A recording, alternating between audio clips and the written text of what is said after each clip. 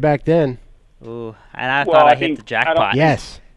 I don't think Troll was really the rider then that he is now. Well, it was still a high number back then. Fair enough. Not really. Are you kidding me? For not what you were? But I got on the podium as a privateer. At Southwick, dude. Yeah, but it was a damn good race. Shut up. Yeah, but he won a national last year. Like that's worth by a minute. Worth a lot. No, I know. I'm talking about 2010 fly deal. Oh, the fly deal. Yeah, but see, JT and Fly, they saw the potential early on, Phil. They sure did. You have no potential. Phil has no potential. Oh, wow. Okay. Well, JT, yeah, welcome to the show, JT. We were just talking about these guys are both commiserating on their crappy season, JT, and I mean you can relate a little bit as far as like you work so hard and then you get hurt, or you're doing all the so you guys at racers. You know if you're doing the off-the-bike stuff and the motos, right? You know if you're slacking or not. Mm-hmm. And when you're not slacking, JT, and you don't get results, they were both saying how tough that is.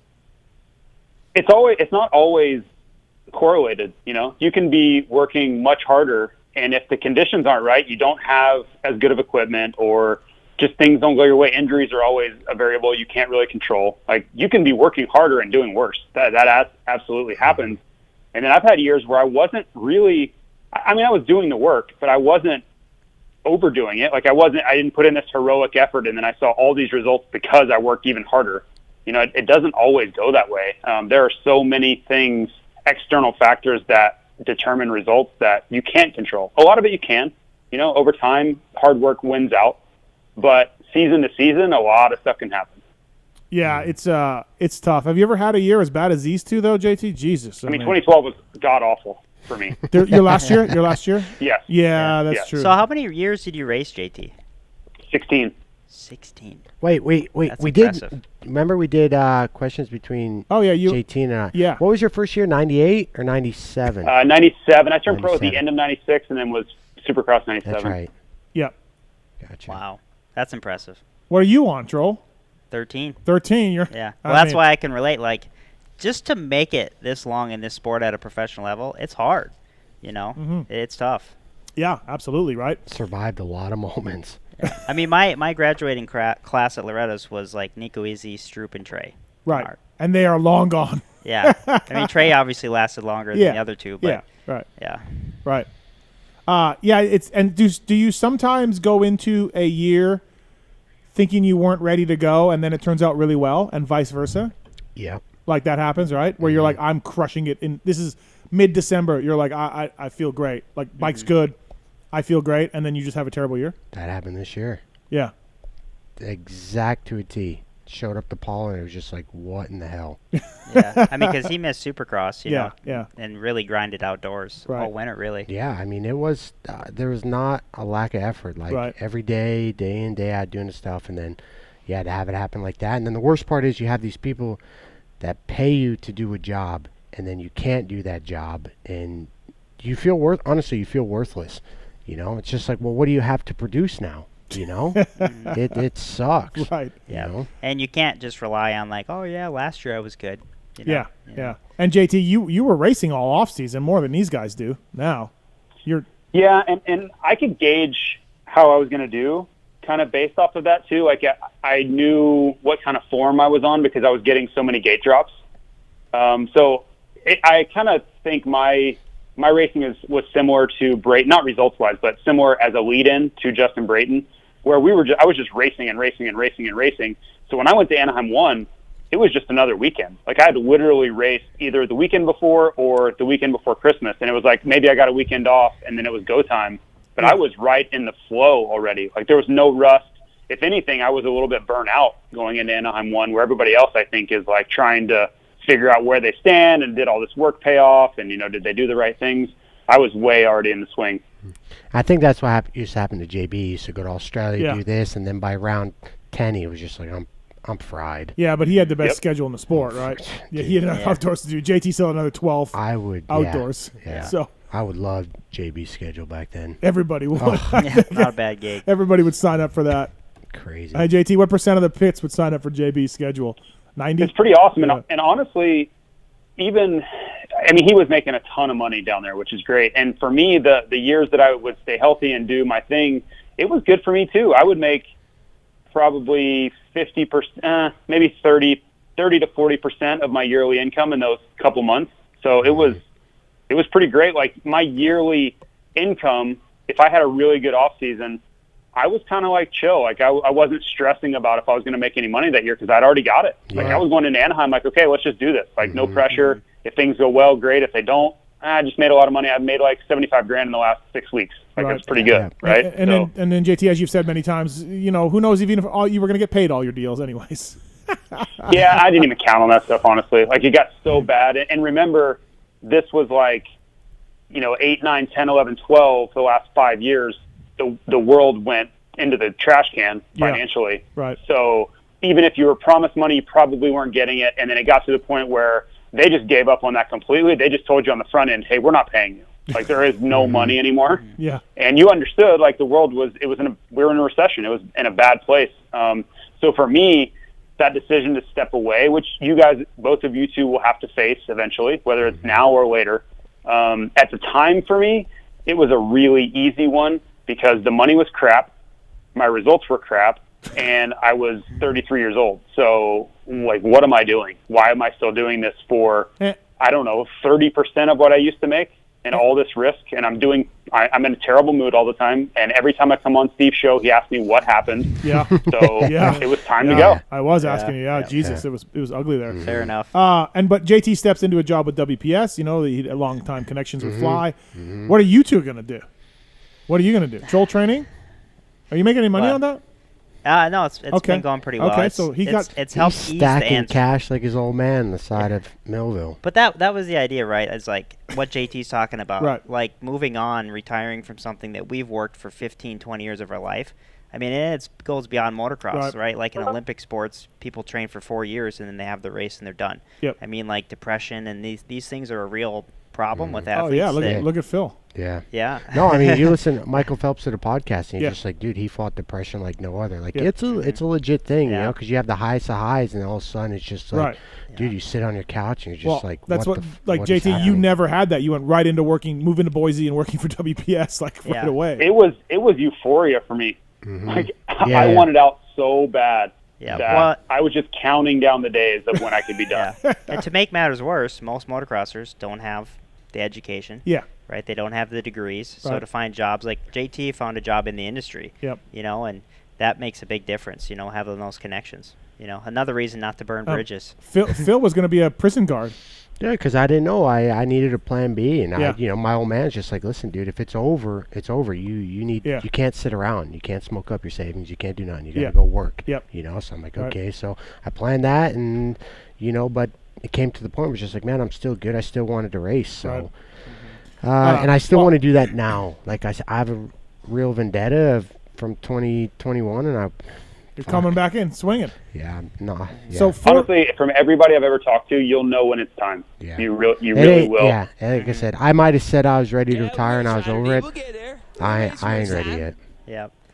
No, and for me, I mean, I really do want to ride 450 at least one season. Yeah, JT, Troll announced on the show tonight he will be 450 next year.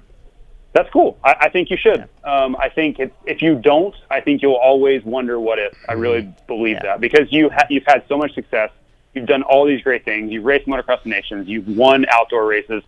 You should give yourself that shot. I absolutely think that's a good idea. And Phil's going to ride 250 Supercross to get away from Alex. That is actually pretty damn funny. It is pretty funny when you think about it. Right? Yeah. Yeah. Number of throat slit gestures next year will be high in 250 Supercross practice. Yeah. These poor kids don't know what's coming for I'm them. just going to stay in my lane, do my thing, and be Vince is riding 250s now, too, Supercross. I'm just going to stay in my lane. Should we copy and paste that? Yeah, we should. Stay in my lane. Stay in your lane. Okay. Don't come in my lane, but I'll be okay.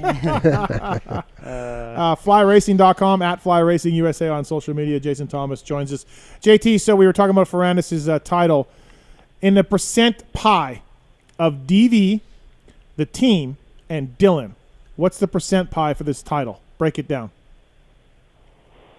I'm going to say 60% Dylan, 30% the team, because I think they made huge strides forward with that bike. I simply don't believe you would have seen that performance on last year's bike. No one was able to do that really on that bike before this team got a hold of it. Right. And then I'll say DV 10%, which who knows, right? How do you quantify that? But I think DV's guidance for a long time has been great, because I think the understated part of that with DV is DV guided him like acclimating to America, right? It wasn't all just this season and the success of this season. It's been a cumulative effect for 5 years of showing him the ropes, getting him into the right, this is how Supercross works, and this is where you need to practice, and all these things that moving into a foreign country would be very difficult. I think he sped up that process immensely. Do you guys remember when Ferrandis first came to Supercross? He was just parking dudes left and right. Like, unbelievably bad. Yeah. Like I really didn't like him. I was like, this guy is not going to survive. Yeah. I still remember him taking Hill out at Bercy. Oh, yeah? I don't remember that. I don't remember that. I remember Hangtown first or second moto, he knocked himself out right after the start, tabletop. Oh, did he? Yeah? Yeah. Okay. Yeah. I remember he was going for the kill in AC all the time in Supercross. Yeah, that's right. He was a ticking time bomb. Yeah. But, man, now he's... But he had these moments of speed that was unreal. Yeah. And he's harnessed that for sure. Right. I think he did something that I think a lot of people are kind of rolling their eyes, because when Tonus came over and it didn't work at all, and then Ferrandis was kind of right behind him, I was like, well, this isn't going to work either. And he completely bucked that trend. Like, he did everything right where Tonus couldn't figure it out. So I did not think if you go back to my old shows, I guarantee you I was like, this is a terrible signing. I did not. But it didn't look good right at the beginning. Dylan he wasn't able to stay healthy in GPs. He hadn't been really putting in results in GPs so much. He was hot and cold. He was hit and miss in GPs, and he was hurt a lot. And I'm like, how's this guy going to jump over into Supercross? I mean, I saw him at Bercy, but that's hardly American Supercross. Yeah. So I was the same way. I was not thinking that was a very good signing. But you watch him now. He's so calm and makes good decisions all the time, and he's cold. He's really wise on the racetrack. Like, he doesn't do anything erratic. He's done a complete 180 from that guy that we used to watch. Yeah. Now, did he come in the year after you, or were you long gone then when he came over? I think that was my first year TLD. I think when he came over in 17. Okay, all right. You're talking about Ferrandis, right? Yeah. Titch just knocked over Flat Phil. Come on, man. Fly Racing.com, bringing you Jason Thomas on the show. By the way, PulpMX.com/Waverly. We are giving away a 2022 YZ125 in a raffle. Tickets are $25. 100% of proceeds go to the Racers for Waverly. So that's super cool of Yamaha to do that. So JT, that's the percent you give those guys, and what percent will you give? What percent will you give that Jet Lawrence wins the championship, the 250 championship? I would say over 90. I mean, he's gonna something catastrophic would have to happen. Right. I think I'm with you. Yeah. It's either. Yeah. I don't know. Maybe it could be fireworks this weekend. Who knows? You think? I don't know. I don't think there's enough depth. Like, he's going to have to hurt himself. Yeah. Like, a bad start won't do it. Mm-hmm. Yeah. I mean, maybe, even if his bike DNFs a moto, he can still get it up. Yeah. Because if he beats him in the second moto, it could still happen. It's really up against it here for Cooper. I'm not saying that would really suck if his bike grenaded first moto, but that would make it wild for the second moto. Oh, right. Yeah, absolutely. It would be interesting to see this weekend. So as we've seen in the finales before, I mean, you guys have been there. All three of you guys have been there. If you're not in a championship hunt in the final round, and we're at race, like we said, like Troll was saying, 5 out of 5, how low of the fucks are you giving, Phil, if you're in this series and you're nothing to gain? I mean, unless you're battling for a podium spot overall that pays championship points, it don't matter. No. JT, you the same way? It did matter for me with Weston. Oh. We were going for 5th and 6th in the championship, and it was just like do or die. But that was just because it's a pride thing. Right. But no, it doesn't matter. Yep. You, Troll, last race of the year. Are you caring all that much? No. No, don't lie. You would have cared if you were on the Suzuki. For going for top 5, you're saying? Yeah, or top 3. Yeah. So with JGR, that's right. You had a top. I had a top 3 bonus, and Yeah. Actually, I'll never forget this. At Colorado last year, I had a shitty day in Colorado, but I was 3rd in points for most of the outdoors. Yep. Last year, and I threw it away in Colorado. My sister came over, and she's like, "Hey, good job, Al." And I'm like, I just chucked my helmet, and I was so mad. Get out of here, sis. What was your bonus for third? I want to say it was 75. 75 grand? Yeah. Enough to not enough to care. Enough to throw your helmet, yeah. I think I remember that day. We go 11-11 or 13-13. I was gutted. Oh, that was a kick in the nuts. But you weren't third going in. You could have got third with a good day, if I remember right. Yeah, right. it was kind of like RJ and I were kind of bouncing back third, fourth most of the year, right. you know, in and out. I remember I tried to get Weimer and Shorty going because they were fourth and fifth in the points, and there was a couple points behind them, separating them. And I went before practice. I'm like, all right, boys, this is it. Like fourth or fifth, whatever place was up for. Give a shit. Dude, they were like laughing, and they're like, I don't care. So yeah, JT, that didn't really work for me. That battle. All depends how the structure is set up. Yeah. I don't think points is always, but I always tried. I knew everybody was over it at the last round. Like, I just knew nobody really wanted to be there. And I did good at those races. Like, I would go in and really try to focus and put my best effort in because I thought, like, a good result was always possible. And it happened for me quite often. Like, I would have a really good day because I was the only one there trying with it, you know, like, outside of the top 5 anyway. Yeah. That's how I felt as a privateer, you know. When you're young and dumb, Phil can relate. It's like you're grinding the last 2 races of the outdoor, you know, and then you realize that actually it's more Supercross and the first few outdoors that matter. Well, look at the privateers right now in the 450 class. Look at all we're missing. AP was out, Sexton was out, right? We're already Bam was out. Look at those guys. They're crushing. Chiz got 10th. Yeah. Like, no slide on Chiz, but no, that was impressive. But that could have been you, Phil, by the way. Nah, it's okay. If you want the factory ride, though, it has to come from Supercross and the first couple outdoors, you know. Because those spots are all gone. Yeah. Yeah, when they're hiring, right, when they're Yeah. hiring. Yeah, that's a good point, I suppose. Yeah, you know, so you wonder, like, Yeah, right now, these races, they don't mean a thing. It's over. Right. They already got I wasn't getting a factory ride at that point anyway, so it's just like, let's but you know, like I remember in 98, you know, I was only 18 or 19, and I got 7th in a moto in big bike class. Like, I hole shotted and then got 7th in a moto. So, like, for me, that's a really good result at that young in the big bike class. But I knew the way the field was. Like, I wasn't that far behind Pashon, so I was actually riding really well. But I could see him up there, and he could have had an umbrella drink in his hand is the amount of effort he was putting in front of me. Yeah, really, right? But at that point in my career, riding out of a van to get 7th is good. Yeah, it's cool. Oh, that's impressive. Yeah, absolutely. We got a question about Bogle on 3. Tyler, what's up, man? Yeah, hey, what's up, guys? How's it going? Good. Not much. I just want to ask you guys a little bit about Bogle. I know this year his contract's up with Rocky Mountain, and I didn't know if there's any speculations on where he might be going next year. I know he's getting older in age, but still got a lot of fight to ride and stuff like that. So I don't think he's thinking about giving up anytime soon. Do you guys have any good question. Ideas of where he might be going? Yeah, he's out at that team. What do you think, Phil? Where could Bogle go? Like, I thought about the hip stuff. You know, like, where would Bogle go? He's been okay. Yeah, hasn't been. He's got a terrible. fan base, you know. He seems like he's actually really enjoying himself this year. A little bit, like, right? He seems happy. Right. You know. Yeah. It's tough, though. There's not many spots available. Team Tedder? Yeah, I mean, could like a Team Tedder deal, exactly, like a KTM supported team. He's already on a KTM. They lease engines. It might make sense. I think Team Tedder would be okay just because, you know, that family's cool. They have decent money and they can put together. They can change a bore and Are stroke. they going to be around? Yeah. Really? No. Oh. It's a whole thing. Will they be around next year? Yeah, who knows? Around. Yeah, I don't know. I mean, if they have a good enough guy to be like, oh yeah, we need our tax write-off. We thought Smart Top was gone. Yeah, we did think Smart Top was gone. What do you think, JT, for Bogle? I don't know. It's tough. It's really tough. You know, what he's been kind of hanging on to is staying on factory equipment. That's what he's been chasing all along, just to give himself the best opportunity. I don't know that that's going to be there next year. So, it's not the easiest answer. He's got to be pounding the pavement trying to see what's out there. And I would think equipment-wise, he's probably going to take a step backwards.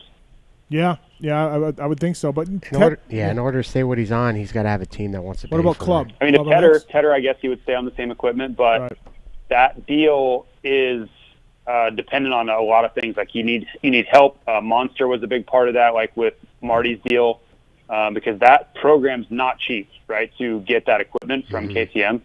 So there's going to have to be some money come in from somewhere to make that deal work. You know what I don't understand about Tedder's deal is, like, the guy, like, I don't know for sure, I just heard he's ridiculously rich, right? Like ridiculously rich. I heard he does well for himself. Right.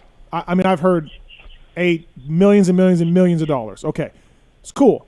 If I had that kind of money, you need write-offs, Phil. You're absolutely right. Mm-hmm. You love racing. I would go with a full effort. Like if he's as rich as I've heard, go with he also has 6 kids. You know? I mean, they're not cheap. Yeah, I guess. I don't know. But like they're on their own now. But to me, he's half in. He's dipping his toe in the water of racing, and you're not doing it right if you're dipping your toe in, right? I don't think he's in a ton of money. What's that? I don't think that's his goal. Like I know you like investing, you like spending money. Some people don't. Like they are. But then why do it? But I think he's found ways to spend X amount, get help from Monster, because I think he's friends with some higher ups there, where he's not, and I've seen some numbers that he has thrown out to other prospective riders of what this is what it's going to take for you to join this team. It is not cheap to join that team. So I don't think he's really in this to spend a ton of money. I don't think that's his goal. Right. Like Genova is. Genova's absolutely spending a ton of his own money, right? That's more of the model you're saying. He told me $1 million. Right. I don't think that, from what I've seen and heard, I don't think that's what Matt Tedder wants to do. Mm-hmm.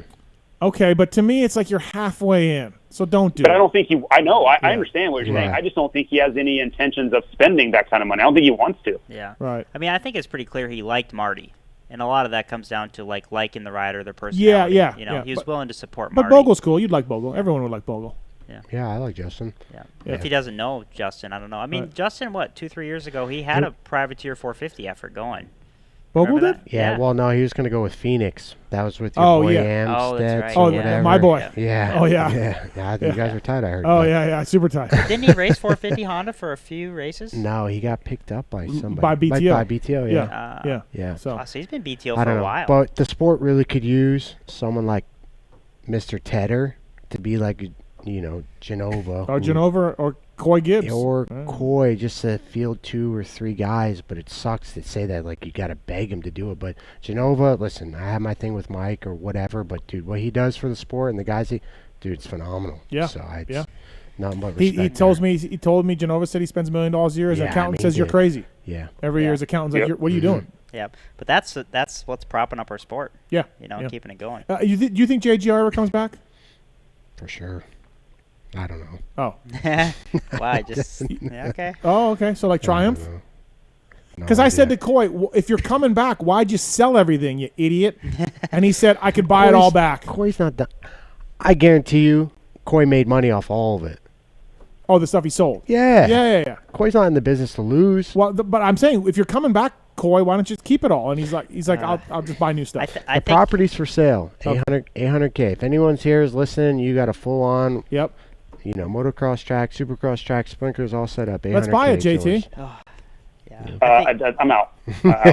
I think when Coy went NASCAR, I think that was when the writing was on the wall. Oh yeah, he never went to many races. He went to a few when I was on the team. Yeah. But he was unfortunately he had to step in for his brother who passed away, right? And then I think. When I was on the team, Coy was at every round, flying commercial with us. Right. It was. I don't know. Toward the end, it kind of got commercial, private even. Phil got some pretty sweet. Did you get a few times in Joe's jet? Yeah. That was pretty cool. When Mr. Gibbs came himself, y'all jumped in there. Mm-hmm. It wasn't very comfortable because there's 10 of us on an 8-seater plane. Sometimes it felt poor Phil, you're not comfortable on a private plane. But it was hard going from Anaheim to Charlotte, but from like High Point to Charlotte, it was beautiful. Yeah. Weech got a ride too one time. Did he? Yeah, Weech got a couple of rides. Huh. Yep. Yep. Classic. Coy call him the night before, be like, "Hey, there's room on the jet, and we should have the ticket for for a commercial run." Yeah. All right. But all right. I think. So you think it might be back? What? JGR. I have no idea. Oh, okay. All right. I don't know. Maybe it'd be cool. You literally answered it right away and then retracted your statement.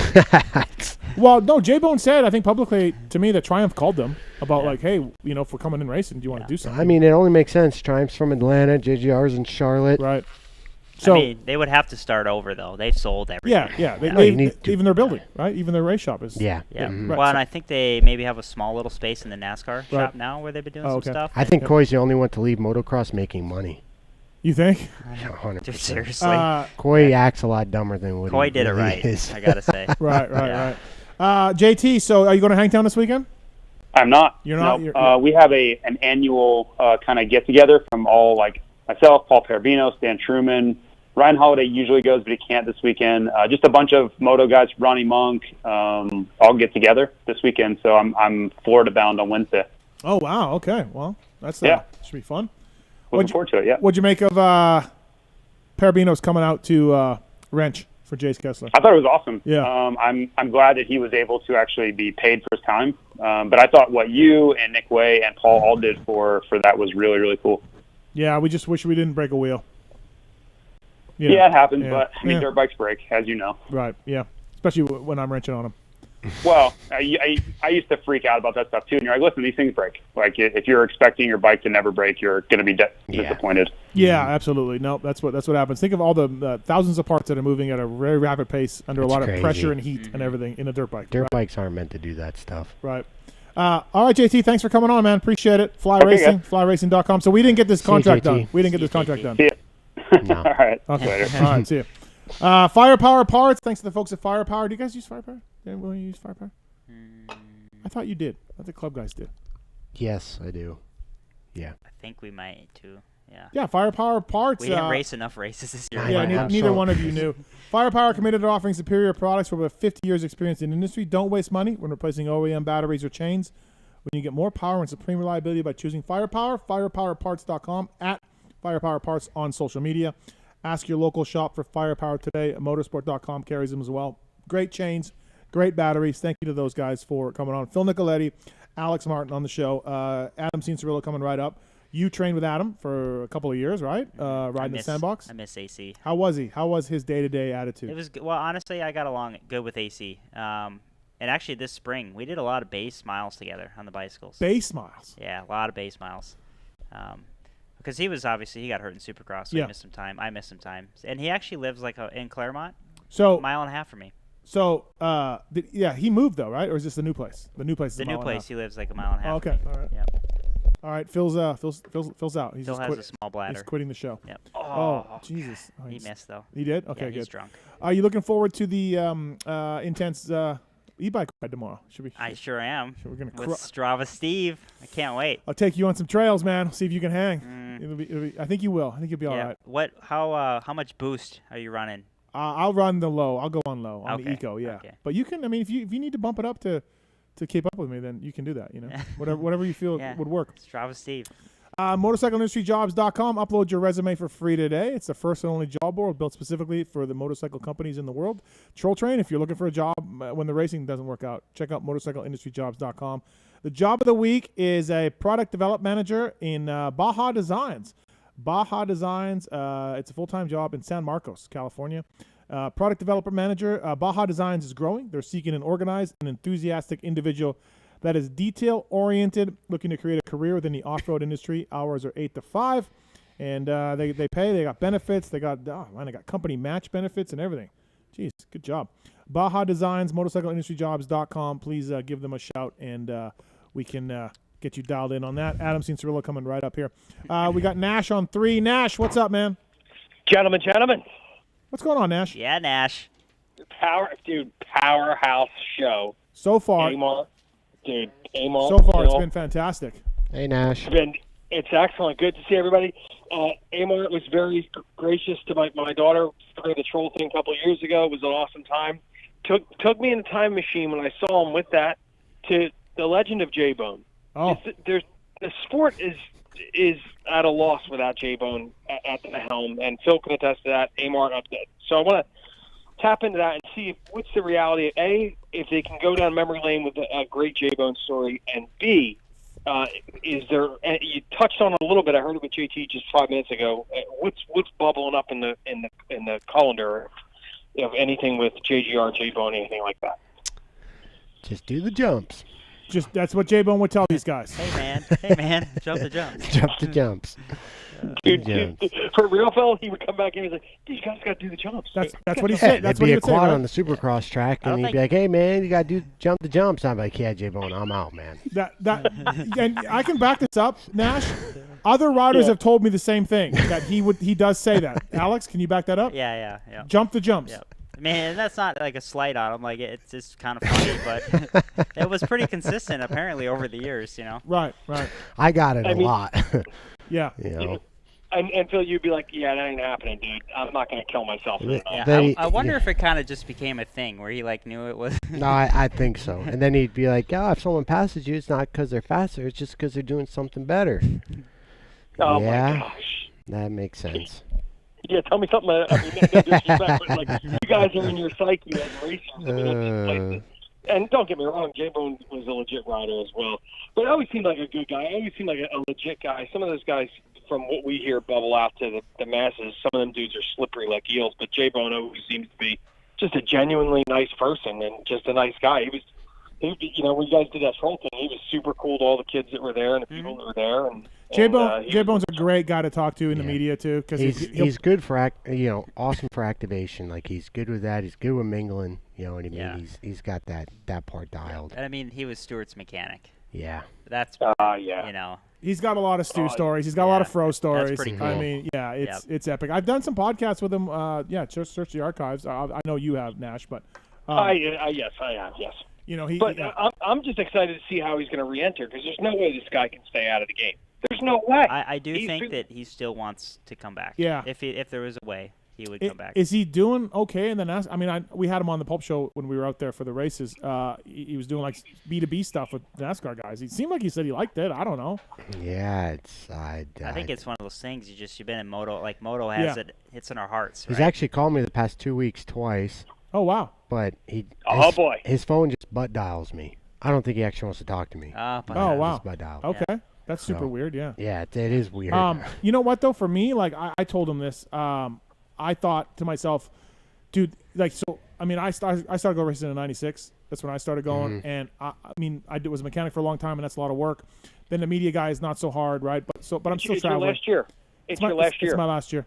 But J-Bone, I was telling him, like, dude, you've been earlier than I was. '93, he got into it, and working jobs, the manager stuff. Like, I'm like, it must be nice to be home, to just not travel. You know what I'm saying? Like, and he was like, yeah, like I thought if I'm in J-Bone's shoes, I would enjoy stepping back. But it's like anyone in this sport. It's just like, by the time the season's done, you just want it to be done. But then after a month, the wives, kids, they want you out, and then you want to get out too. You're just like, all right, crazy. Yeah. I've been home long enough. It's time to go. Okay. You know. All right. Steve, did you ever get shocked when you do talk to these guys, and obviously Alex and Phil, you as well?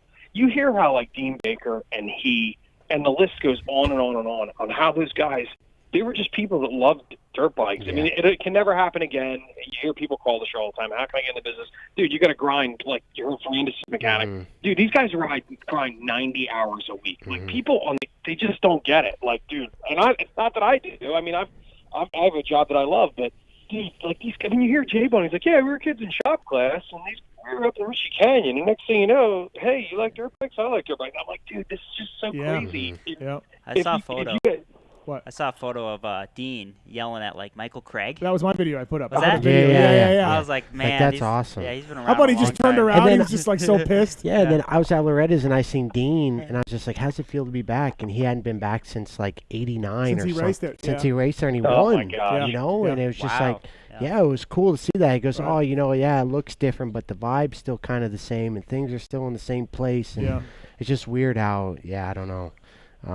But a lot of those guys are awesome. Like, they're still, to me, lifelong friends. And all of us idiots have been going to the races for so long now. Right? You see the same people. But that's what makes the legacy of really the people that are behind the scenes that really make it happen, Steve. And I know you know this better than anybody, and all you guys are. You guys are journeymen. John Knowles and I were talking about it the other day because he started at Scott when my first year at Yamaha, 03. He started being a Scott guy, and we were like, dude, 17 years later, we're still seeing each other fucking races. Yeah, here. Like, I remember Knowles at cool. E-Town just starting in the Scott bus. You know what I mean? And he's taking care of me ever Got since. best goggles out there. Yep. Best goggles that's out what's there. cool X-Brand about goggles, moto. choice of champions everywhere. That's the cool thing about moto is the community, and like the longer you're in it, the more respect and appreciation you have for those people. So you you guys think I'm finally getting some respect? No. PulpMX has helped you like 5%. Oh, okay. All right. Bubbling up. All right. Phil, I know. Last thing, you're bubbling up. You're rehabbing. Yeah. Everything's good. We're gonna go do some intervals tomorrow on the e-bike. Hammer it out a little bit. Bring it. You know. Maybe come up in the fall for E-Town. You know, show the locals what's up. Yeah, we'll see. Are you back at school or you start tomorrow? All right, we got to go. Adam Cianciarulo's on hold. I don't care about Adam. I want to know about how the school system's doing. You want to know about Nash's school system? Yeah, okay, I want to know if is your school system wearing masks, Nash, or how's this working out? Here we go. I just is he a teacher? He's a guidance counselor. Ah. Yeah. I had no fucking idea Nash was a guidance counselor. Yeah, he guides the youth. All right, we got to go. Adam Cianciarulo's on the line. Hey, good to talk to you, We'll Nash. talk later. All right, see you, Nash. All right, see you, Nash. All right, listen, we got one of I the don't best. fucking care about Adam. I want to know what's going on with the American youth, the youth of America. My wife's a teacher. Call her. Yeah. No, she's corrupting the youth. All right, can we get Nash is fixing it. Adam Cianciarulo, what's up, buddy? How are you? How are you guys doing? We're good. Phil wants to talk to teachers and guidance counselors. Yeah, you just cut off a guidance counselor, man. Hi, Adam. Hi, Alex. How you doing, brother? I miss you. I heard you guys did some base miles this season, a little bit before the season started, AC. Oh, yeah. Alex and I are always getting it in, dude. Good conversations with Al. What was the most angry or depressed you saw AC at the sandbox in your time there? And then, Adam, I'll ask you the same thing about Troll. Like, what was the worst day? Ooh, that's I don't know. Adam has a good poker face. He does? He holds it in at the track. Okay. Yeah. There were some times I know he was pretty frustrated, but I feel like he just frustrated with his bike or his riding or what? His body. Okay. There's some like his arm. Yeah. That nerve thing. Right. I think that had been bugging him for a while, right, Adam? Oh yeah. It's been a couple years, but yeah. I mean, I feel like most of the guys at our level are pretty. I don't know. Some of the younger guys are a little bit up and down, but I don't know. I think growing up with RV and that whole Eldon circle, it's like even as like a 14 and 15-year-old, I wasn't trying to bring like my emotional shit into a a workplace environment, So I guess I try to be that way all the time, kind of a little bit more level-headed, even though we are always going through something, Yeah. And keep in mind it was Adam, Chase, and I and Kenny. Yeah. So it's kind of like you don't want to totally lay your cards down. Yeah. That, right. For sure. Right. Yeah. Yep. Sure. I guess so. But I think about it like this, Adam. Like my source at PulpMX was out there when Zacho showed up and gave Phil a beatdown in a moto, and then my source was telling me how depressed and angry Phil was, after Zach. Yeah, that's not who doesn't get depressed after they get well, a that's why that's I was asking, if these two had that same kind of experience, So that's all. No. Okay. No, Al and I's relationship at the track has always been just sunshine and rainbows for the most part. I can't recall ever being upset at Al or like even thinking some type of way. Al's like the type of guy like you don't even leave the track and like anybody says anything bad about him and it's not like you're not even agreeing with it. You're like, what the hell's wrong with you? Like, like it's your problem, not Al's. Adam and I like to geek out about health and training. Okay. And, like that sort of thing. So. Right. Okay. Yeah. Well, we're going on a big e-bike ride tomorrow, AC. So if you want to head up here, huge. it's going to be me, Phil, and Troll up in the hills. So it's got to be hot there, huh? You probably go pretty early. Yeah, we're going to go early. Yeah. Oh God, yeah. It's 108 right now. Yeah, it was. I'm trying to work on my cycling tan. You're going to be out there doing a run or something. What were you hitting him for? No, I just remember when I came down to the Nest in late 2020. Oh yeah. And Kenny wasn't even riding outdoors, and I had been grinding for like 2 months, and you had been riding or whatever. And Kenny's just like, he's like, hey, what are you guys doing? We're like, oh, we're going to do 235. So he goes, you mind if I hop in? We're like, yeah, okay, sure, hop in. He's like, all right, well, so we went first because we thought he would be way off the pace. Well, first lap was just like, we pulled on him a little bit. The next lap I looked, I'm like, where the fuck's Kenny? And then I look, he's like 3.5 seconds farther up, and I'm like, what the hell? I said, I didn't do a bad lap. And then next lap, it was another 3.5 seconds. I'm like, what the fuck's going on I here? remember this very clearly. Dude, and then I start panicking. I'm just like, dude, I think he was on a stock motor. He just had suspension. Right. And then, dude, he caught me, left me, and then we get off, and he was just like, man, he goes, man, my bike's not handling very good today. I'm like, dude. I'm like, dude, fuck you, man. I was so mad that day. I could have. Hey, and Adam can vouch for this. That's just Kenny. Dude. Kenny, though. Hey, how about, do you guys remember Kenny's first lap at Millville in like 2016? Oh, yeah. On the RMZ, yeah. Don't worry. I was in 5th, and he just blew my fucking doors off.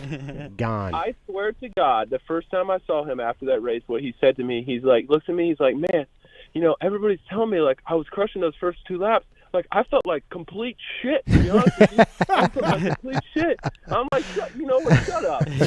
Shut up. Yeah, exactly. Yeah, just how about his first laps this year even still? They're still nuts. Oh. Yeah. I think he did it again at Millville this year. He did it to AC at Lakewood. The second moto maybe at Millville? Right. Yeah. I was so mad. Yeah, he'll get you slipping those first couple corners. But that's kind of my thing too, so we kind of have a joke about it, like come up to him before a race and was like, I'm always like, you think about starting off slow? And he's like, sarcastically, he's like, yeah. I'm like, me too. Exactly right. Yeah. Well, Troll, you're on a 250F out there with those guys too, probably just grinding. Well, and my first year at Sandbox, Sexton was 2019, Chase and Adam were both on 250s. Oh, okay, yeah. So that was kind of like, for me, that was like the golden years. That was fun. We had a good group in 2019. It really was. Yeah. Adam Cianciarulo on the show, brought to you by Art of Sport. Speaking of Kenny Roxon, he's a partner with these guys. artofsport.com/PulpMX. All products under $10. Charcoal face wash, any dandruff shampoo, all of it under $10. artofsport.com. Find them at CVS, Walgreens, Target. artofsport.com/PulpMX, and there's a bit of a discount there. So if you want to try the product, do try that first and online, and we've been having good luck with that. So thanks to those guys for coming on board. Adam, how's the nerve? Are we good? Do we know? We haven't started riding yet, but we think we're fixed? Yeah, I mean, I won't know until I start riding. Should be a few weeks for that. But, I mean, everything I've felt so far has felt like an improvement. Like, I would even have symptoms when I was on my road bike and mountain bike and stuff like that. And even, like, sleeping. Like, I'd wake up in the middle of the night and my arm would be kind of, like, throbbing. It kind of felt like. Even, like, texting on my phone. Like, it'd kind of make it act up and do stuff like that. And I haven't experienced any of that stuff, which is super. That's good. Yeah, that's promising. Super encouraging for me. It's like even mountain biking. Earlier in the season, I full on like broke down like a little baby one time before Supercross because I'm coming down Indian Truck Trail. You guys all know that climb in California, right there by the test tracks, and it's just like a little bit bumpy coming down, and I couldn't even. I couldn't even go down it with speed because my right hand kept slipping off. So that stuff has been non-existent so far, which leads me to believe very encouraged. But yeah, we won't know 100% obviously until we start riding. Right. Yeah. When do you get started? October? Like, do you start getting into the pain cave and the days in and days out right there? October? Yeah. I mean, I'm trying to follow. I kind of am trying to follow the same thing I did in 2018. In 2018, if you remember, I did Supercross, and then I got my knee fixed, and I took the summer off.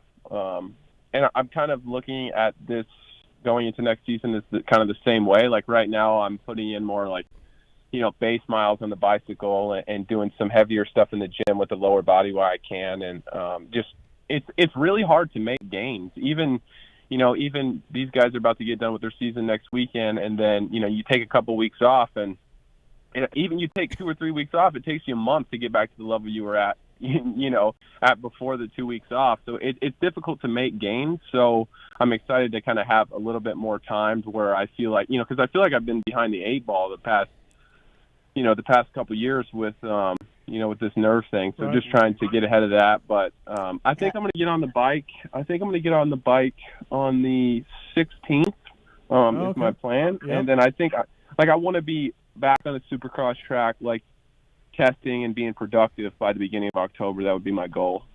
So are you back in Florida, Adam? No, I'm in California. I'm going to be out here a little bit. For sure. I'm heading back to Florida next week. Where are you going to go next year for this big 450 Supercross debut? Are you going to be back to the Sandbox, or what are you going to do? Probably. Okay. Yeah. It's a good thing they got, especially Supercross. They do a good job with the track prep and stuff. So big announcement on the show tonight, AC. Troll's going 450 Supercross. Phil's going 250 Supercross. You're kidding. Troll, let's go. Phil, Yeah. let's go. Yeah, there we go. It's time, AC. It's time. That's all he keeps saying is it's time. Yeah. So I'm looking forward to seeing your pretty face up there on the gate with me, dude. Yeah. Also, 702-586-PULP. You got a question for Adam Cianciarulo, brought to you by Artist Sport. Give us a call. And I got a question for Phil, Alex, or Adam. Go ahead and do that. So, yeah, that's good to hear, Adam, that you've got some encouraging news. And I was going to ask you about Southern California. So you will mostly base yourself there again?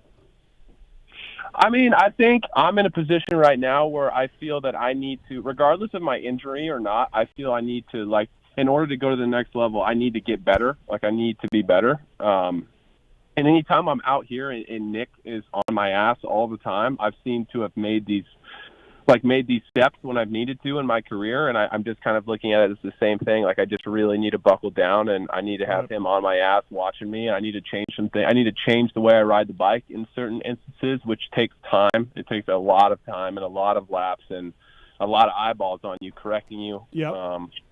So that's kind of my thought process behind that. I mean, Florida's my home, and I love it. And I'll still be there more, like, primarily throughout the year. I'll be there more than 6 months. But, for the time being right now, I'm just kind of focused on being out here, testing with the team, and, just having Nick on my ass, really.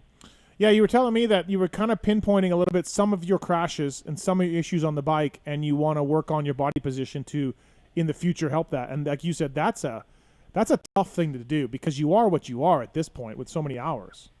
No, I disagree. Yep. I mean, yes, it's a tough thing to do, but I mean, if you really, like, I kind of did that in 2018, going into 2019, I kind of did the same thing. Because if you remember in 18, 17, like, I would win a race every once in a while, but I wouldn't say I was like a threat to win every single time I was racing, And 2019, obviously I was older, but I made a pretty big step, and I attribute that to a lot of changes I made on the bike. So it's just about being super, like, you just have to be, I guess, super mentally, like, understand what you need to fix and work on it. And you got to slow it down. You got to do things at half speed or 80% or whatever until it becomes muscle memory. Because as most dirt bike riders know, you always revert back to your worst technique in a race situation. So it's just got to be so much muscle memory. And I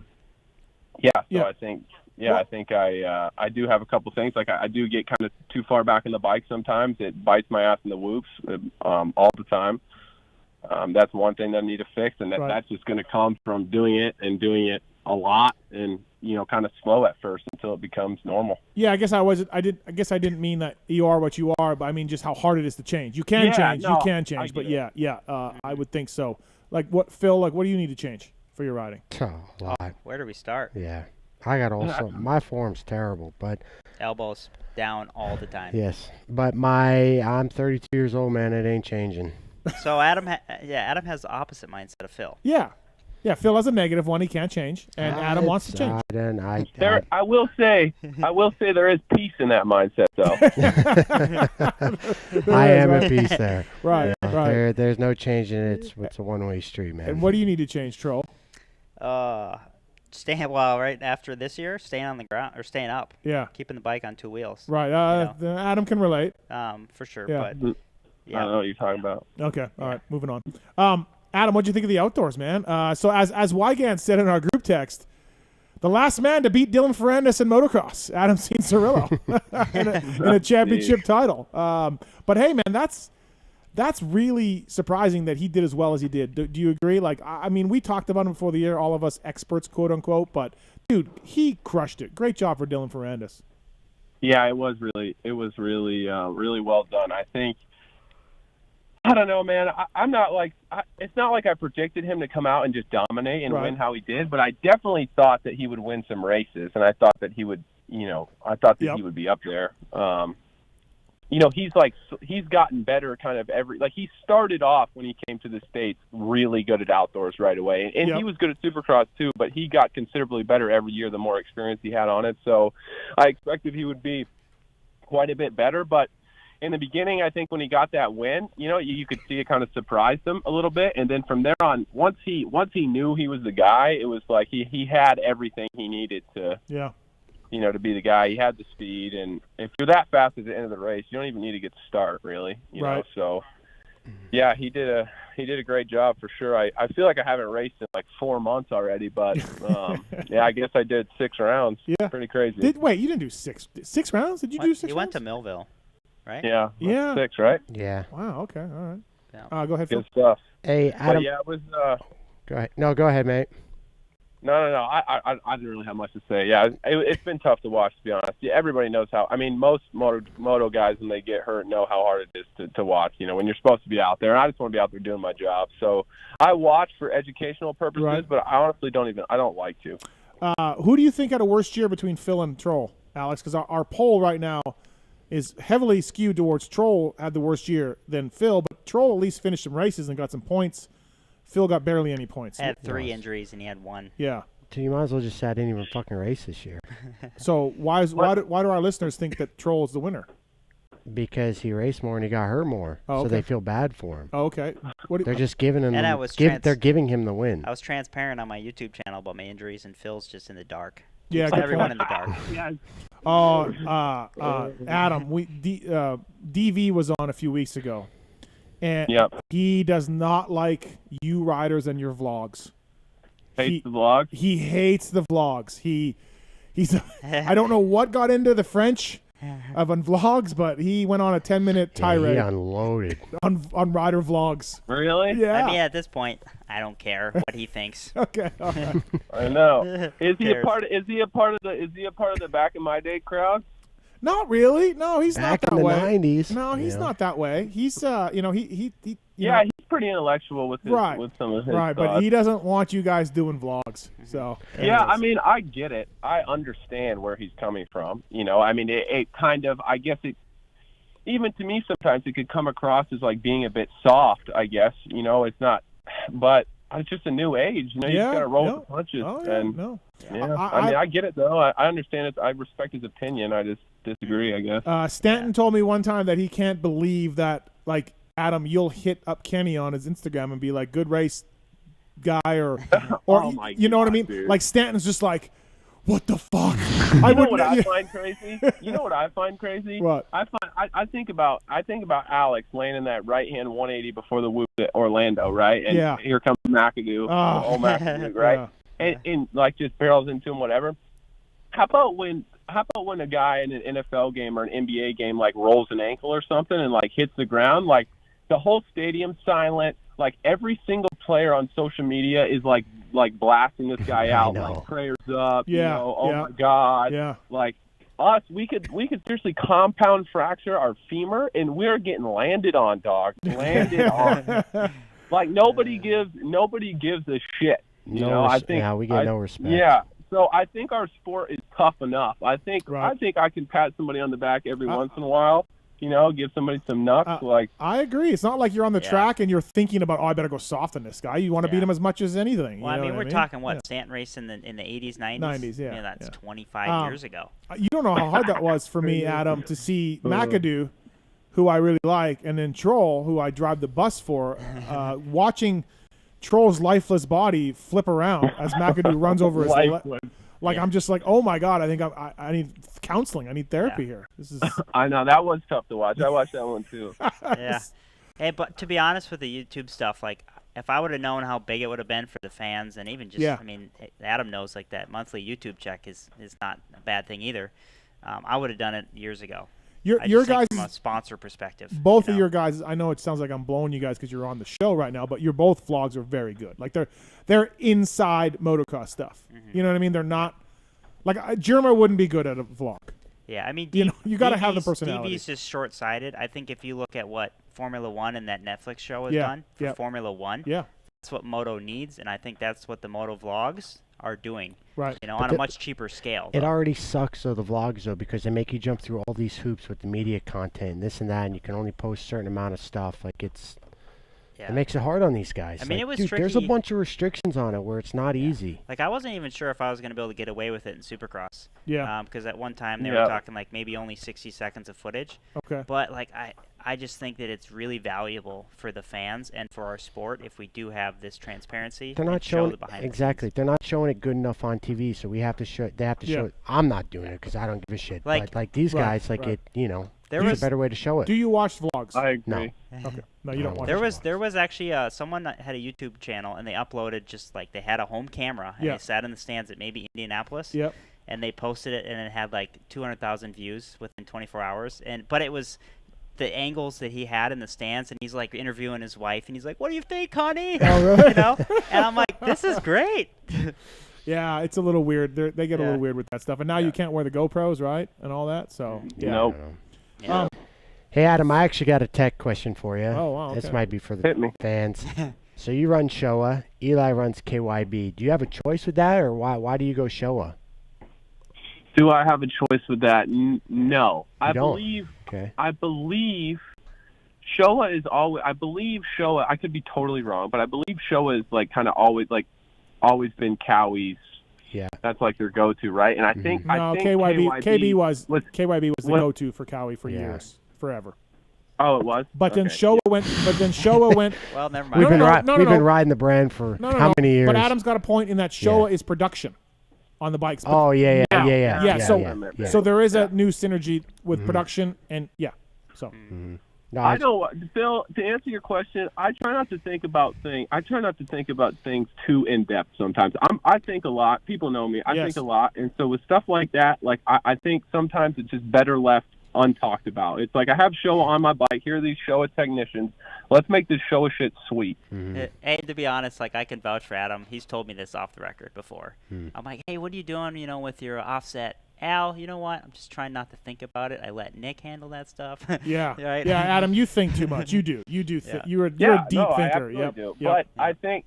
I mean, I use it as a benefit. Like it's part of what makes me me too. But there's time to shut that off. And it's not. I wouldn't say that I'm not in touch with my motorcycle. Like I know how to test. I've been testing since I was like 9 years old. You know, I know what to look for. It's just I'm not an X's and O's, not an X's and O's guy. To quote Jackie Moon, I'm not an X's and O's guy. Okay, I was just curious. I didn't know how that was. If it was forced upon you, or you had the choice, you tested them, and right. Yeah. Well, I wonder. Well, okay, so Adam's gonna have a new teammate next year. Are they gonna? I wonder if Adam has seniority over there. I wonder if they say, because what these teams do is that They like the competition between KYB and Showa, right? They want to learn. They like the competition between the two suspension companies to get that bike working better. They feel like it raises the levels of the team to have two different companies sort of battling it out, right? So now Adam's got seniority over there. I wonder next year, Adam, if you get a choice to run KYB and your teammate, who is number 21, gets to ride Showa. You know what I mean? Like I wonder how that's going to go. So, I have no comment. Okay, thank you. Adam Cianciarulo on the show, brought to you by Autosport. And there it is. Autosport.com/PulpMX if you want to get a deal on it. Adam, I meant to text you this and I forgot, so I'm putting you on the spot here a little bit, and you can bow out of this question if you would like. Okay. Who was the guy outdoors this season that opened your eyes a little bit, and for the good, open my eyes? Either class, anything else. You're sitting back there, you got your coffee, you're sitting down, you're watching the races, and you're like, oh shit, look at that guy. Cody Schott, probably he got quite, and not only like the results, like he is. I've seen him around riding for like a couple of years. I feel like, right. And he got he got a lot better. Yep. You know. Yep. So that's always cool to see, like somebody like actually make a massive. It's not just I guess based on who's there or based on the circumstances. Like he really got better with his riding, and I really respect that because at that point in his career, like it's hard to make that big of a step. Oh, so yeah. I thought that was cool. But beyond that, I mean, I think just for Andis, like he just never really, or I guess we have one more race to go, not to jinx him, but he just has never really made any type of, like you expect them to, like, I don't know, do something wrong. And he just is kind of been perfection. So that's been fun to watch, I guess. I liked a couple times this year Ferrandis was like, nobody holds off Eli Tomac late in the moto, and I did, and I'm so excited. I'm so pumped to hold off Eli Tomac, right? Yeah. And then another time he's like, Kenny is so fast, and I was able to get him, and that was awesome that I was able to run Kenny's speed. I thought Ferrandis' interviews were great, Adam. Yeah. I have found I didn't like him at the start of the year, in 2019 when we just because I think he was just the other guy, and just naturally I was like, maybe had like a couple run-ins with him over the years a little bit, but after we did that whole season, he won Supercross, I won outdoors. Like I like that guy and I really respect him. So and he handles himself well. He's never like really. He's honest, but he's not. He's definitely not like an asshole by any means. He's confident in himself, and he admits when he does wrong. And he kind of does. He does everything right. From like a fan standpoint. So I got a lot of respect for the guys. He is fun to watch and fun to listen to. Yeah, he is. And you know what? He's almost like he's European. He's French, so that his English isn't his first language. So he says pretty blunt things, I think, and I think it's a little bit of that way, I find that's because Kenny's kind of like that, like in normal life, and I think that's just a European thing too. I think they're just more honest over there. We sugarcoat a lot over here. Sure. Yeah, no, absolutely, right. So, all right, boys. Anything else for Adam Cianciarulo for questions tonight? I just finished my first beer. You just finished your first beer, love that. and Phil is on his fourth. Yep. Fifth. Fifth. I'm crushing Get over going, here, AC. Yep. Hey, Adam, if you're back in Florida, I'll hit you up for some bike rides. Definitely not for a beer Sounds because good. he won't make it. Yeah. Yeah, I love it. Yeah, Troll Train 450 Supercross next year. Watch for it. Watch for it, AC. The field just got deeper. It did. Ooh, Awesome. Daddy. Thanks for joining us, Adam. As always, hope you're well, and we'll talk soon, buddy. Thank you, man. All right, guys. Thank you. Have a ya. good night. See ya. All right, thanks, man. That's Adam Cianciarulo, brought to you by artofsport.com. I also want to thank the folks at Decal Works for bringing Christina's probably going to Decal Works bringing you Alex Martin tonight. PulpMX is the code to save with those guys. And, of course, Motorsport and ORW bringing you Filthy Phil Nicoletti here on the show. Ricky Gilmore's going to call in right Is he? Yeah. Awesome. Yeah, we got it in. John's on 3. John, you have a hypothetical question for Phil and Troll? Yeah, hypothetical. But first, we got to get your ears checked because Ben, that was J-Law. You think it was? Okay, I don't think it was. Well, I know it was. We know it was. You know it But, was. yeah, it's a hypothetical. Yeah. Okay, why is J-Law calling Blair. into my show at Because he wants to be relevant. So I gave Daniel Blair Jay's number. You can call him if you want. But Which question was it? I don't think Dan gave it to you. J-Law called into our show asking our favorite J-Law moments. Dude, once he said Steel City 2010, your radar should have been like, oh, shit. That's Dude, how does he remember the one time I interviewed him? That was so weird if it really Dude, was. crackheads remember random things. They can find Parmesan cheese and rugs. All right, fair enough. Got that mental Bring clarity. your microphone up a little bit if you can now. Okay, go ahead. So here's the thing. It's 2022. Anaheim one's right around the corner. And Feld says you need a vax to get behind the gate. Who, as a rider, is not getting the shot, and who, as a rider, is getting the shot? Alex would get the shot. He's already got the shot. You got the shot. I think the list of people that wouldn't get it is bigger. Oh yeah. Way I feel like bigger. JB would get it to race. Do you think Nichols Feld would do that, though? I mean, No, to me, I Feld's don't not doing think that.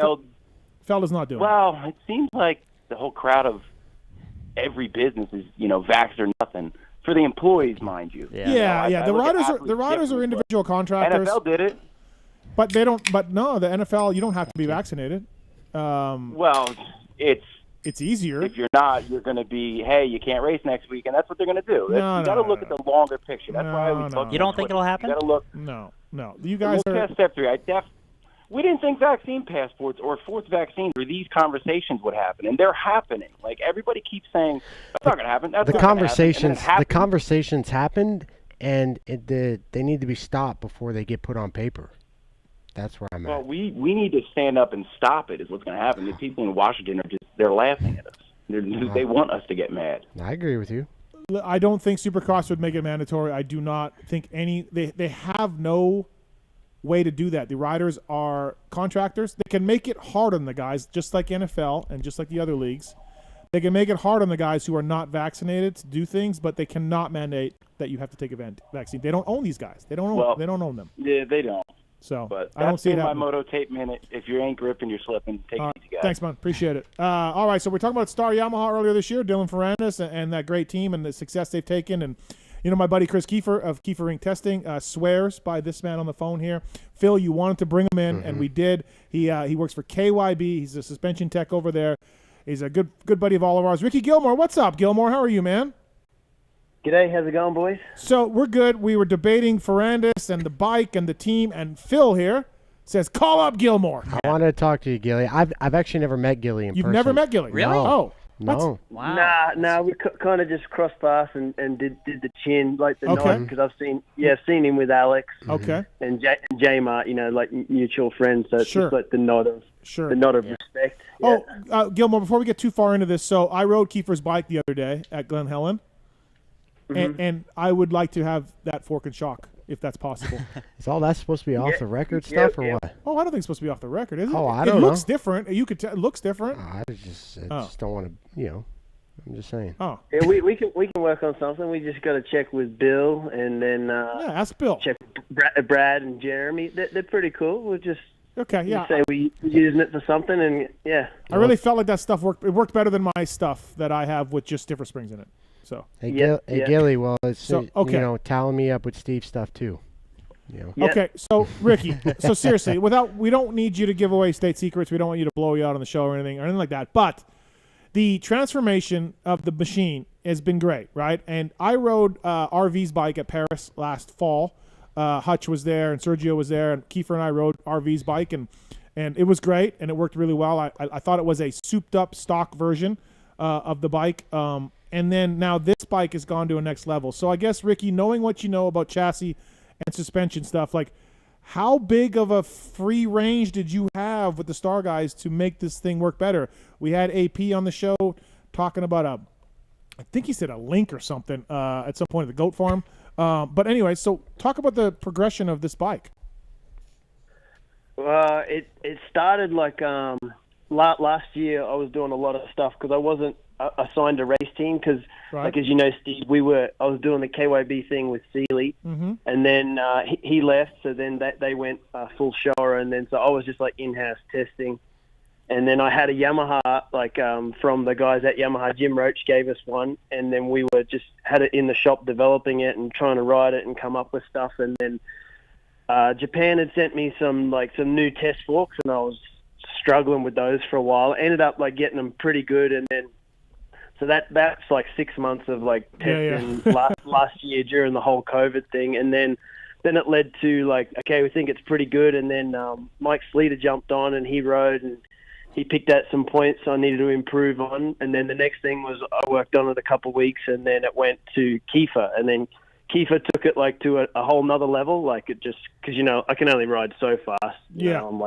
You are a good rider, but you're and then you get out there with the real boys, and you're 20 seconds off the pace, so it's a bit of a shock. But then, so from there with Kiefer, and then the next thing was I'm not sure how it all went because I know Kiefer's like a real good dude, and I'm not sure how much influence he had with Will or that, because I know that for some reason there's some sort of beef between Pulp and Star. I'm not too sure. So I don't it's a long story. It's a long story, Gilmore. We don't need to get into it. But, yeah. All right.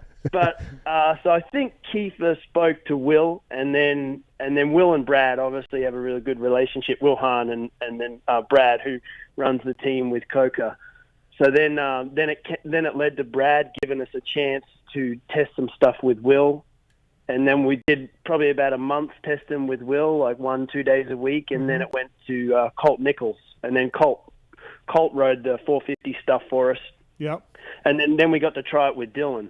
So that's how that whole progression came through to even getting it onto a Star bike. Yeah, and then obviously Brad giving us a chance to do that, and then we started with Dylan and Jeremy Coker and Hutcho and the guys from there, and then that led us into the Supercross, and then kind of was a bit of a shock. We ended up with Malcolm, which was cool because you're going to have a good bike in the whoops with him, but it was just we were really really swamped, a lot of work going on, but it was a fun challenge, and then so we were just doing a lot of suspension stuff.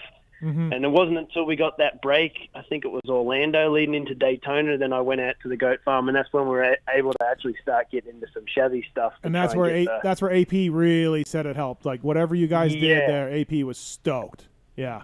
Yeah, so we could finally get the chassis to help the suspension. We kept just trying to use the suspension to band-aid little things, right.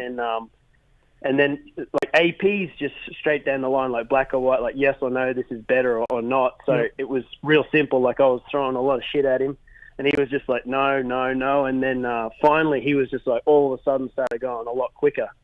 And then everyone else was like, oh, can I try that? Can I try that? And then it progressed so quick, like I couldn't even believe it. Like we had to fly the other KYB guy, John Yamada, out because it was just me. And then it turned into flying him out because we had the 3 guys testing all the chassis stuff and then all the linkage and all. Like it was crazy. But we got probably like a good 3 months worth of work done in a week.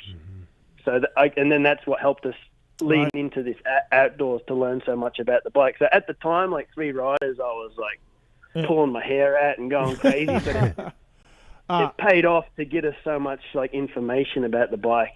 Because I was always told from people that would know, the more power you add to the Yamaha with the backwards motor configuration, the funkier it got with the chassis, Gilmore, and the harder it was to make the thing work. So, that's the issue you guys had, right? Well, like from the start, like I was like when we were first doing this stuff, and I would talk with Brad about motor and this and that, and I was saying, man, the stock bike's fast enough, and he would just go, nope, it's not. And I'm like, oh, okay. He's telling me how he can, manage the power. And as long as you can manage the power, because this is out of my realm, I'm probably talking out my ass. But like, get the power curve to come on smooth, and then it can be aggressive, and then it'll be easier for you to tune the chassis. So I just kind of trusted in what he was doing. Right. And then leading into some other stuff, because I got some other friends in Europe who are like the heavy on like the MotoGP side of like chassis stuff. So.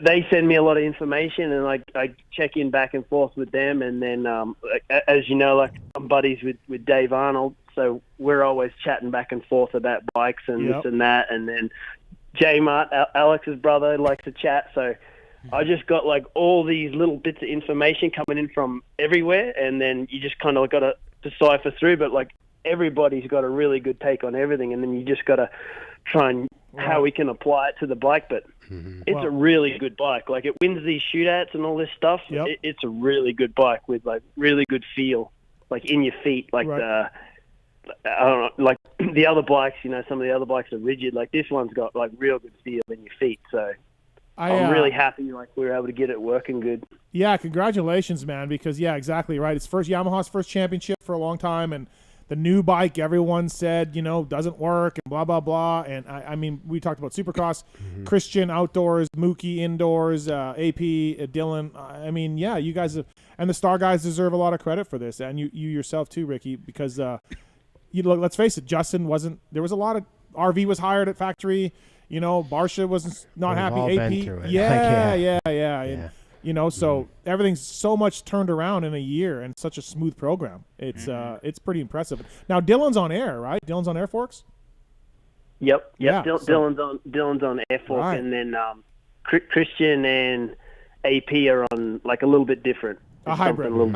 Yeah. Hybrid. We got it, Ricky. Yep.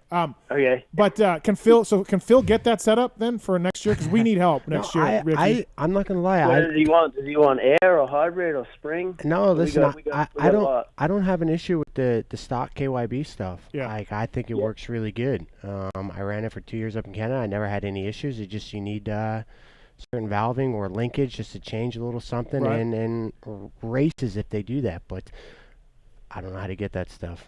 I don't know if they give it to me or what or where it comes from, but it's there. You know where it comes from. Oh, I know where it comes from. They just you didn't grab any races at JGR before you left or anything? Couldn't you grab some of that? Yeah, I don't even know if it'll go in the new frame. But Gilly, I got a question. So your background is just suspension, correct? I grew up racing, but obviously not to the level you guys are at, So I never made it. Never made it. He came over with Dan Reardon, right? Yep. Came over with Daniel. I was like man friend, like backup dancer. I remember that back in the day. Yeah. I was because I was just curious, like because normally at that level you have a chassis guy and then you have a suspension guy, and it's just like they don't really, I don't know.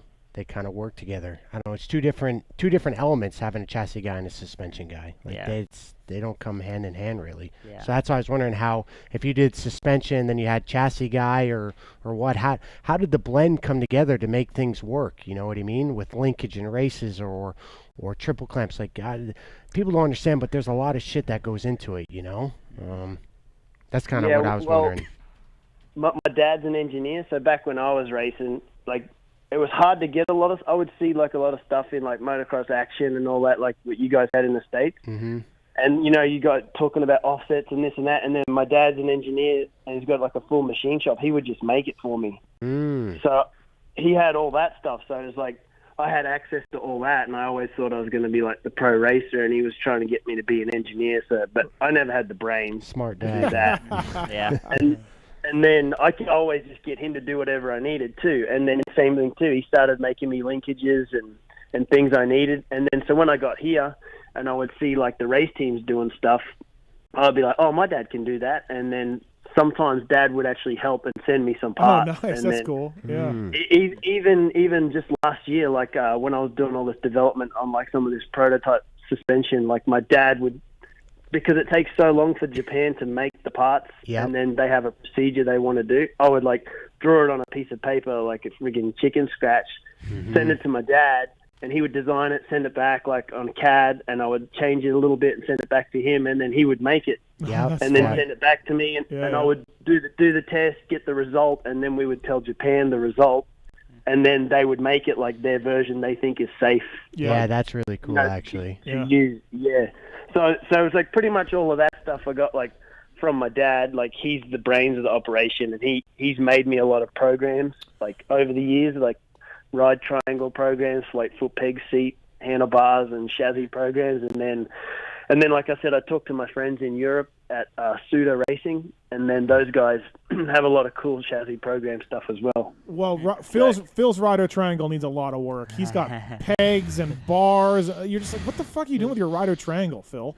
No, listen, look at me. I mean, it's a rolling wreck. Gilmore, next time you see Phil, 2022 Supercross, go look at his rider triangle. And I hit up Gilly while through Sethro, and just trying to get some answers and kind of figure some stuff out, because I didn't want to step on anybody's toes. You know, I don't know how. No, I remember that. Yeah, Seth hit me up, and I was like, well, I'll try and figure out what we can do, because I got to talk to Bill, my boss at KYB, Bill Orr. So he could help, try and utilize you in some sort of test role too. Yeah, some 100%. Stuff, like that, because that any of like the good guys, like, because that's why like Kiefer and like Sleater was so awesome. They just give up their time for us to just any of this one-off stuff, and then. I've tested plenty, Gilly. I've tested plenty, let me tell you. I was really looking forward, Gilly, to, Kiefer, the new Honda 450 came out, and the thing didn't run very well with Kiefer settings in the map. And I was really enjoying hammering him on the show here for these settings that he developed.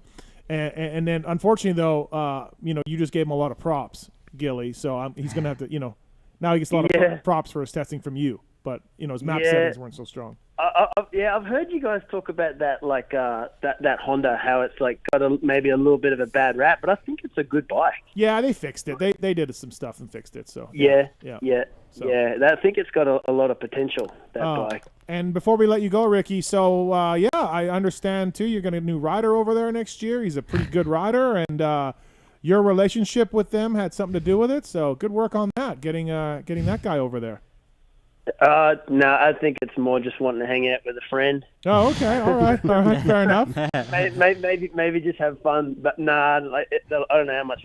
Can we even talk about that shit or not? Yeah, we talk about it. Yeah, nobody listens to this show, so it's fine. I want to talk about 2015. What? The Honda in 2015. Oh, yeah. Okay, who developed that bike? Okay, where did that setting come from, and how the fuck did Eli go so fast? Like, honestly. Yeah. You got to like start the whole thing again by like people don't understand, like Gilly. Okay, Steve. People don't understand Gilly helped Tomac with his whole Honda setup in that year in 2015. Forgot factory connection. Yeah, factory connection, whatever. He was a big part of that program, and everyone knows Eli in 2015 before he did both his shoulders was unstoppable. So that's why I kind of wonder, how that all came about, because that bike was flawless. Why would he want to get away, or what happened?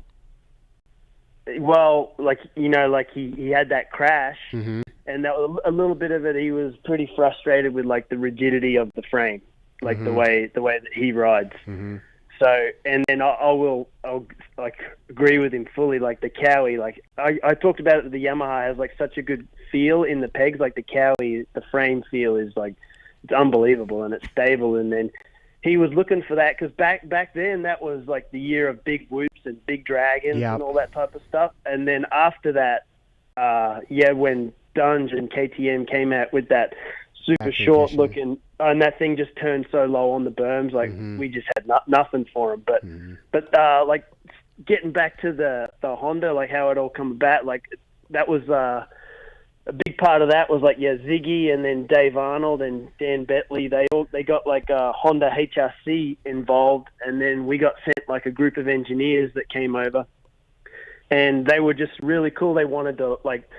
I don't think a whole lot of them had a lot of dirt bike experience, but they were like pure engineers. So you could kind of mold them into what you wanted. Like I would teach them how to like watch a bike, and then they would teach me how to look at data. Gotcha.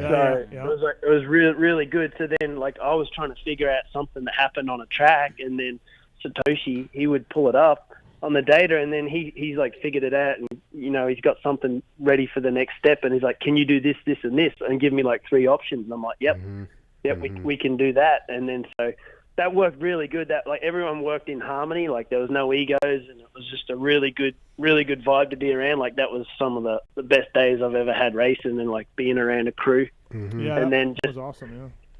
Yeah. And then just Eli was just at that age too, like turning into a man. Like his body was becoming physically strong, and the bike was good. And then like KY, because I was a Geico guy at the time, and then John Yamada from KYB, so he brought some KYB stuff, and then we kind of tuned it for Eli how we wanted. It took us a while, like we were hitting our heads against the wall for a while, but then we finally got there, and then worked out really good. But yeah, so that's great. And then a little bit of that stuff that Eli developed is in a little bit of Dylan's fork. So cool. I think it's pretty cool. Like years later, that stuff still works. Yeah. Oh, well, listen, if Bill and you want like a little bit of an overweight vet B rider tester, I went like 14, 11 or something at the World Vets. Let me know. I can run some settings. And then Hey, I don't know if you've seen Bill ride. Like, Bill gets out there and he'll ride all the tracks. Like, he's like late 50s and he still rides. Okay. And he'll still call something. Even when we had Trey Kennard riding some stuff, he picked up some stuff like before Trey. And then him and Trey are having a conversation about like what they felt. So there we go. Yeah, it's pretty funny. Trey's like, "Oh, dude, Bill rips," like, and he's like, "No, he's serious. He knows what's going on." That's good. I still like how Gilly hasn't. Gilly, I'm gonna put you to throw you to the fire. You still haven't gave up really what changed on the Yamaha though. Whether it was like a full-blown linkage, like JGR, we welded gussets on frames, on swing arms. He said at the Goat Farm he finally got a chance to do more than just suspension with the chassis stuff. Yeah. He had to do so. Suspension was the Band-Aid, and he moved to chassis. And so I'm thinking link and pull rod. I mean, do you want the pull rod length? I don't know what you want here, pull Phil. rod length. I want swing arm. I want frame. Phil wants I this want for races. himself. Okay. Yeah. Okay, Gilly. Fuck everybody else. Just send it to me. Gilly, text me all the settings right now as soon as we hang up. All right. Yeah, we can get it. Just Phil, the wheelbase is really short. Really short. Okay. Yeah, there we go. Yeah. Perfect. Okay. That'll work. Yep. Dang. And then we'll give you some. I'll hook you up with some more stuff. Okay. All right. I'll Gilly, be in contact. Thanks for picking up with no notice. I appreciate it. Phil said we had to get you on tonight to talk about it. Thank you. I appreciate it. Did they put my pickup? I think it was Peter a pic of. Did they put my pickup? Oh, did we got a photo up or what? Yeah, we did. Oh, we did. We got it up. We used the headshot. Okay. All right. It was easier. So it must be on YouTube. Yeah, YouTube stuff. Yeah, for video. So, thanks, Gilly. Congrats on all the work and all the wins and everything else, man. Really appreciate it. Thanks for coming on. It's awesome. Thanks, Bob. Yeah, thanks, boys. All right, Gilly. All right, that's Ricky Gilmore, KYB's suspension guy that Kiefer swears by, and everything else. J-Mart talks to him a lot. Does he? That was cool. For me, that was cool. Okay. No, good job getting him on. Yeah. All right, we're on a commercial break here. We got some food to snack on here. We're going to come back. We got Wil Hahn. Have you guys heard of him? Yeah. Okay. I like Will. Will's coming on. Christina Will. Denny's going to join us. I agree. And Paul Perebijnos will call in. We'll do some more bench racing. We got the X-Brand Goggle Terros. We got lots of stuff to go on. My race tech rant as well. Stick around. We'll be right back after this, everybody. Lame.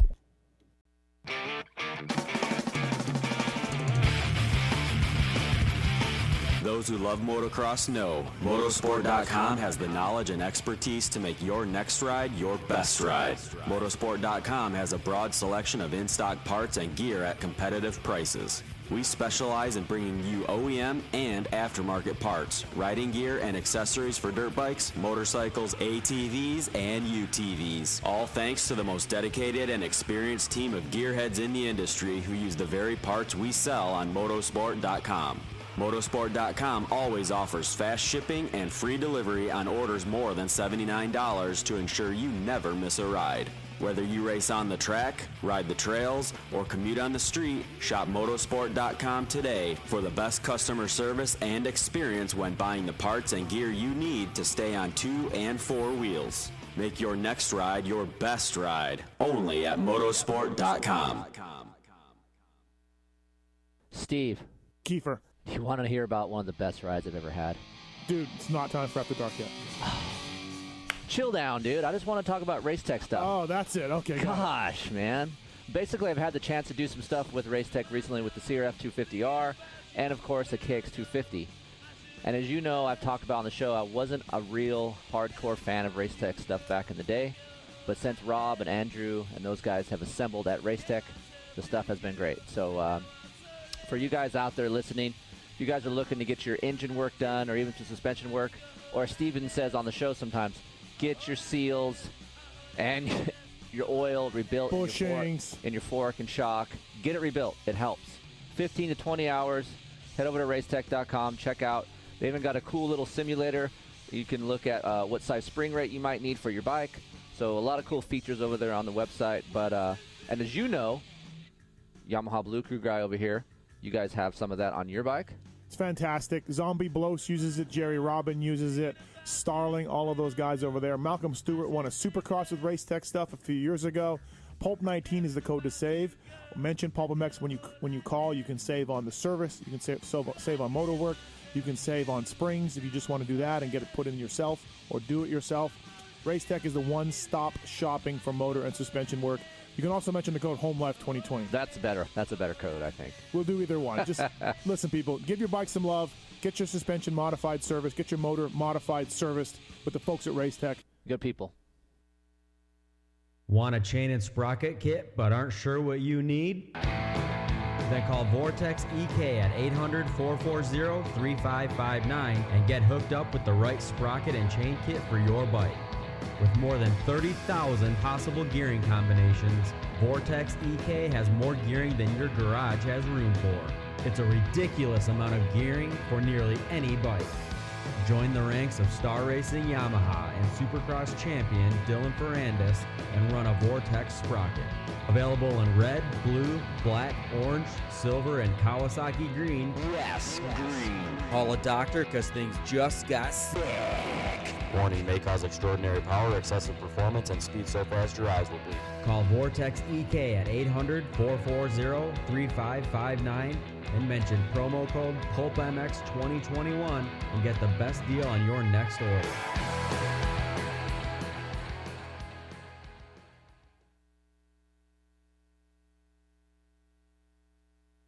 Maxima Racing Oils was created for world-class racers who challenge the limits of possibility. Their demands on equipment drive us to look beyond conventional ideas and to exceed industry standards. It's in our DNA to identify problems, formulate solutions, and execute at the highest levels of competition. Case in point, the championship-winning Factory Kawasaki race team, longtime Maxima partners who extensively use Maxima throughout the bike. Maxima's USA-made products exceed JSO requirements and can be used in all motorcycle brands: Kawasaki, Honda, Yamaha, Suzuki, KTM, Husqvarna, and more. Maxima Racing Oils. Experience the difference. Visit MaximaUSA.com for more information. Hey Pulp Nation, Andy from Guts Racing. We are the leaders in seat technology. We feel like for any need that you have with your seat, we've got you covered. For 2021, we're going to be adding more colors to our product line, and we're going to be adding more merchandise to our product line. Also new for 2021, we've expanded our distribution through motorsportoutlet.com. So please support the people that support Pulp. Support Guts Racing and also support motorsport.com. Hope to see you guys at the track soon. Once again, this is Andy Gregg from Guts Racing. Thanks again to Pulp Nation for all the support.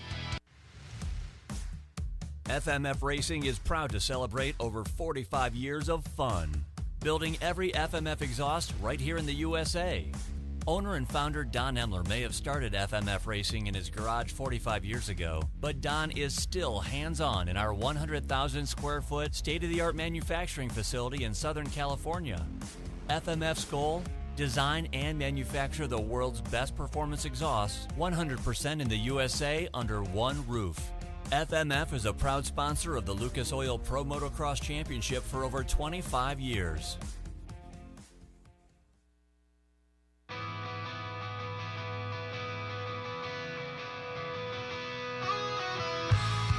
Hi, it's Tomax Superfan Dylan here.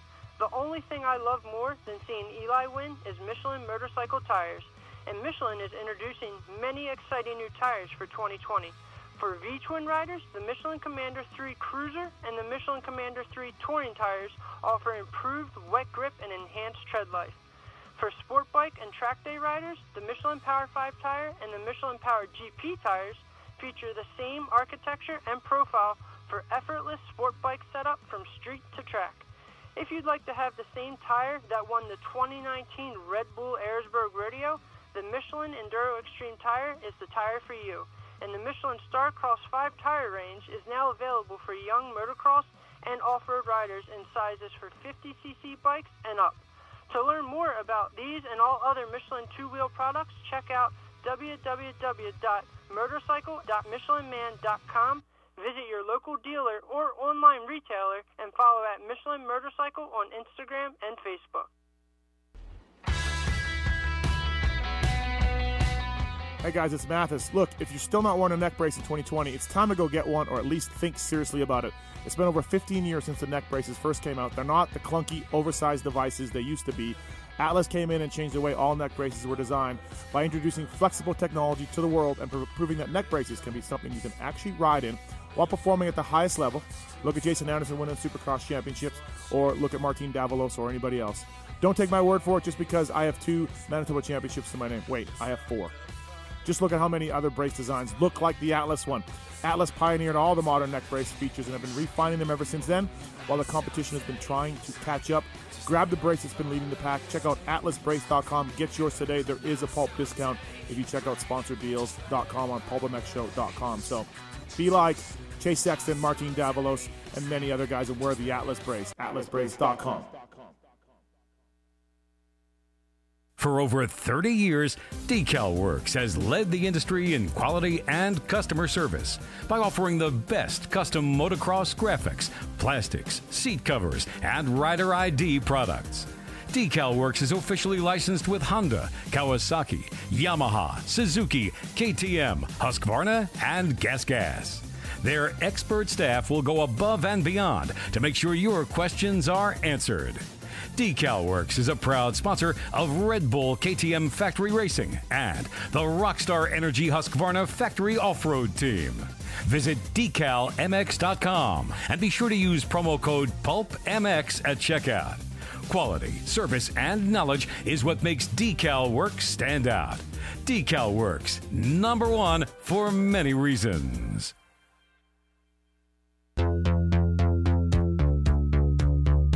Our guys at Works Connection have always been there for the PulpMX show, and they're there for you as well. They're just as passionate, as dedicated to the sport as you are. For over 30 years, Works Connection has been designing and producing innovative products like the Pro Launch Start Device, the 1-2-3 Easy Build Elite Perch, Elite Axle Blocks, and much, much more. You'll find Works Connection products on AMA Pro Riders bikes under the canopies of Team Honda, HRC, Star Racing, Smart Top Honda, as well as top teams and privateers alike. The best part of this deal is PulpMX20 code saves you money at WorksConnection.com. Stop by your local outlet and check out the new lineup of Works Connection products for 2021. I've got the perch on my bike. I've got the engine plugs. I absolutely love it. Great product. I've got the start device as well, which helped me in one moto at the World Vet Championships, and one moto not so much. WorksConnection.com. PulpMX20 is the code to save. Please check them out. All new 2021 products now available. Thanks for listening.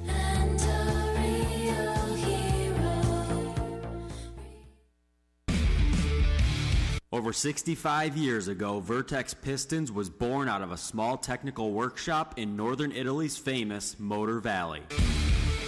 Expanding and maturing among the racing legends of Ferrari, Lamborghini, MV Agusta, and Ducati. Today, Vertex Pistons are the pistons of choice for motorcycle riders and teams throughout the world. Because of their renowned reputation for exceptional quality, Vertex Pistons is a factory piston supplier to KTM, Husqvarna, Beta, Gas, and TM. From the motocross, supercross, MXGP, GNCC, National and World Enduro Series, you can find Vertex Pistons winning championships. Vertex Pistons strives to provide you with world-class factory technology at a very competitive price. No matter which brand of bike you ride, when it's time to rebuild your top end, Vertex Pistons will have your engine performing better than new. To see our full range of 2-stroke and 4-stroke pistons in replica, high compression, or GP-style configurations, visit us at vertexpistons.com or stop into your local dealer and ask for a Vertex piston kit today. Welcome back, everybody. PulpMX Show presented by Motorsport.com, Fly Racing, and Decal Works. Great to have you tonight. Thank you to Adam Cianciarulo.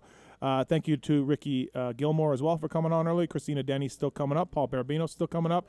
Also, Wil Hahn here right away coming up on the show. I want to thank the folks at ProFilter. There's a real option for riders to avoid ever cleaning an air filter again, which air filters suck, right? We know that. Imagine an alternative way to clean and oil your filters. If you haven't heard of ProFilter, maybe been roosted too many times. ProFilter.com, Pulp20. Pick up a pre-oiled, ready-to-use premium air filter, oil filter for your next service. They make them for dirt bikes, street bikes, side-by-sides, and everything in between. We're giving them away on PulpMX Fantasy as well, weekly. So thanks to the ProFilter guys. Maxima, of course, love these guys. Eli Tomac taking the win this weekend on a Maxima lubricated Cowie. The 4-stroke engine oils are designed to ensure ultimate performance while providing maximum protection under the most severe MX and off-road conditions. The 927 is the #1 selling performance 2-stroke oil in most markets around the world. What makes 927 so unique? Proven performance, unbeatable protection, and still the greatest smelling 2-stroke oil out there. Pulp20 is the code to save at Maxima USA and at ProFilter as well. So get your filters, get your oil, put in the code PULP20 and save with the folks at Maxima. Phil Nicoletti and Alex Martin here in studio, and we thank them for – did we get the counter, Marks? We thank them for all they're doing. Wil Hahn coming up on the show right away. What's your favorite Maxima product, Phil? SC1? Yeah, you can't go wrong with SC1. New bike in a can. Troll, favorite Maxima product? Chain lube. Yeah, chain lube's good too. Grease is good too. What? Dude, you can't go wrong with some good old chain lube. Fucking chain lube. What's wrong with that? No, it's cool. I want to thank the folks at Racetech, racetech.com. Pulp21 is the code to save. They got suspension seminars. Their suspension seminars are sold out, I should say. Looking to add some more dates, but in those are in October. Engine seminar in November 2021 in Corona, California. What makes a world-class engine? How do you create low-end power and peak power band while improving power at the same time? How do you build a high-performance engine that will last? Racetech will cover all of this and more with the new engine seminars. Racetech.com to learn more at those. So suspension seminars, motor seminars. They got it going on over at Racetech. My Racetech rant of the night, it's really simple. It's really my simple segment. Racetech rant of the night is you two fuckers. Okay. That's my rant of the night. Right. I was look, we're all friends away from the track, right? I cheer for you guys. I promote you guys. I talk about you guys. I want to see you do well. And my national series was garbage thanks to you two guys getting fucking hurt and doing nothing. Sorry, I was looking forward to Troll. You've heard in the past all the Troll Train talk. I know. JT. I really let you down this year. I'm sorry for that. Thank you, Phil. Yeah. I've done nothing but create your brand and pump you up. Listen, man, it kills me more than it kills you. And so this summer, my two heroes, my two guys that I'm pulling for. Oh, Zacho, love Zacho. Later, Zacho. AC, good dude. See you later, AC. I blame COVID. You two fucks out. So this is what both of you. Fuck you guys. Because you made my summer shitty. Suck it, Steve. I can't argue that. I can't argue it. That's my You race think tech. your summer sucked? Try walking a day in our shoes. Well, okay, granted. Now, I still got paid for these shows, with you two getting hurt. So I didn't really suffer any, material real losses. tough life for you then. Right. Yeah. You guys actually suffered losses, losses of money, losses, of all that stuff, right? Yeah. But I got good sponsors. Motorsport.com and ORW. Motorsport.com, ORW, yep. FXR, Fly Racing, Rockstar, yep. Atlas Brace. Atlas Brace, that's right. You had the Vision Brace. Yeah. I mean, they were awesome to me this year.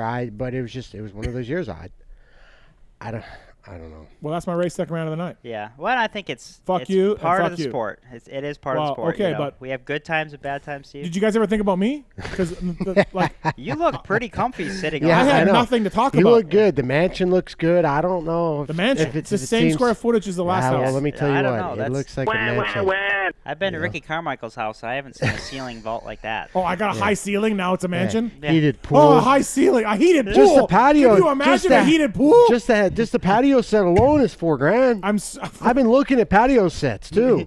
That's a $4,000 fucking patio set. That was $400. Yeah, included in the price of the house. Dude, Did get me a deal like that. Did you hear him say I got a heated pool? That was Phil's extravagance. I got a heated pool. You don't in not Vegas. make a pool. It's 105 degrees outside right now. Yeah, I'm so glad I got a heated pool. It's a hot tub. It's really coming in handy. You got a free smart top pool out there. Hey, but in all seriousness, podcast is doing well. Yeah, okay, let's talk fucking numbers, dude. What's your fucking number? Tell me your number. Do you want? I didn't mean to say that many F words. Tell me your number. What number do you want? I want the total, when you write it on your taxes, income. PulpMX, income, boom. I have a ton of expenses. Before the lying part, too. I travel to all the races on my own dime. I fly, rental cars, hotels. No, you don't. No one pays. Someone pays for your travel. Absolutely not. I'm an independent contractor. Yeah. Okay. What's the number? Tell me the number. I have to pay him. You always tell me what the fucking number is. Yep. What's the number? I got to pay these two guys. I got Swisscore to pay. We're Dude, cheap, I promise. Are they getting overtime right now?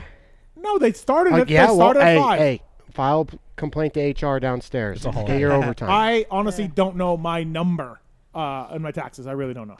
I made less money this year than last. That's what my accountant told me. You are so full of shit. I do not know the number. Probably getting audited. Okay, give us a ballpark. You got to know within $30,000. No, I do not know within $30,000. It's when you have that much money, you don't worry about the bottom line. And this is the guy that doesn't tell anyone money Phil numbers. tells and nothing. he wants right. everyone else's numbers. He hounds me. I do hound you. I just want to know. I hound you. We got 3 houses now? You never. Oh, you're coming under fire now. It's over. We got 3 houses. I do have 3 houses. I just sold one. Okay, now we got all the equity from that house. Jeez. Do you not think in the housing market of today that I paid more for this place than is traditional value? What's a PulpMX sound sponsorship? good over the mic. Like you mean helmet sponsorship or what do you mean? Yeah, what's that? Helmet decal. What's that running these days? Shoot, back when I was doing it, it wasn't. I paid you. All. I paid you. You did. I paid you. I'll run PulpMX on my helmet. Dude, you're still you are still dodging. It's unbelievable. I honestly don't know. I think it's about 200. Less expenses. I think it is. It's about 200 bring in, and then I have $40,000 a year in travel expenses. That's bullshit. There's no way it's 200. And those are write-offs. No, I don't know. I write it, but I'm saying that's not what I take home, as you guys know. You're making more than Jeremy Martin riding a 250 right now. Oh, stop it. Yes, you are. Oh, stop it. Yes, Stop you it. are. Not after those win bonuses. Yeah, exactly. Does Jeremy get a kicker, too, for if he wins so many races? Is that why he was racing? He's kept. No, it's just per race. Oh, okay. All right. And why did we have J-Mart on the show a month and a half ago? And he comes on the show, and he says, I've signed my deal for next year, but I can't say with who. Oh, he said that? But it's like, if you re-sign with Star, why wouldn't you say I just signed with my team again? Isn't it public? Well, now it is, but then it wasn't. Okay. Then it wasn't. Yeah, he's weird. Okay, weird. all right. We're just saying that now. Okay, German's so weird. I was like, because when he said that, right, we all went, well, it must not be with Star, because we we discussed. There this, was some talks about PC, you know, for a while there. But it didn't make any sense for J-Mart to say like, oh, I signed with somebody, but I'm not going to let it out right now. But it's like, so we're like, oh, it's obviously not Star, but it was with Star. Yeah, it's J-Mart. It just depends on the day you catch Jeremy and what mental mindset he's in. Okay, all right. Yeah, I can't speak for him. His little brother. Yeah, he's a twin, so he was. You know, maybe he had some suffocation. He didn't get all the chromosomes. Yeah. Split. We're getting Wil Hahn on the show right now. Wil Hahn brought to you by the folks at Vertex Pistons. Alex, did you know that every two-stroke KTM Husqvarna and gas comes with a Vertex engine in the piston? I had no idea. In piston in the engine from the factory. Did you know that 65 years ago, Vertex was founded in a workshop in northern Italy? 65 years ago. Yeah. And did you know that Talon Volin, who we had on the show 2 weeks ago, says he's been to the Vertex factory, right? Because he obviously lived in Italy. Wow. Get a two-stroke or four-stroke piston and replica, high compression, DP style configurations. VertexPistons.com. Email sales@pivotworks.com. Tell them you listen to Pulp. Tell them you listen to Phil. And you can get a hell of a deal from the folks at Vertex Pistons. They're OEM supplier to two-strokes for gas, KTM Husqvarnas, and betas and TMs and all that kind of stuff. So please check it out. And Vertex Pistons is pleased and proud to bring you our next guest on the show. It's Wil Hahn. What's up, Will? No, a whole lot. What about you guys? Will, what are you bringing in before the write-offs and everything else for your income? What are you bringing in? Because Phil, right hey Wilbur, Phil's really worried about all this. Just a little over $1 million. Fair enough. Damn, Fair enough. I'm retiring tomorrow. just outside the money. No, obviously I'm doing all right, but yeah, I'm happy about it.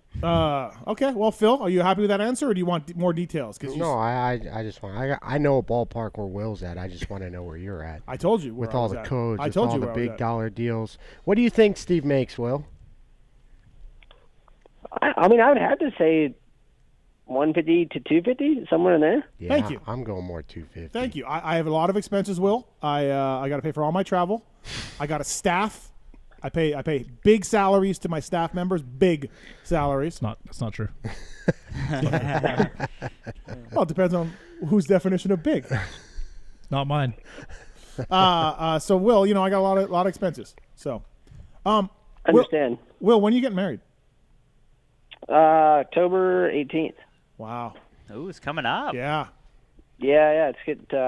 We're about 6 weeks out, so yeah, we're getting excited. So you picked all the food and picked all the shit you need to do for a wedding? Yeah, majority. It's all that stuff's coming together. So who's in your wedding party?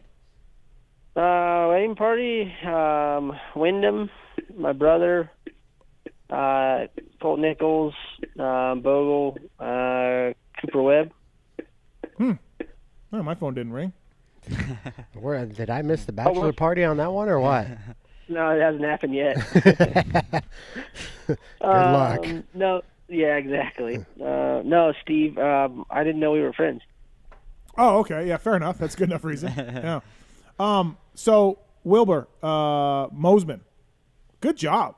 He crushed it, man. He rode really well. And you know what? He's going to be better at Hangtown too.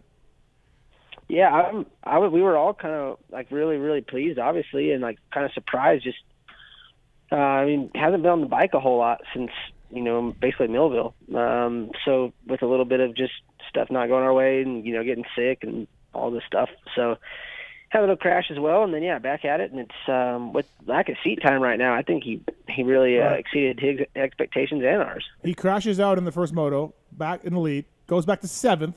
Gets back up and gets all the way back to 2nd. That's impressive. It was a good ride. Yeah.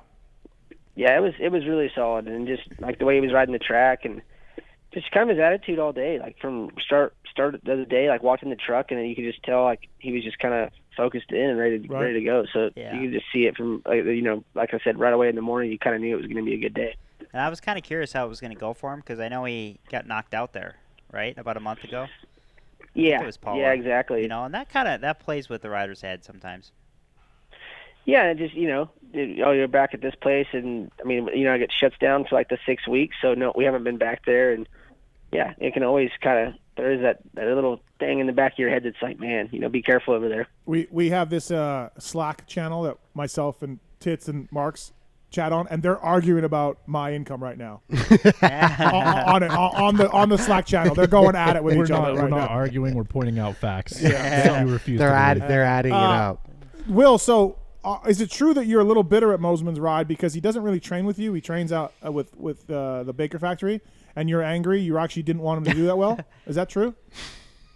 Why would that be true? I don't know. That's what Phil said. That's a random fact. Yeah, throw me under the bus. I'm pretty sure Mosman's been in California for a while now. Oh, I thought he was in Florida training out there. No.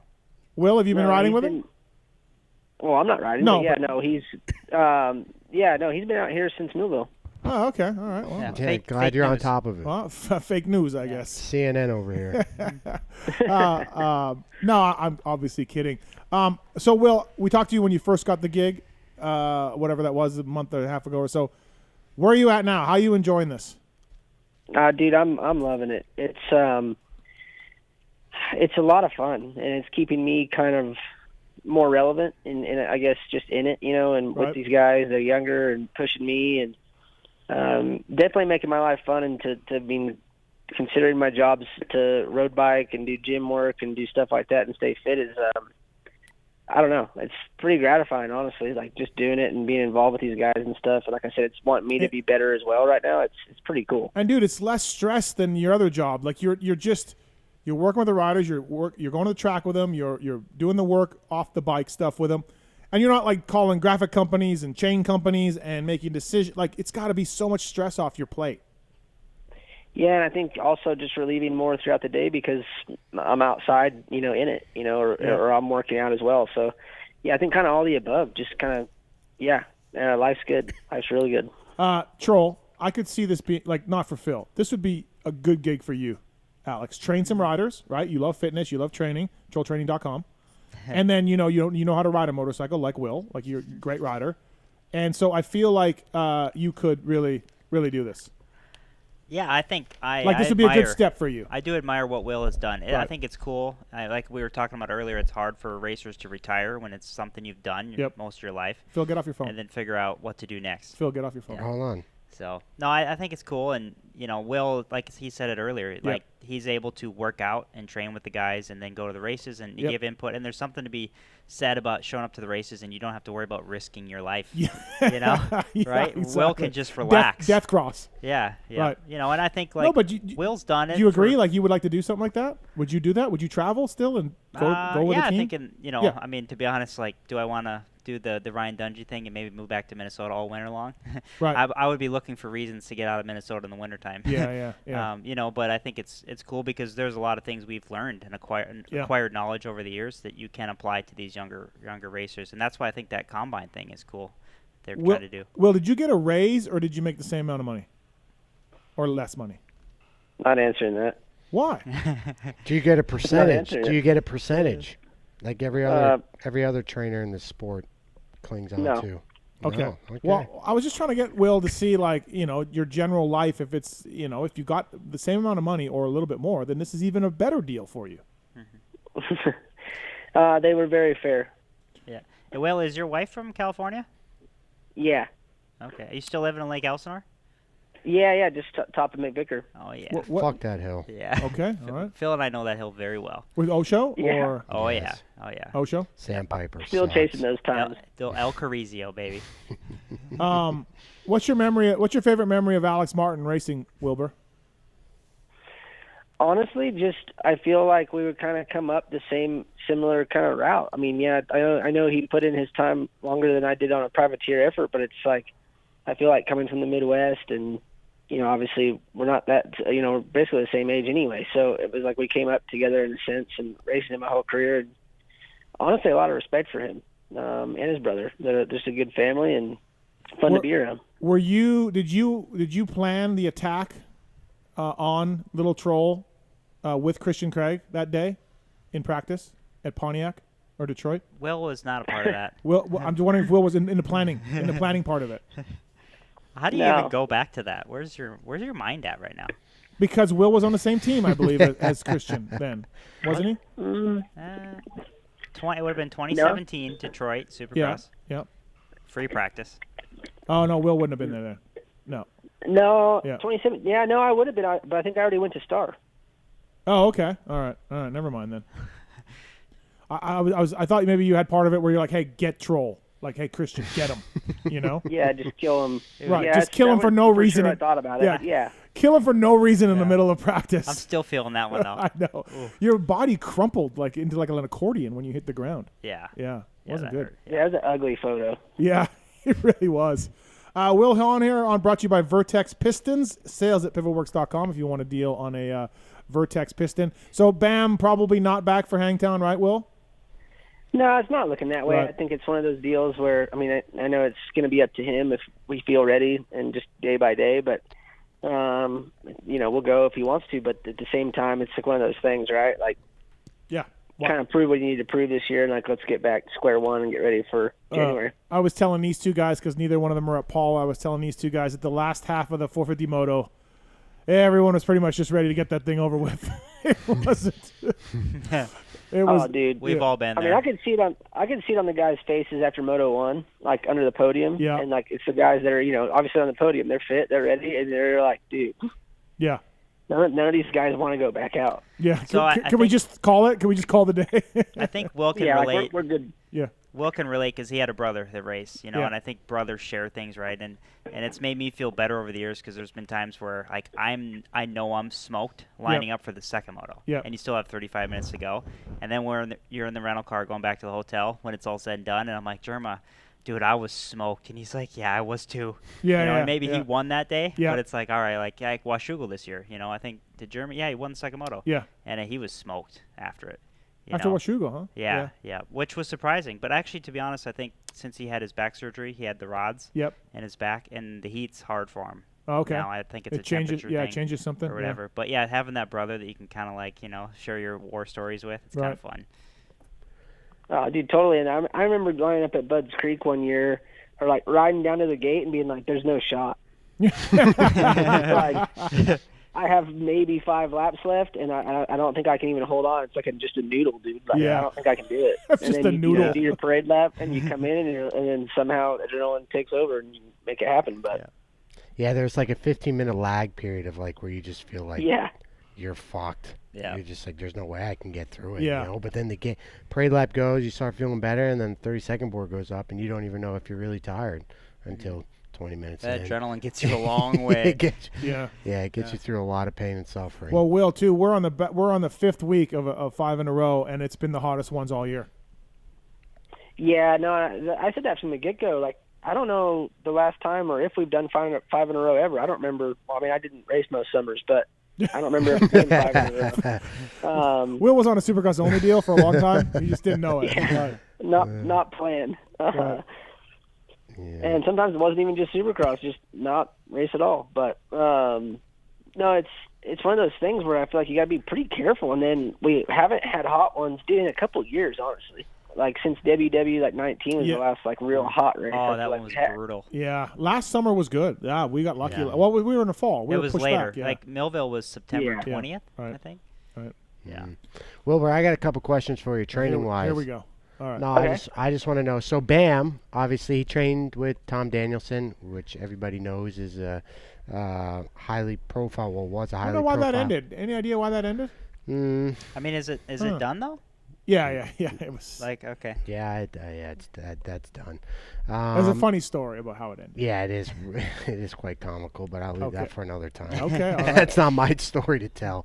So I was just wondering how that's kind of transferred with you and Bam, and Tom Scott has a huge cycling background, and I know Bam's trained off power for quite a while, and I was just wondering how you rope that into something that's like mid-season, jumping ship like that, How do you handle all that? Do you wait till testing, midway, or, physical testing come October after the guys have a break and start from a whole new baseline, or what?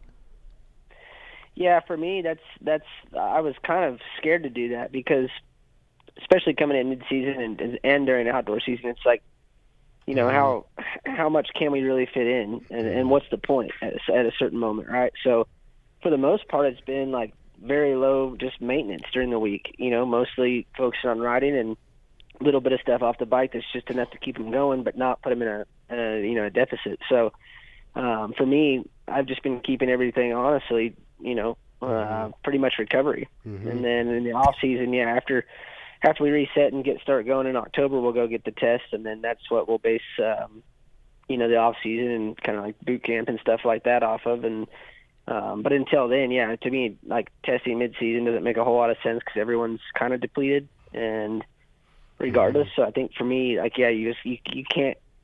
I really don't think you can build much in between those race weeks and come into the race ready to go. For me, it's more important showing up on race day and wanting to go ride rather than being like just another day. I'm sure Wil can attest to this. Sometimes a lot of these top athletes, they're willing to do whatever training wise, and sometimes it's about holding them back. Yeah. You know, and saying this is enough on this day. Yeah, Dunge was pretty famous for saying that when he went to Baker's, he learned he was doing too much. His program at home, just figuring it out or doing whatever, he got to Baker's and he was like, oh wait, I'm doing more. And I mean, I believe Wil, you know, he's been around long enough. There's a lot to be said about the recovery, and there's a lot of science coming up. I don't know. A lot of science and like how to, you know, Normatex and things like that do help recovery, and you know, Wil's pretty privy to that, so that's something he can bring to the table. Wil, are you signed up to trolltraining.com? I'm a fan for sure. All right, Phil, are you on trolltraining.com? I can't afford that shit. It's expensive. How about Phil was the only guy I knew that was like actually paying Seiji just like remotely for like remote reasons, remote training. Like he would never pay to go all the way. Phil would just. No, I paid. No, there was a conversation at the beginning of this year, like, listen, Seiji, we're gonna have to back it down. I can't pay you that much. Oh, you know, my and God, he was already Phil. on the bare minimum. Listen, there's no other trainer I'd have out there other than Seiji. But you say that, but you won't pay him to train you. Like, I'm on an online program. I'm not going to pay $20,000 for an online program like a bunch of these other slapdicks. I won't even pay $5,000 because I'm so cheap. Maybe at the end of the year, it adds up over $5,000. Your lack of willing to invest in your program is why you sucked this year. I made it pretty. Thank you. What about you? Troll. Thank you, Troll. Yeah, this year was a good good imitation of troll training. Fuck, man. Glad I didn't buy stock in that company. We're not live yet, but we're gonna get our shit together before we go live. This is what we get, Wil, tonight. This is what we I kind of walked right into that one. You did. But no, it's okay. Back to training. No one cares about troll training. I'm trying to promote it for him coming up here. Yeah, suck it, Phil. Yeah. Dude, you got enough clients. You're making more than anybody else that trains people. Yeah. So, because Alex comes from, his trainer is a cyclist. Right. You know, John Westling. Yep. Seiji was a cyclist. Wil's into cycling. Barsha came from... John was more of a cross-country skier. Cross-country skier. But he came from, you know, aerobic capacity sport. So he's super fit. Now he's into cycling pretty hardcore. You know, so our sport is based off, you know, heart rate. You know, and then cycling with Seiji, I use heart rate and power. Most of my stuff comes off power. Do you do power, Wil, or no? Not so much. Yeah, I do. Well, at least when I trained, I did. So I'm really familiar with it, and I know it's easier to keep it monitored with the heat and raising your heart rate. So you might think you're at a threshold area when you're probably really not, just because it's hot. And then, so I always felt like it was a more true test of where my level was at. So yeah, I'm for sure for that. Phil loves power. I do. I think it's an awesome tool. Like a power meter. What you're talking about? Yeah, just a yeah. power meter. Yeah, right. Yeah. Wil Hahn on the show, brought to you by the folks at Vertex Pistons. All right, so Wilbur, how's TK? What is he grumpy all the time, or just half the time, or what's TK like? Dude, he's been awesome. Okay. It's been just like, honestly, like sunshine, man. Like, I don't know how to explain it. Tyler Keefe is like sunshine. Dude, I'm telling you, dude, it's just been, the whole team has been freaking awesome. Alex, you rode for Tyler Keefe at Charlie Designs. Sunshine? We had sunshines, and we had intermittent clouds. Oh, yeah. Some thunder and lightning. But there was some sunshine. So thunder, clouds, I had a good relationship with TK. Right. I enjoyed it. Who was gnarlier, Bobby Reagan or TK? Oh, Bobby, for sure. Okay, yeah, right. Okay. For sure, Bobby Reagan. Right. Yeah. Well, TK's going to hear this now. He's going to go all gnarly this week on his guys. I think TK's past his gnarly days. Did Bobby ever threaten to bench you? No. Okay, all right. Because some guys get threatened to be benched. In 16, I trained coming into Supercross solo on my own. Just while I was kind of Jeremy, Johnny, Osho, and I. Yep. And then obviously I sucked in Supercross, and I was like, listen, if you can't beat them, join them. And I signed up with Swanee. Oh, I did remember that. That was not. The house was divided. Yeah. Why? Yeah. Oh, because Jerma had Swanee. Jeremy, Phil, and I were living together, and they were training with Osho, and I was like, listen, like, if you can't beat them, join them. And, I mean, honestly, I don't regret that decision. I think it turned my career around. Jeremy was probably not happy. Yeah. It unraveled a couple weeks after that anyway. Oh, it did? So, oh, okay. But that was a prime came down. Yeah, first moto at Hangtown when I passed Jeremy, it was like, all right, you know. But, I mean, that was, for me, I learned the value of weight training, you know, and not cardio only for training. Like, the weights have a very real place in motocross. And Osho, like, look, Osho's gnarly. We all know that. He is, would you say he's, like, one of the gnarlier trainers for stuff he piles on you? I think he's much different now. I think he's, you do? I think he's softened very much. Okay. But I think Jeremy and I, and even Phil was a part of it, 15, what we did, and 15, you probably won't ever see that again. I mean, it was insane, the amount of volume in the motos that we did. But was Johnny saying this is what I did when I raced? I did this volume when I raced? A little bit, yeah. If you want to be an elite athlete and a champion, that's what you do. Yeah, I mean, I was full. I was in. I wasn't paying anything, but I was in. I know. And so actually, that was the year I decided to, because I've been at PulpMX for years, and I was like, I'm going to go to California and I'm going to do this thing with my brother. And then Phil comes out a few months later. He's like, God, something must be working. So Phil comes out to SoCal like 6 months later, you know. And so when you tell Johnny, like, hey, Phil's coming, but he's not going to pay you, was Johnny good with that? Johnny was pretty gracious because Phil and I really got a lot of free training and just life advice, would you say, Phil, from a lot Johnny? Of life advice. Yeah. I don't know about the training part of it at that time because it's just a suffer factor, but a lot of life advice. Pounding each other into the ground. Did you ever do anything with Johnny O, Wilbur? Just around him a lot. I mean, ride for his mountain bike team out here when I do race locally. And then he trained Tedesco, and then Ivan and I rode a lot together that year when he was on Valley and I was on TLD.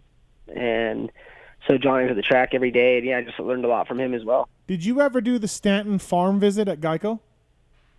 No, that must have stopped happening around the time I got there or something. A lot of people did, I remember right? my brother doing it. Yeah, my brother did it. Josh Grant did it. Right. I went to Larocco's. Oh, you did? In 09. Yeah, that's where I went. Yep. Larocco's. I did a little camp boot What there. was it that? was like, I think Blake Wharton was on the team at the time because I had a fill-in ride from Millville. Uh-huh. And so I was there for maybe 3 days. Oh, okay. Yeah, it was actually really fun. And what was it like for you, Will, to go to Larocco's? Did he talk? Did he talk much? Oh, dude, we actually had a blast. Like, looking back, Jess and I probably tell a story about that trip, like, probably once a day. It was just looking back, like, you know, you wanted to toughen us up. We were all too soft. Right. And I'm like the old guy on the team, and I'm like 20. And it was weird. And so, like, I'm like the adult, or supposed to be the adult, right? And I'm like not even close. You're not close to being an adult. No, not at all. Is there a story of Barsha pushing tires and puking his guts out? Yeah, probably. Yeah, he did. We all did at some point. This was like we'd wake up in the morning and we'd go run these sand dunes, and then it was like 3 miles of hell. Like, you had to crawl up hills. It wasn't like you couldn't stand going up it. And so, because I was just coming back from injury, and you know we're out there, and he's like, "You guys, you know, pretty soft," and I'm like, "Well, I haven't even raced like all year, so I don't even know where I'm at. Like, I could have won for all I know." And I don't even race, so Mike. Yeah, so I'm like, okay, but I was really good at everything off the bike, and so, but I couldn't win any motos, right? The whole time there, I'm like, I can win anything other than my job, unfortunately. Checkers, chess, running, biking, just not motocross. Yeah, everything else was good. My actual job was struggling. So, we go to the track, we ride, and then we were doing 40s every time, and you know, we had to pull in for fuel because our tanks weren't big enough, even our race tanks, because we were riding race bikes in between here too. Mind you, there was one mechanic for all of us, and that poor guy had his hands full because we were blowing up bikes, and they were all race bikes, and we were just roaching these things out. Yeah. So, and when we'd pit for fuel, we had to do burpees until our bike was full, and then he would give us a thumbs up. Oh, so, stop it! God really? bless. Yeah. No joke. I remember. So there was one day there, we had to be fully geared up, goggles, helmet, everything. And you had to do 100 push-ups before you could start the moto. So, and if you stopped at any point, so if you got to 20 and you stopped, you had to do 10 burpees and then restart push-ups. I can only imagine doing 100 push-ups and then trying to shred on a dirt bike. Could you imagine the so it fucking gets gel good. ass? This sounds unbelievable. Yeah. So then I take off. I win the push-up challenge, right? So I'm like, yes, this is my shot. Like, I have like maybe a 30-second gap that I can hold for the moto. Oh, yeah, right. So I'm like, my moment to shine. So I rip out of the garage and hit the first jump, and when I landed, both hands flew off. And I'm like, holy fuck, my arms are done. Like, this is not good. He's kissing the front fender like, And His so arms blew off. I'm like, man, I almost borderline felt like I should go tell the other guys, like, hey, like, hey guys, really watch that first jump. Hey, this is why troll training was started, maybe to dispel these stupid motocross myths. Oh my God, and dude, we left there like, I mean, the thing that really happened from that is we like grew so close as a team, because you're suffering together, you're staying together, you're in Indiana with nothing to do. You're blowing your hands off the handlebars together. Hey, Rock, you might want to told us a little bit about being careful. Oh, dude, that's so funny. Yeah, no, he could have done it and he would have been fine. I mean, look at those guys' arms. Yeah. So, yeah. Oh, it's one of those things. I heard a story about him doing he would bench press on Fridays before nationals. He'd Really? bench press. He'd go to the hotel gym and do 250 pounds, just rep after rep. On Friday before. Yeah. And they don't make them like that. I remember him being so disappointed. Like when I started working for Geico, we'd work out at lunch or after work, and I told him, I'm like, hey, I'd like to put some upper body on, not really worried about arm pump or anything anymore. Like, let's get me jacked up, He's like, yeah, okay. He's into it. I remember the first time I bench pressed, it was 125 was my max rep, and he's like, he goes, what do you weigh? I'm like, I don't know, 150, 155. And he's so disappointed I couldn't bench my body weight. Rocco just disgusted in you. Yeah. Literally, just bummed out. He's like, you'll get there, but this is, this is not very good. That's good. And then, Phil, you told a story about Osho. He's fucking gone up the hill. He's training. You guys are paying him. Well, Germa is paying him. And the trainer is gone. Yeah, see ya. For a mile up, Indian Truck Trail. I mean, we would hammer all those climbs in SoCal every day. It was you go do your 240s and then you go to a mountain climb and hammer. And Osho's gone. He's the Rocco waiting for you. Osho just looking at the kids, just disgusted. And I'm just there screaming, cursing in the middle of these mountains all by myself. And you can see on the ridges, here's Stroll Daddy. On the other ridge, there's Osho. And then on the other way up there is German. I'm way the fuck down here. And I'm like, man, dude, that's a long way to the top. I specifically remember one time where we were so far ahead of Phil, we actually just drew an arrow in the sand. It wasn't that fucking Go far. left, Phil. It wasn't that far. Phil, we can't wait for you anymore. No, just go left. No. Osho did us dirty the one time with the Sunday Fun Day deal. Oh, I'll never forget that. That was miserable. Yep. We sucked at Anaheim in 2016. We had a horrible night, Alex and I, and we woke up Sunday morning, and Osho was just like, you guys want to come do a recovery ride over with us? And we're like, all right. So we drove from Elsinore over to, where was he at again? Laguna. Yeah. So we drove over to Ortega. It's a shitty drive. Yeah. We didn't want to do it. We're up late, and then we got there, and we're just like, oh yeah, Sunday Fun Day, Johnny. We're joking around because we did not do good. Yeah. And we're like, oh yeah, we'll go for an hour. We all had one water bottle. We had no fucking food. I think maybe Germa had one gel. And next thing you know, we get out there, and we're an hour in.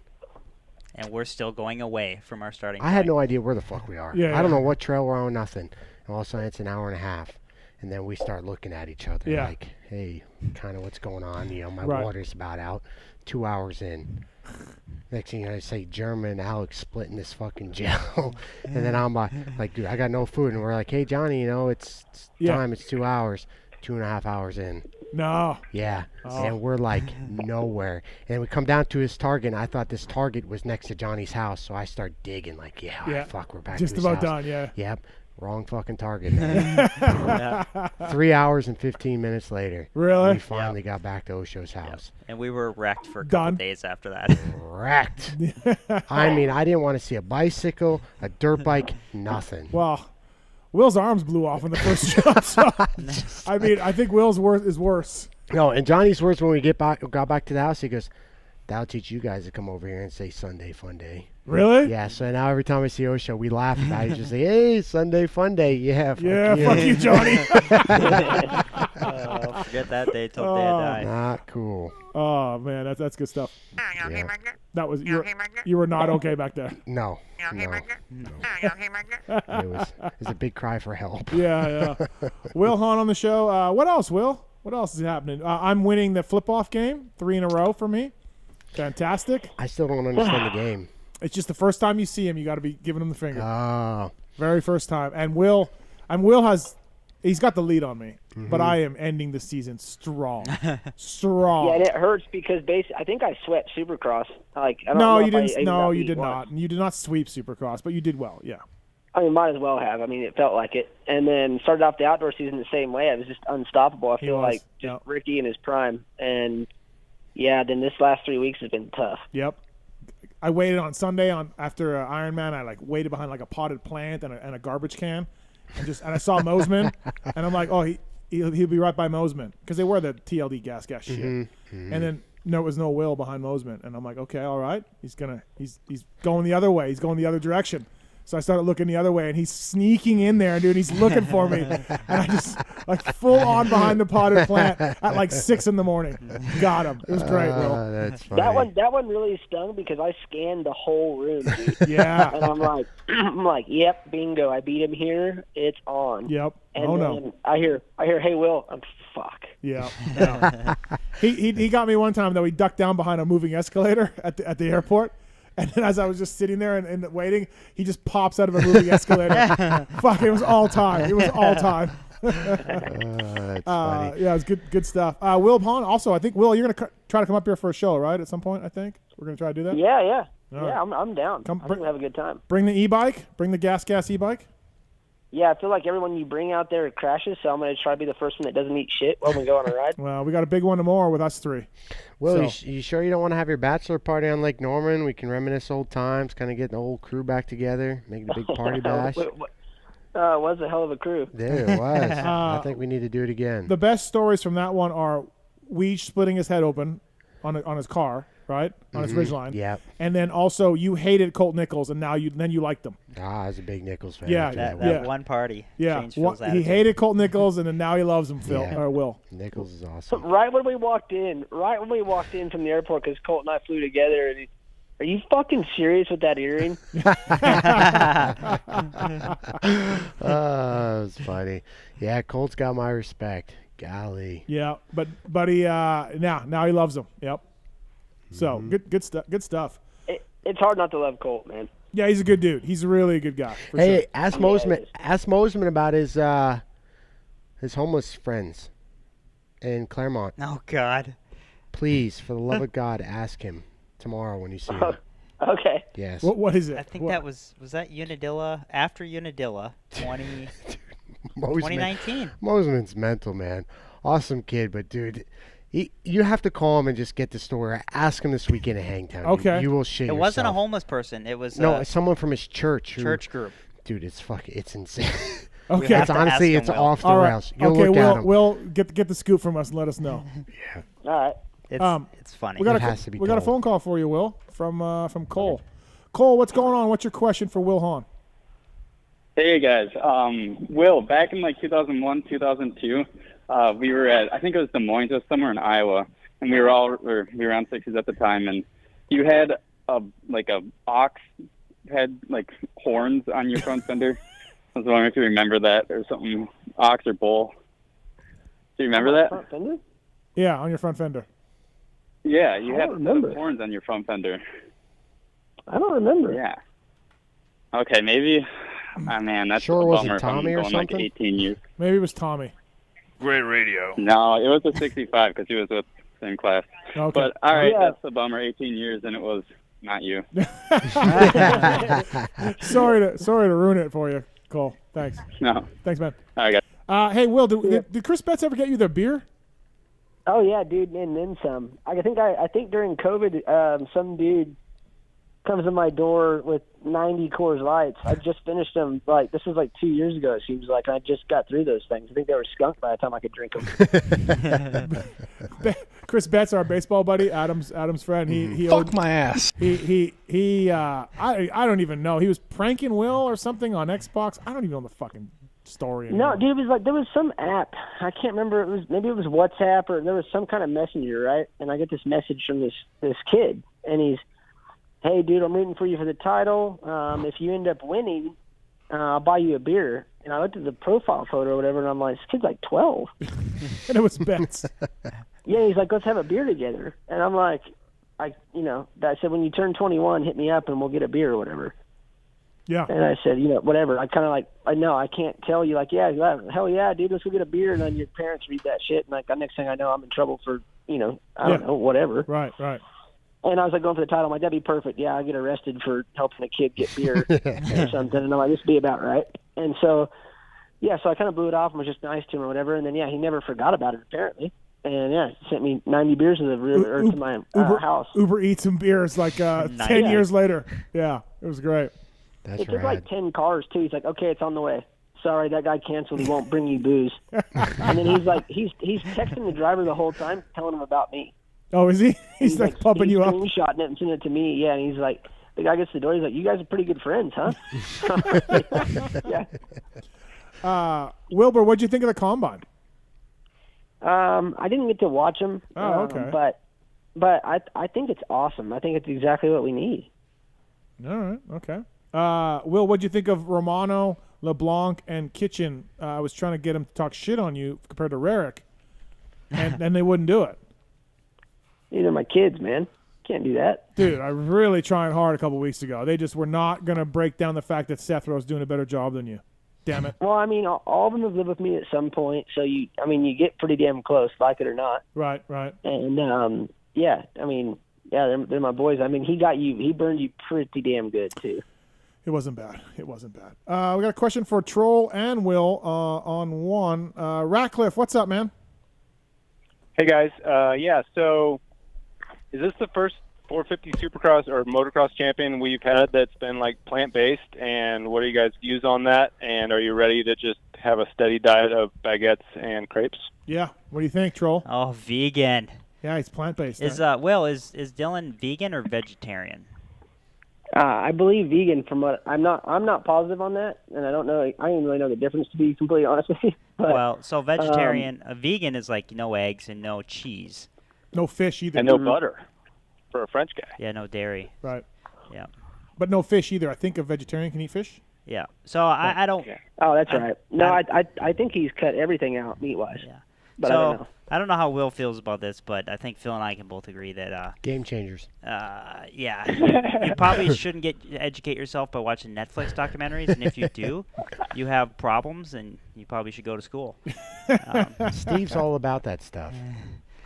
Big Netflix documentary guy, big one. Yeah. I think if you're vegan or vegetarian, moto, it's a fad, and I think that that's why we teamed up with a blood testing company for troll training. Is just because you can learn a lot through blood tests and analyzing certain levels. And I think if you were to break down a lot of vegans and vegetarians and analyze their blood, you would find serious problems long term. Okay. Long term. I do think that eating more vegetables and lean meats is good. But can you not, if you're a vegan or vegetarian, supplement your irons and your proteins with pills to get your pills? Do you want to live on pills? Sure, you could. I'm just saying to get the amount of protein and iron that you need that you get from red meat. Well, the problem is tofu is based off of soybeans, and that's an estrogen killer, so it's not good for your hormones. I do think there's a lot of long-term problems with vegetarians. Estrogen. He's got high estrogen? Yeah. Man titties. All right, Ratcliffe, I guess that's your answer. Will, do you have anything to add? I'm kudos for being able to do it. In my opinion, I couldn't go without meat, so I don't know that I could ever ask anybody to. Right. That's just my feeling. Doesn't make it right or wrong. But yeah, I feel like to get the iron and everything that you get out of meat and all the good things that are with it, and hell, it tastes good, so that equals happiness. So I think that's also a good thing. But no, for me, I don't think you can get enough of the supplements you need long term. To be that high endurance athlete you have to be to do this. again, whatever. That's my opinion. But yeah, I there's no shot I could do without it. All right, there you go, Ratcliffe. Thanks for the call, man. I gotta wonder if the special sauce is being French. Yeah, I mean, look, dude, the guy crushed it. You got to give him full credit. Full kudos. But like Eli struggled for 4 motos. Kenny's got this consistency issue. Zacho didn't even really race, and Dylan fully deserves his championship. But when you look at the guys behind him, they all had problems, and Dylan never had a problem. Man, he just was so strong all season long. So he did seem to suffer at some of those really hot motos, or when he overexerted himself. Yeah, for sure. So, all right, man. Thanks for the call. I mean, all right, thanks. Thank you. Will? The bottom line for Dylan, dude, he works hard. I don't care what diet that guy was on right now, he would be doing the same thing. That's just my opinion. Like what Alex saying about it being a fad. Yeah, probably that's how I feel about it too. But I don't think it would have mattered what you fed him this season. He was just on. Actually, so Will and I have had to talk about this, and I think if you're in it long enough and you're passionate like we are, keto, paleo, vegan, vegetarian, these are all things that a serious racer will probably try, looking for that edge. Yeah. And if Dylan believes that the vegan diet's for him, that mental part of it will go a long way. But like we were talking about earlier, the Yamaha's a great bike. Star Yamaha's really figured that bike out as well. So there's a lot of moving pieces there. Right. Absolutely. Will, is your team going to stay the same next year? Yeah, as far as I know. Not going to add anybody? Not that I know of. Well, you are going to add off the bike, team staff. Who? Where? What position? Ollie's going to work for Barsha. Oh, wow. Yeah, we got a Ollie mechanic PC Ollie? switching up. Really? Yeah. What was that, Phil? Billy Hartle's he's going back home, right, Will? Yep, moving back to Texas. I was actually surprised to see that. Me too. Billy. That's not Billy's home. Texas is not Billy's home. Billy, no, not his home. But Billy and I go way back. Chicks from there, no? Billy was my mechanic on 1110. I spoke to him for that story. He's from PA. Oh, okay. Yeah. So, and then, anybody else, Will? That's polar opposites. I think probably another mechanic, and that's it. Oh, okay. All right. Ollie and Billy? Fuck. What's wrong with Ollie? No, I don't know. I don't know Ollie. Oh, okay. I like Ollie. Ollie's he's cool. A good dude. That's cool. I like. You don't like because he's foreigner? Or? I like Billy. Yeah. Okay, but Billy's leaving. Billy's I not know, getting I'm just fired. saying I like Billy. Okay, but it's a bummer. He's a good mechanic. Yeah, What's but he gonna do? I don't know. What is he gonna do? I think he's opening up a shop back there in his chick's town. Okay. Yeah. All right. Fair play. We got another question for Troll and Phil. Do you want to stay on the line, Will, to hear this question, or do you want to go? Stay, Will. That's good. Hey, Steven, what's your question for Troll and Phil?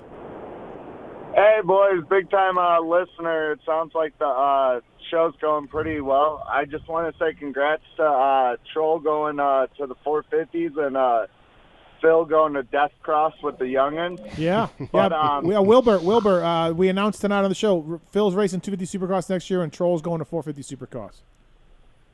Hell yeah. Oh, yeah. Okay. Will's thinking Phil's a dumbass.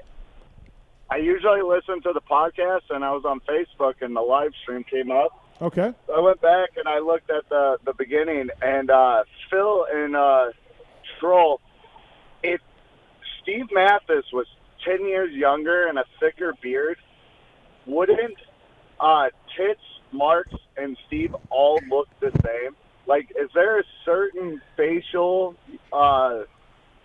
look you have to be hired by Pulp? I resent that. First of all, I'm offended. I'm offended, yeah. You just pissed off a lot of people, buddy. Well, I'm a millwright, and that's all we do is talk shit. So, I just saw it, and it all looked. You guys all look the same. Well, listen, I think I look like a young Tom Selleck. Yes. Thank Minus the mustache. Thank you. What's that, Will? Minus the mustache. No, yeah, minus the mustache. No, I don't know. I don't know, Steven. I feel like, I don't really hire by, I don't want to, in these delicate times, I don't want to stereotype or, hire by looks or I want to mention any looks. I don't want, and anything like that. So I don't care. I'm out of it. As long as he didn't say Troll and I looked alike, I'm cool. Okay. All right. Hey, Steven. Yeah, I don't know what Callan looks like, but all three of y'all look alike. Steven, do you have a bike? No, I haven't rode in a couple years, okay. so right. I am in looks for 150. I like Fro's ideal on getting the 150 and just riding that. Yeah. I don't want to kill myself. Yeah, 150. 150 is a good bike for sure. So I hear you there. Yeah, Will knows. Thanks, Steven. Thanks for the call, man. Hey, thanks, boys. Take Thanks. it easy. Have a great rest of the show. Thank you, man. Appreciate it. All right, Phil Wilbur. Thanks for calling in, buddy. Really appreciate it. I got one thing we got to clear up. So Caden, he's from my hometown. Who? Kansas, Amarine. Okay. But as everyone keeps saying, Amarine or it's Amarine. Amarine. Okay. Yep. So yeah, just to help him out a bit. But yeah, he's I said, we grew up around him and seen him grow up, and so it's hard not to root for him. He borrowed a rear brake for this Jace Kessler kid this weekend. Oh yeah, I heard that on the review today. Yeah, he gave us the rear brake system, so that was pretty nice of him to do that.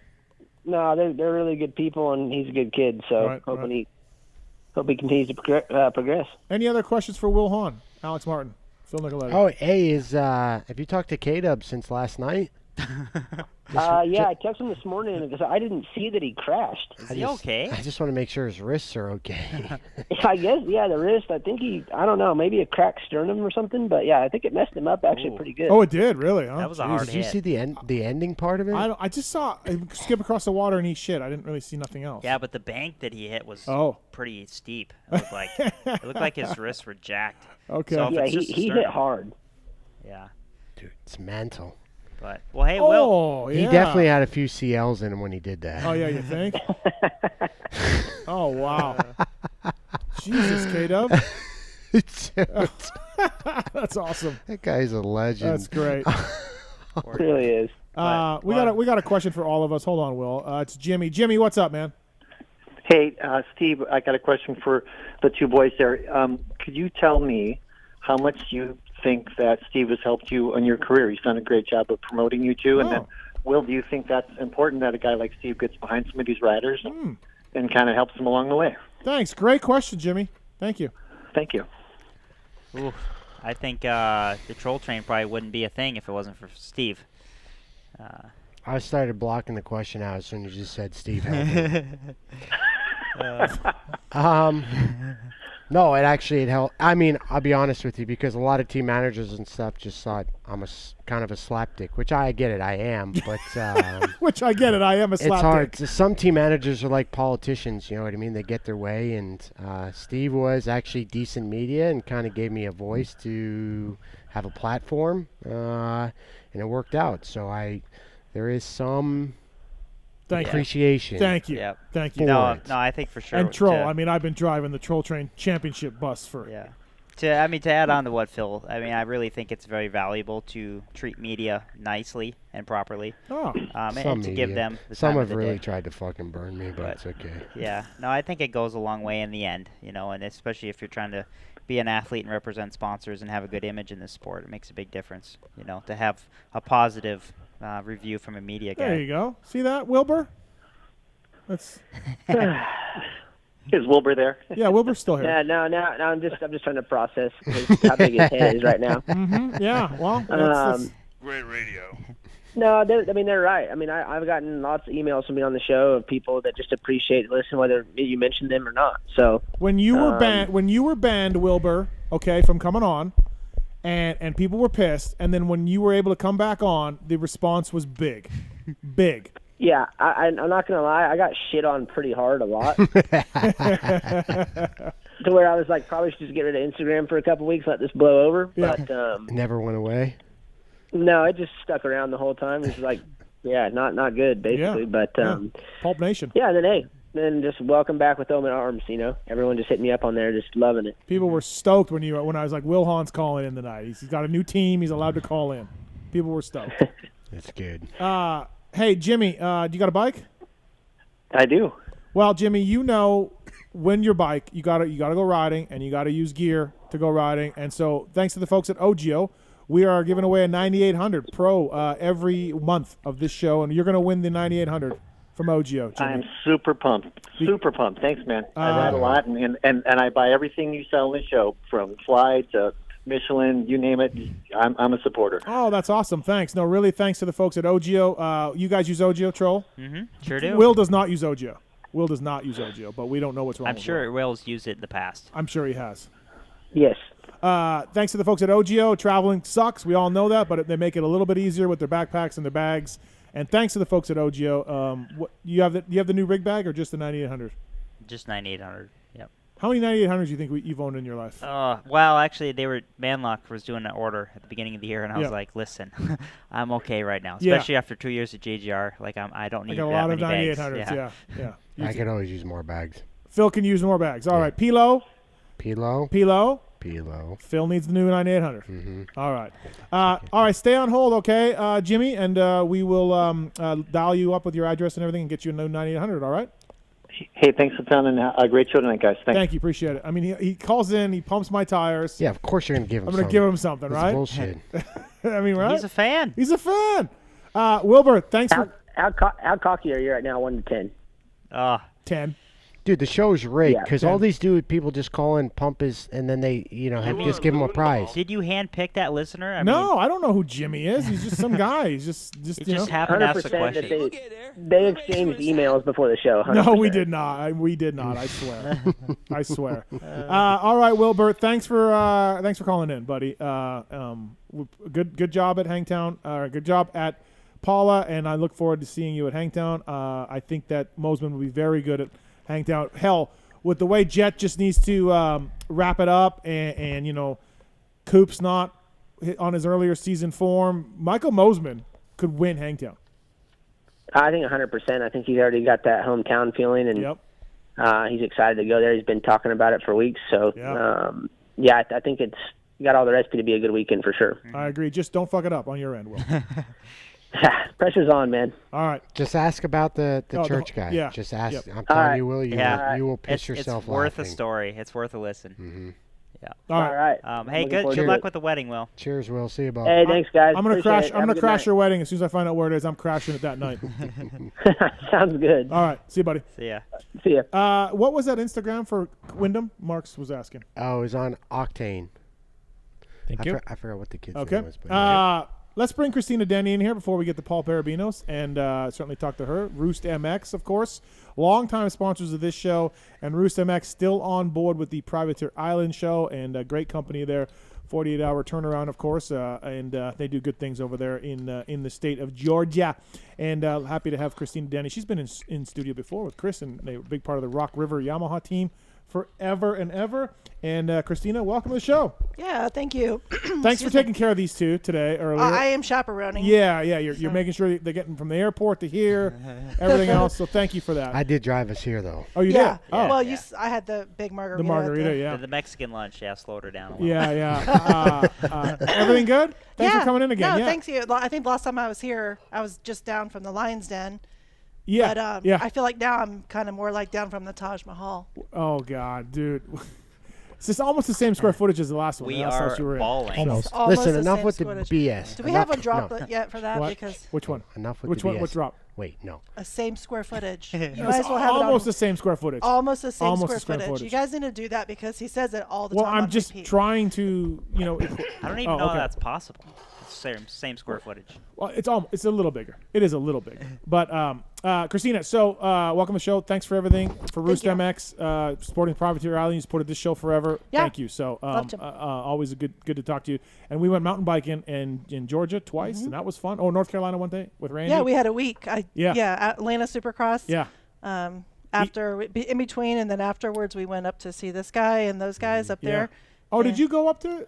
I did. Oh, we okay. went to Whitewater with us? WCC. Oh, Yeah. were you at Whitewater with us? That's Yeah, right, you well, were. Yes. You guys went on your own. Yeah. I did that other trail. That place is so rad out Yeah, there. it's pretty cool. I That's know. like I said 50 I was going to go miles. back all summer, but we just haven't had a chance. Phil and I did a mountain bike race where he DNF'd and he loaned me his bicycle to finish. Oh, yeah? That's Yeah. what friends do. He's in Yeah. the championship. Yeah. Well, and he was so far behind, it was like, well, whatever. Christina, I will talk to you a bunch of things, but sit in the rest of the show, hang out, Thank you. everything else. Team USA, you were a big part of that for the number of years, and of course, it just came out this week that Team USA is not going. New restrictions to get into Italy. If you are not vaccinated, it's a quarantine. The rules could even change if we got there. I guess all of it seemed like just there's too much to do, too many hoops to jump through for the team who are mostly not vaccinated, right? Yeah, it's not even that. It's more or less vaccinated or not. There's all these rules there, and even as of Saturday, some of the ISDE team members were saying that their vaccination card wasn't even valid there anymore. It was you had to have your test every 48 hours, where other members of the ISDE team were hearing like they have no problems whatsoever. So, when you rely on somebody else and somebody else's information, it's a big risk. And leading up to, I've had hotels booked since March. Yeah. The team was basically named. It was Marcia, Sexton, and RJ. It was that was all kind of going. Yeah. Everybody, we had numerous meetings on the phone. Yep. Lots of emails, lots of communication. We were set to go. I think every team had a bike ready to ship. I had hotels booked up till I think Thursday night when we finally had a meeting when I got out here on Thursday at Elsinore. Got all the team managers together, and RJ came, which was cool. And and I wanted him to make sure, and AMA and everybody, that we wanted to make sure that it was a group decision, not just AMA or not just one team. Really, truly, everybody was on the same page. And the amount of research and the amount of time put into figuring out what all these rules are and the risk of getting there, and whether or not we had an exemption from a quarantine because it's a world, federation. Yeah, there was that possibility. There's a possibility, but it's a piece of paper. And, to get there and, one guy get popped with a positive test, a rider, with minimal staff going anywhere, even if it was a mechanic, someone like myself or Thule or anybody like that, the race could go on. But you're asking for it. And collectively, we just decided. Was it on the fence before the September 1st regulations, or were those the real? Was that the final? We were waiting till the 1st. Okay, so it was really, you knew something was coming down the road, and you were going to wait till that. Yeah.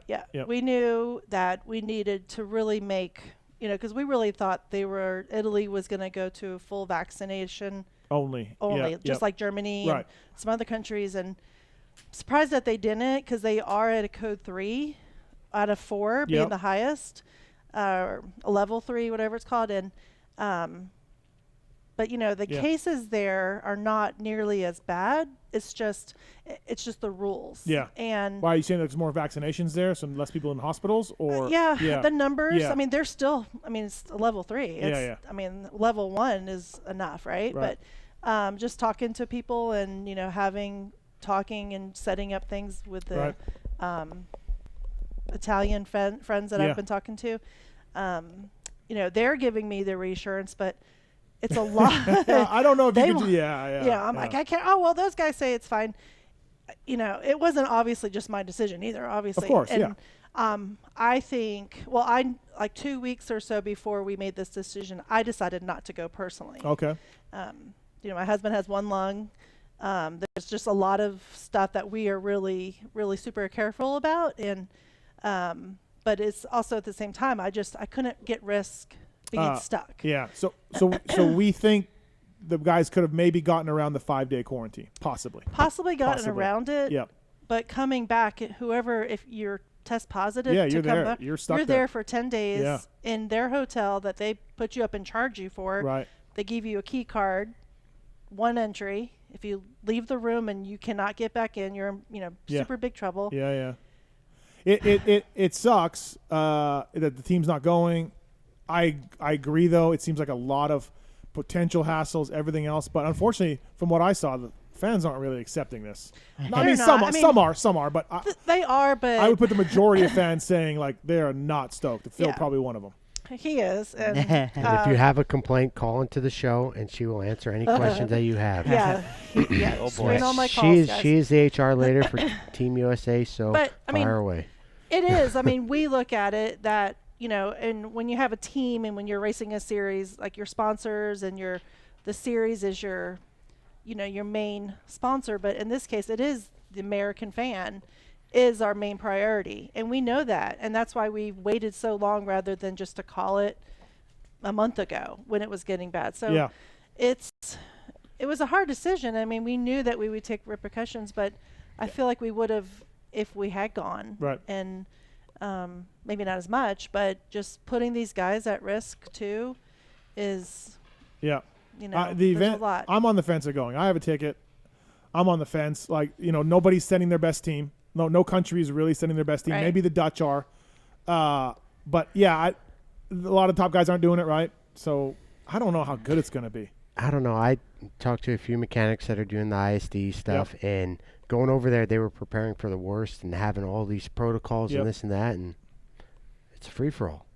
But they've also been there before the September 1st. September 1st. Yeah. But they come home tomorrow, so I'm really curious to see. I tomorrow I don't know what happens. Right. I think you see one thing, but what's actually really going on is something completely different. Right.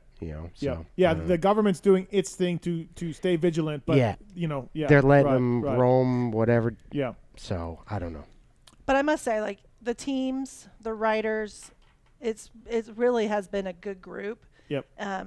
Knowing that, and Alex knows we were in Italy in 16 together, and it is a team effort. And since I've been involved, that was my first year. We've been really striving to bring that team camaraderie back. And I would disagree with this. Well, we've been trying. Okay, all right. No, I can't say it's succeeded yet, but I mean, right. It definitely wasn't then. And Osborne was a big part of, that same kind of the mindset of making this happen. And I feel like this year would have been better. Right. And a lot of it, obviously, Husky and Gas are together, and Honda. But Honda, they've been great. And I was working with Frankie, and he's part of the Majoria team over there, about getting, some common space that all three riders could get together and get ready and warm up. And that was the plan.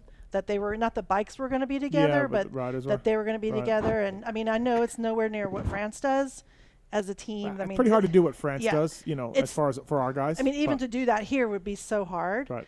But it's definitely a good model to try to strive for. But at the same time, it's we're going to do whatever we can on the team side. Right. So I was kind of curious.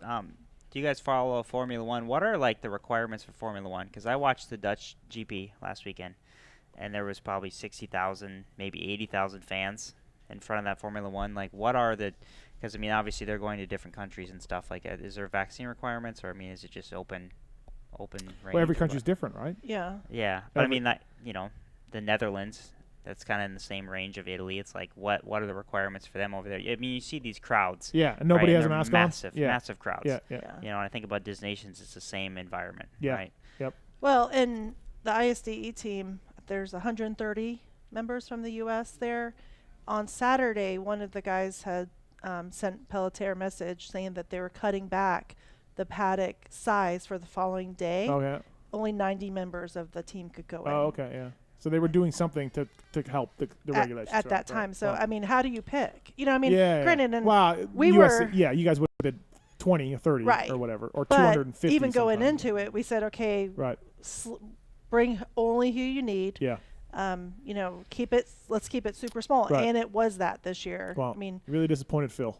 Team USA really let Phil down. Believe me, I've disappointed. I mean, not me personally, but it is a disappointment, and we're all super bummed. Yeah, but and that's what I was saying. Like, it's frustrating that we can't have our Nations, right? Like our Olympics and motocross. Yeah. But then you're seeing like Formula One and these other events going on in different countries, and it's like open field. But maybe they're vaccinated. Season. Maybe the drivers are vaccinated. Maybe most of the people are vaccinated. I don't know. I follow Formula One, but not on that level. Mm-hmm. None of the Team USA people will be vaccinated, right? Or very few. No, so I mean, it was discussed. Maybe that's okay. Let's see if we have to get vaccinated. It's just the J&J would have been the only option because of the time frame, and you have to be vaccinated 14 days before travel. But none of those guys. You can't ask those guys to do that. We wouldn't, and we didn't. But I mean, we did look down that. I mean, we were trying to think anything. What possibilities do we have? And sure, you get vaccinated, but then how sick are you going to be? I mean, there's just the pros and cons just did not. I agree with it. I agree with the new restrictions and all the hoops and all the things that are going on. I think it's a perfectly reasonable decision. Thank you. Phil does not. Thank you, Steve. No, Alex, do you think it's a perfectly reasonable decision? Oh, he Come doesn't. on, Alex. Oh, he doesn't. You Oh. want me to go to the race next year? I support Christina's decision. Thank you. Alex is a liberal. Bingo. Hey. Good timing for that drop. Nailed it. Fantastic. Hey, this past weekend, we'll get more into this. I want to talk to you about a couple other things about it too. But this past weekend, of course, if you follow PulpMX, you know that I gave Jace Kessler my personal Yamaha YZ450 to race. And he did a good job. DNF 15. But the real hero of the whole thing, with all the mechanicking work and a broken wheel and a broken rear caliper and also putting suspension and all that stuff on, my buddy Paul Perebijnos, and I thought we'd call him tonight to get a little detail on that. What's up, PP? How are you, man? What's up, Steve, boys, and girl, Miss Christina Denny? How you guys doing? Hey, Paul. Thank you. Thanks for calling in tonight. Dude, I think the number one thing after talking to you yesterday and at the race was it was so hot and you were like so worked. It was so much work, wasn't it?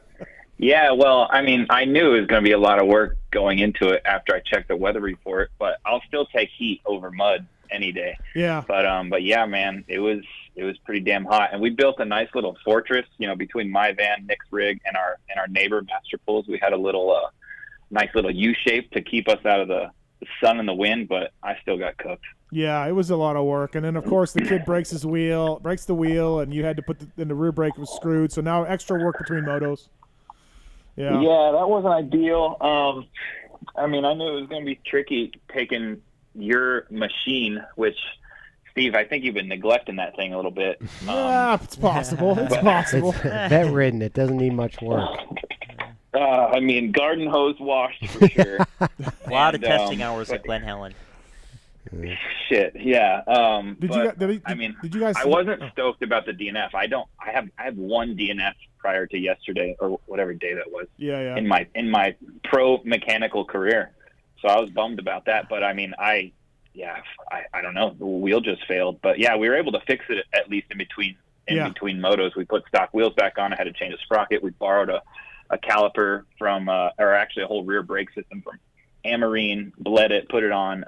Because the spokes and the wobbling hub and the disc just destroyed the caliper and the brake pads, and it was a shit show. I was looking at it and I was like, Jesus, I don't know if we get this fixed in time. And Mike Ulrich went and got us a caliper from the Star Guys, I think. You know what I mean? Dropped off a caliper, but then you still had to bleed the whole system. But luckily Amarine gave us the whole system. So yeah. Like I don't know if Jace was counting on racing even the next moto because it was it looked like shit back there. But yeah, we got fixed, and was able to. He got max points in the second moto for fantasy, so hey, that was cool. Did Jace even know your background, Paul? Like how long you worked and what you did, or do you just think you're some slapdick, just like spinning spanners? I'm not sure. Like I mean, he's 19. He probably thought I'm just this washed up old man. Yeah, right? yeah. That's what I'm thinking. Yeah, like I think he just knows me as far as like I sponsor him with rental. Okay. And so we kind of just met like a couple years ago, and but yeah, I've been keeping in contact with him obviously through rental, and every time he writes me an email or anything, he's respectful, he's organized, and honestly that goes such a long way because I get so many requests, and this is the thing with a lot of people don't understand. It's hard for me to remember and know everything that every bar bend, every grip, every guy's running. I'm sending stuff to all over the world, right? To Europe and everywhere. And so when people can give me all their details in one email, exactly what they need, their address every time, it makes my life so much easier. But if it takes me 4 emails to get an order from somebody, you get on my nerves pretty quick. You get on my nerves pretty quick. That's noted. Yeah, noted. It was funny because we had a kid on. I don't even know who it was, but I was saying like, oh, hey man, you remember Tim Ferry? And he was like, no, I start around Carmichael Stew days. And I'm just like, what? Like, you know what I mean? Like whoever this kid was, I was like, oh my God, dude, I texted you, Steve, after Sexton called, what did he call some jump? Oh, he called Henry Hill the fadeaway jumper, the sky or something. That's Henry Hill was at Bud's Creek. That's disrespectful. Yeah. I was like, dude, are we that old that Sexton, Chase a was 450 guy, doesn't know it's called Henry Hill? Yeah, it's depressing at times, man. Where unlike McGrath, like forget it with these kids, and it's not even their fault. You know what I mean? But I mean, even that's a shame, one of the kids I was talking to recently didn't know Davey Millsaps. What? And I'm like, Yeah. yeah, it's crazy. Yeah, we're getting old. We're old, boys. Yeah, it sucks, man. Do we need to introduce that into the combine? I think so. Yeah. Like have a class on. Yeah, absolutely. On history. Yeah. I mean, that's what's cool. You see, like Dean Wilson, he watches a lot of those old videos, and like Jeremy and I do the same thing. Yeah. Like the Stanton, Mike Krudowski, like T-boning Larocco after Red Bud, yeah. Yeah, like that's the Krudowski stuff at that's Larocco, right? Like the Motocross Vault YouTube channel. I sent Dino a message. He's sick races. Dino's watching some like 03 Gavin Graysick. And Justin Keeney, right? Yeah. Was it Keeney? The Canadian Walton. National. Like, I messaged Dino. I'm like, dude, how sick was the track back then? It's unreal. I just messaged and said, what the fuck are you doing? Yeah, where does he find this stuff? He hits me up before every national when he's traveling because he gathers his old footage on the plane on the way to the national. He's like, hey, give me some legendary Washougal moments, or hey, give me some legendary Millville moments. Yeah, and then he'll YouTube all that stuff and pull it out. Like I think it's pretty impressive. He does all that shit by himself because like from what it sounds like, it's a lot of work. Yeah, he does the same thing for me, except I always drop him the ferry highlights from the and he never uses them. But I don't know. It just could be just me. I mean, like Ferry got 5th in '99 there. Dean, you might want to look up that. No, it's. I was just like, dude, do you know how deep in the YouTube reservoir you got to go for Walton 04? Yeah. That's Galdi. That's your guy Galdi announcing. He's the pit reporter. Was he back then? Oh yeah, that's right. He was. Hat on backwards. Really professional. Yeah. Paul Perebijnos on the line. Brought to you by the folks at Vortex. Paul. Vortex Racing. Oh, that's convenient. Chad Reed, James Stewart, Dylan Ferrandis winning championships with Vortex Racing sprockets. Troll Train, you used Vortex at Star back in the day. They got the V3 bar, Paul. It is 29% stronger than the competition. And if you ride with the confidence knowing that Vortex has put years of R&D and testing into super strong bars without sacrificing weight and speed, Paul. VortexRacing.com. Email Kyle at VortexRacing.com for more on that. Yeah, man, it was you worked your balls off, Paul. Nick was team manager. I was told to stay out of it. I was team sponsor. Smart move. You wanted to be team manager, but Nick said you gave us the equipment. You're Steve Cycle. Yeah, you're just the Steve Cycle. You're not the manager. So I stayed out of it that way. But yeah, yeah, dude, and you got no headset or anything. You're just out there. Paul was sweating because they didn't have a collared shirt. He had to find a collared shirt for the mechanics area. Oh, yeah. They're a stickler about that. I mean, I knew I had to wear one, but I figured I'd try to get away with it until I got yelled at. So I wore just a normal shirt. Yep. And then I'm rolling up to the mechanics area in practice, and there's this dude with no shirt on, with a backpack. And I'm like, oh, I'm fine. It's not. They're not doing this stuff anymore. Yeah, that guy wasn't lining up for the race, so that was a problem probably. Yeah. Well, Then they went through, and I never got this asked me before, but they're like, hey, if your guy qualifies, you need to have on a collared shirt. I was like, okay. But yeah, I guess that's the program. He rode well, man. He was in the top 15 too when I think the wheel broke. Like he was good. He got a good start. Like in second moto, he came up from the back. He's in shape. He was trying. It was good. Yeah, I mean, he is a big reason why I volunteered to do it, and with Nick involved, I volunteered to do it too, right? Because I knew we would have water at least to wash the bike, and but yeah, like Jace always tries hard. I don't think he rode the track really very well, to be honest with you. He it's his first time riding Paula in California, and I think that track you really have to be mellow and hop around and ride a tall gear and stay off the clutch and the brakes and be really chill, right? And he's attacking the thing, going through the roughest line, the deepest holes, and he was really wearing himself out. So, but I think he really learned a lot. I remember the first time I made my way to California. I went to Elsinore for the first time.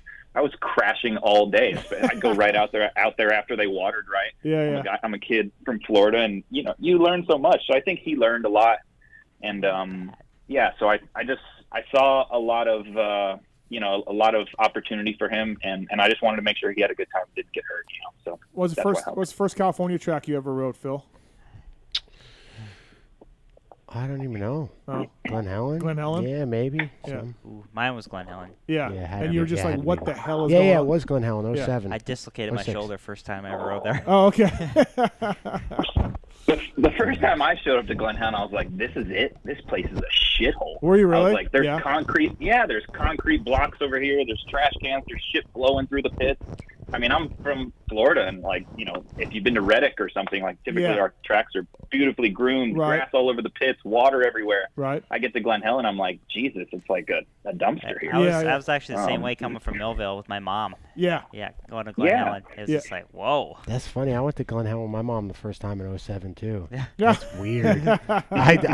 We landed, we're like, place is a dump. What happened? You know. First time up those hills though, you're just like, holy shit. Yeah. Like, where I grew up, we didn't have hills like that. You know. Yeah. Like, I mean, honestly, Mount Martin is still not as steep as. You don't think? Mount St. Helen. No. Yep. Paul Perebijnos on the show. Paul, also, I brought some mapping out. I was told to bring mapping for the kid. We put it in Travis Preston's latest map for the Yamaha tuner, and it was too much for him. He wanted it all stock. All zeros. Yeah. I mean, he wanted it. And that's what, you know, I'm a big proponent in, like, I wanted to make the bike as similar to his as we could. So he brought a suspension and a set of handlebars and gearing, and an expensive chain, which was perfect. And then we changed out coolant. We put a different radiator cap on it to try to keep the coolant in there more. I went through everything and Loctited some stuff and greased some stuff.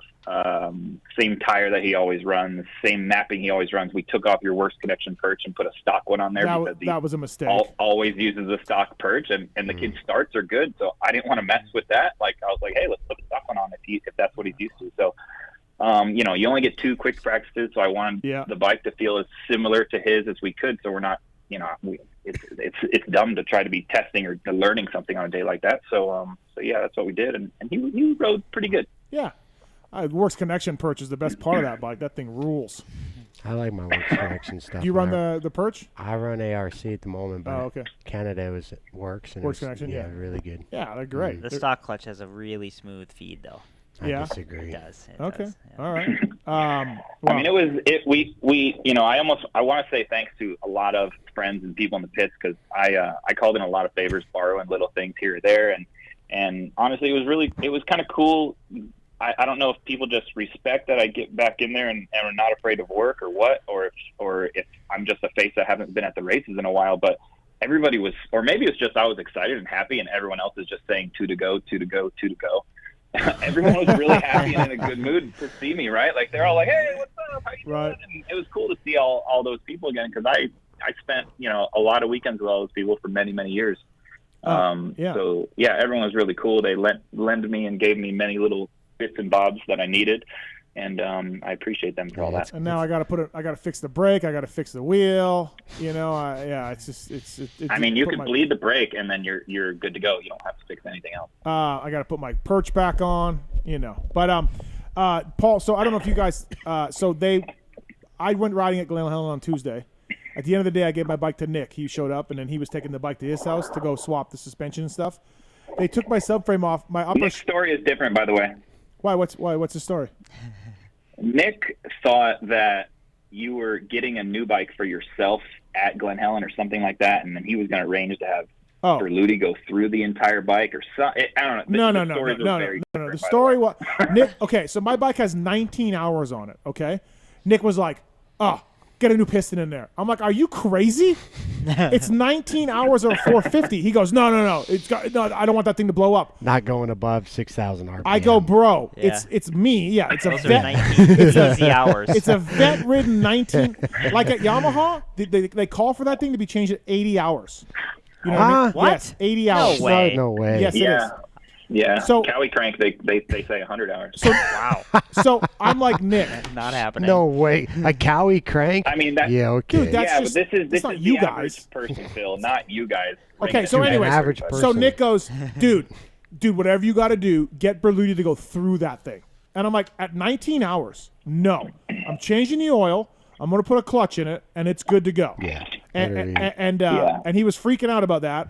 And then I said, it needs a chain, too. I'll put a new chain on it because my chain's beat. Firepower chain. Yeah, the yeah. expensive one Paul was saying. And so I was never getting the new bike, though. I don't know where Nick was coming up with this. Like, I told him, what I said was, I don't care if the kid cartwheels it because I am getting a 22 soon. So that's all I ever said. Like, in It's regards, nice when you get free bikes, man. You just don't care. Well, I'm just saying. I had to give it that back. is it. To That a is girl. it, He doesn't too. work Okay, on them. Yeah. He back doesn't to work on them anymore because he don't spend his own money on them. Back Yeah. to my story.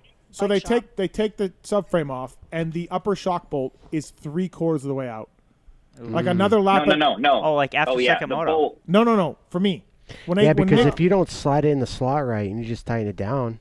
No, it was in the slot, I'm sure. How do you know? the mechanic. I think the nut just came out and whatever. So the nut was gone and the bolt was all the way backed out. Dude, basically. another couple laps at the helm. More laps and the shock is going through the seat.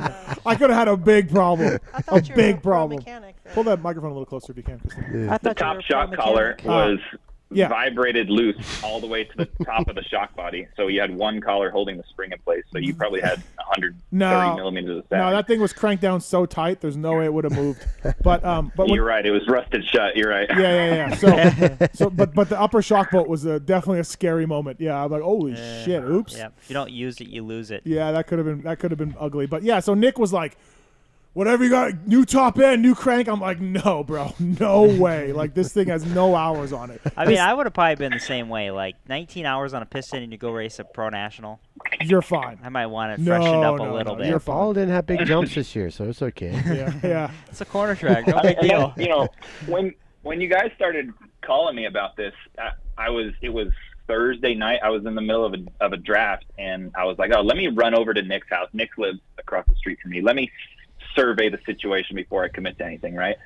So yeah, I roll in, subframe bolts missing. We're talking about the shock nut being gone. I can look at it, and the wash job is not good. That's I was Nick like, way. man, I'm really inheriting something here. I was like, I don't know if I want to commit to this program, but Chase is there, and yeah, that's why. Listen, the wash job was on Nick. The subframe bolt was Nick. Okay, the front axle was fine. Just the upper shock bolt we had an issue with. But thanks to Yamaha. You should have seen Nick throwing that front axle in at the end of the day because we had to put your suspension back on. Yep. And yeah, it's 5 o'clock. We're hot. We're tired. I was like, Nick, you do the front end. I'll do the rear end because I'm exhausted. I hope he just took He was driving that thing with the steel end of the hammer. Well, I'll tell Mike Ulrich at Yamaha about that. Then. Hey, check that front axle while you're at it. I was like, you can flip the hammer around. It's got a rubber. It's rubber on the other side. He's like, that's fine. Yeah, I mean that's the same as like you ever want to see some bike maintenance stuff. Watch at the end of Bercy when you're taking your bike at the end of Bercy. Yeah. At the end of any Euro Supercross. Yeah. Oh yeah. You're just like, hey, bro, don't check this thing over because I'm out of here. I'm taking my parts and I'm out of here. So yeah, that's definitely the same idea. Impact gun it together. Right, absolutely. Well, hey man, thanks for coming on, Paul. I didn't want to take up too much of your time. You are in studio next week, you and Chuck. So looking forward to that. Yeah. But right. Paul, I was bummed you kicked me out of the fantasy league chat. I thought I was in there for good, but you had no problems kicking me out. No, I do that move quite a bit. Yeah, I know. It's kind of Steve quite a bit too, especially when Steve like says something really mean. I'll just kick him out because he doesn't know how to do it. He doesn't even know how to kick anybody out. But yeah, as soon as you said that you don't want to play, I just booted everybody. Yeah, I'm like, geez, man. You were a very good add to the text, but you wouldn't play football with us. You wouldn't. Dude, yeah, but I'm just here for the good time. I'll talk shit all day long, but I'll just not. The football only in that group text. Yeah, I get that now, but jeez. You said you won't even watch the games. I can add you, but you need to know what's going on. You did say that. He won't watch a bunch of he won't watch a bunch of kneelers. Yeah, I won't. Exactly. Word for It doesn't word. mean I won't, talk shit. Yeah. The text is rough. That's a bunch of assholes in that text. Yeah, absolutely. You don't want. I belong there. I belong there. Those are Phil's people right there. But Paul, thanks again for working for Jace. You did a great job. Really worked hard, and I'm stoked that we did something nice for the kid. And 15th in the moto is 2 off his career best in a moto, so that's pretty good too. But yeah, thanks, me too. That's that was honestly the biggest thing. I really enjoyed doing something nice and giving back for somebody. People have done things for me in the past, so that was the coolest part. I think he learned a lot, got a lot out of it, met a lot of cool people, got a lot of experience. So that was the best part of it. Absolutely. Well, when times get tough for me, Paul, I know who I'm calling. And times are getting pretty tough quick. I'll do a good job. Listen, I just won't do a good job for free. Paul got paid. Okay, he got paid for his services. Okay, and that's another thing. Nick was like, I got to pay Paul. I'm like, okay, and then he like maybe 10 minutes later, he's like, are you chipping in, fuck? It went from I got to pay Paul, which I'm like, okay, yeah, cool. Like Paul deserves some money. Rob Peter to pay Paul. And then Nick is like 10 minutes later, you chipping in, fuck? I'm like, all right, fine, I'll chip in. Yeah. Did you at least steal some lunches from the media tent to bring over to him? No, I never did, actually. I should have. Did yeah. you eat anything? No, Paul? I brought my own food. I brought my own van, my own Easy Up, my own tools. You don't treat a champion mechanic like that. That's wrong. team manager. I'm team owner. That's team manager to do. Team manager has to make sure his mechanic's taken care of. Did Nick bring his motorhome there? No, he brought the answer he truck. brought the motorhome. Okay. Well, yeah. That's the same thing. Steve. Okay, all right. That's not really a motorhome. Yeah, but that was our water / pressure washer. We did have AC to get in there. So you don't have to have out of semi, AC, and we had a Alex. fridge, but yeah. We were pretty dialed. I think Chase was more comfortable with our setup than he had been all season. Yeah, really, right? What was he doing before this? I don't know. I think he's just box fanning it with a buddy who rides.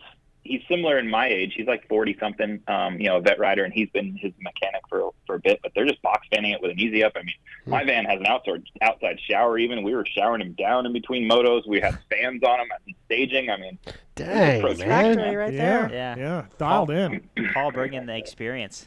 Yeah, we don't fuck around. Little tricks on the gate, all kinds of all the tricks of the trade. We had them all. That's the first time I ever met Paul. Actually, on the starting gate.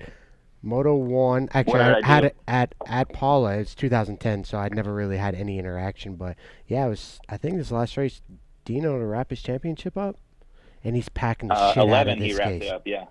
Was it 11? Yeah. Ask Will about that. Day. He lined up next to us, and I am doing things to try to get the best out of my riders. That's my goal, right? So as soon as Will lines up, I was like, you don't want to line up there, by the way. My guy's going left hard. and I psyched him out from the very get-go. Yeah. And every time I go to pack a gate, as soon as I get there, I'll take all the shitty dirt or whatever you do. If it's dust or mud, I'll take it and just put it into the gates to the right or left of me. It's not against the rules, but it makes more work for the guy next to me trying to pack a gate. And hopefully that would not have stand with me if I was a mechanic. Zach used to do that to me all the time. Done before you get there. Yeah. No, it was 2010 because Dean went 1-1 that day, and I was riding for Factory KTM, and Jay Burgess was my mechanic. And you're packing the gate, and I was just like, man, you're doing a hell of a job. And you're like, yeah, watch us pull this fucking hole shot. And I look back at Jay, and I'm like, this guy's a fucking douche. And honestly, I didn't like Paul for the longest time. I'm like, dude, fuck that guy. And then, I don't know, somehow Paul worked his way into my life. And that's pretty much cool. like your first impressions are shit. Yeah, you don't like Nichols. You don't like Paul. Probably didn't like me. He probably didn't like me either. Yeah. There's a lot. I didn't like Al. You didn't like Al? Yeah, there we go. Phil's one of those guys you just got to peel back the layers a little bit. You do. Yeah. Yep. Like an onion. Thanks, Paul, for calling in. We'll see you next week, man. Appreciate it. Thanks See again. you, Paul. All right, guys. Take See you, care. Paul. Yeah, bye. Bye. All right, that's Paul Perebijnos. Everybody, brought to you by Vortex Racing. Email Kyle@vortexracing.com. For the commercial break, let's do the X-Brand goggle tear-off, shall we? Let's do this. It's the X-Brand tear-off segment. 15-second rapid-fire Q&A. X-Brand goggles, the choice of champions everywhere, like Josh Strang. Good dude, wearing X-Brand out there. Chisholm, X-Brand. Freddie Noren, X-Brand. Surratt, X-Brand. Name them. They're all of them. Knock them down. X-Brand. Ben LeMay. Ben LeMay. EKSbrand.com. Pulp Show 21 is the code to save with X-Brand. Check it out. If you don't wear X-Brand, you will not win. It's a goggle choice of champions everywhere. So X-Brand goggles. Alex Martin wearing X-Brands to a moto win at Budds Creek. Well, he wasn't wearing them. Yes. But I actually had to take them off. Okay, but so did everybody else. Yeah, it was a mud race. Okay. Team manager sold out for money that year, I heard. Yeah. Yeah, right. All right, so these questions are submitted by a Swisscore. Are you aware of him at all? Swisscore? Yeah. I know. Well, I don't know him, but. Oh, okay, yeah. Tonight was not Moser. Yeah, why is it not Moser? Not Moser, huh? You know why?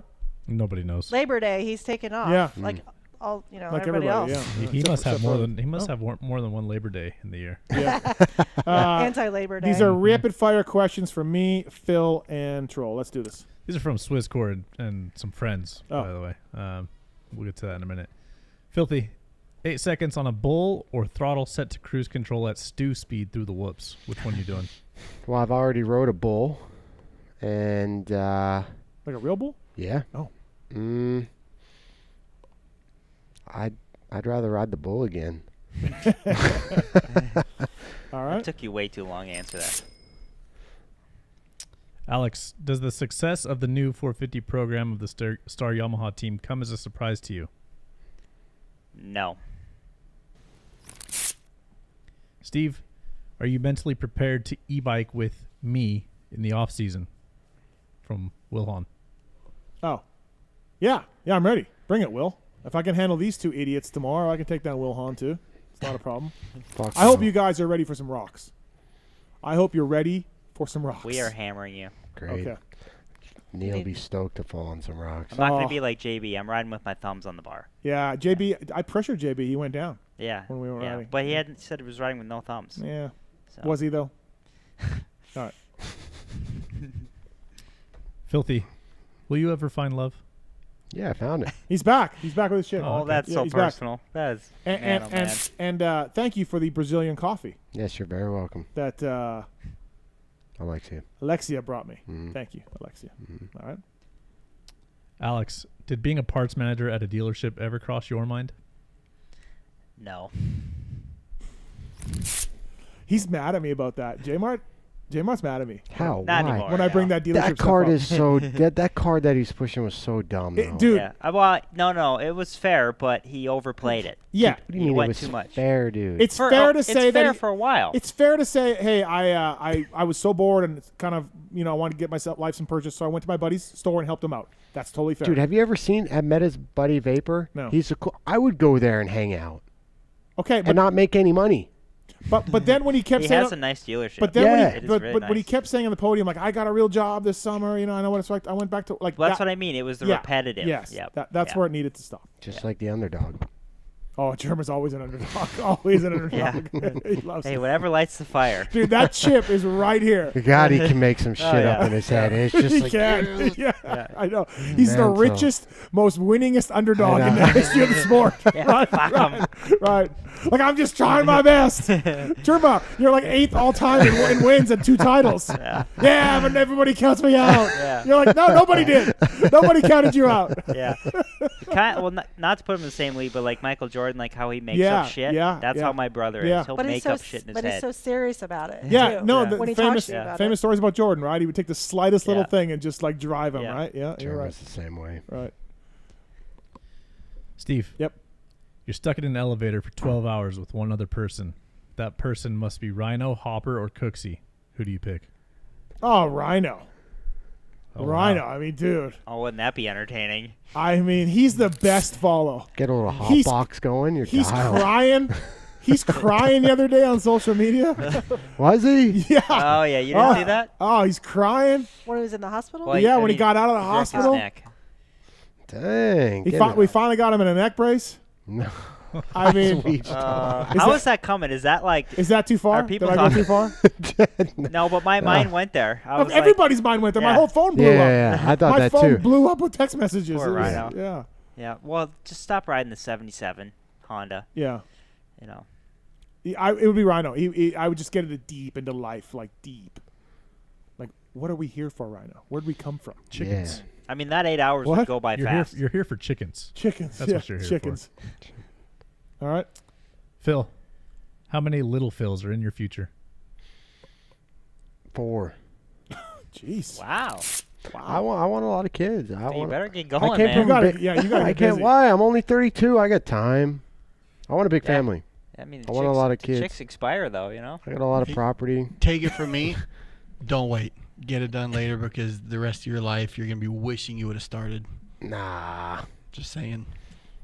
Tits weighs in. They're out Family. at 18 anyway, man. Yeah, I'm right there. So my buddy, my best friend growing up in Canada, I was best man at his wedding. He knocked his chick up, now wife, still wife, when we were 20, and he was depressed. His whole thing was over, right? Mhm. That was it. They had to get married, the whole thing. And they're still together. They're great. She's awesome. But now he's my age. His kids are long gone. And dude, he's rich because he sold his business for a bunch of money, insurance business. So he's having a ball. Kids are gone. You can't go by that. Everyone takes a different path with that shit. Okay, I'm just saying my buddy couldn't be any happier that he knocked his chick up. How old is Tits? Nobody knows. 38. Diablo. Yes, 38. How old are your kids? I have a 12-year-old El and Diablo. a 4-year-old. El Diablo. Okay, well, that's fair. Yeah. So my dad had me at 33, and he had 5 kids. Him and my mom. 5. So I mean, you're not the oldest though, are you? I'm the oldest. Yeah. You are, yeah. I mean, we're stacked on top of each other, but Right. yeah. All right. Better get busy. Yeah. Considering Alexia and you are like on and off. How old is she? Well, we're good. It's just, she's South American. I'm American. Tempers flare. How old is she? You're in 26, but she's busy with her PhD stuff, so I got time. I can race for another year or two. I got time. Yeah, you keep telling she's yourself young. that. Dude, I mean, it really says meant me. you've been with the same chick for 15 years, Yeah, and you have no kids. You have 2 cats. I mean, dude. Yeah, but I committed. Shut up. That's the difference between you and I. I committed. You don't commit. Committed to what? Yeah, marriage, but you ain't got no kids yet. Yeah, but I'm married. You better get going. I'm married and I'm happy. He's got a cat named Dave. What's the other one? It's Felix. It's a schizo. Dave and Felix. Okay. He's got Dave and Felix. It's his kids. Jeez, man. They're fur kids. He's a cat person. Are you going to have kids or no? Yeah. Okay. Yeah. At some point? Better get going. Yeah, the thing is, though, it's like I have to be done racing. Okay. Yeah. That's the stipulation. No kids for us. Yep. Really? No kids for you? Nope. Yeah. Yeah, I mean, well- that's some people are just that way. We're selfish. It's fine. I'm selfish too, but I want kids. Okay. Christine, And you actually- have 2 or 1? One. Daughter. A daughter. How old? 21. Okay. She's at college though. And so now she's gone. We're in, Right. just this year though. Like she stayed home for the Right. first years of school. Yeah. But yeah. And you're still really young, so you're gonna you and Chris get to go and Yeah. live your life. Yeah. Right. Not gonna be trapped down like Phil. Hey, and to be honest, Phil's good with kids too. Yeah, no, he puts them on his social. That's one Yeah. thing he puts on Yeah. his social is little kids. He seems to like the So he children. just needs to figure it out. Just 2 kids I like. That's it. All right, next question. Okay. Alex, what is Phil's most annoying trait? Oh wait! I think this was a question. No, don't answer this because this wasn't this a question. That was in the Yeah, trivia. it's a trivia. Yeah, Yep, no. yep. Biggest pet peeve. Yeah. Same thing. Yeah. Okay. I don't even know what I put. Fuck, they were hard questions. We're gonna do it after commercial break It's here. So super basic. All right. All right, last one. Steve, you are a factory 250 team owner and have $50,000 to spend to fill your last Supercross or motocross spot. $50K With Troll or Phil. Who are you going with for Ooh. $50K? Well, I think both of them would tell me to pound sand. 250 motocross. Or Supercross. Super. 250. For Supercross and outdoor. Yep. I'm taking Troll. I don't like Phil riding 250s. I said that, and I proved to be right. Yeah, and, Phil's too fat. He's not even too fat. He's not. He doesn't. He's not mental enough. What do you mean I'm not mental enough? You're not mental enough for 250 Yeah. class. You don't believe in yourself. Yeah. 250 class, you better start believing in yourself, boy. Because you go down that rabbit hole, there's no coming back. Yeah. Oh, we've talked about this already. Mm-hmm. Yep. 450 champion right here. Oh, we're already there. Yeah. Oh, boy. Yeah, we're already there. Hey, let's Yeah. calm down, okay, Steve? Okay, all right, sorry. We're Well, we're humble. I'm already getting JT going. But I'm already starting the JT thing. So before we go, that's the X-Brand Goggle Tear-Offs. That is, yes.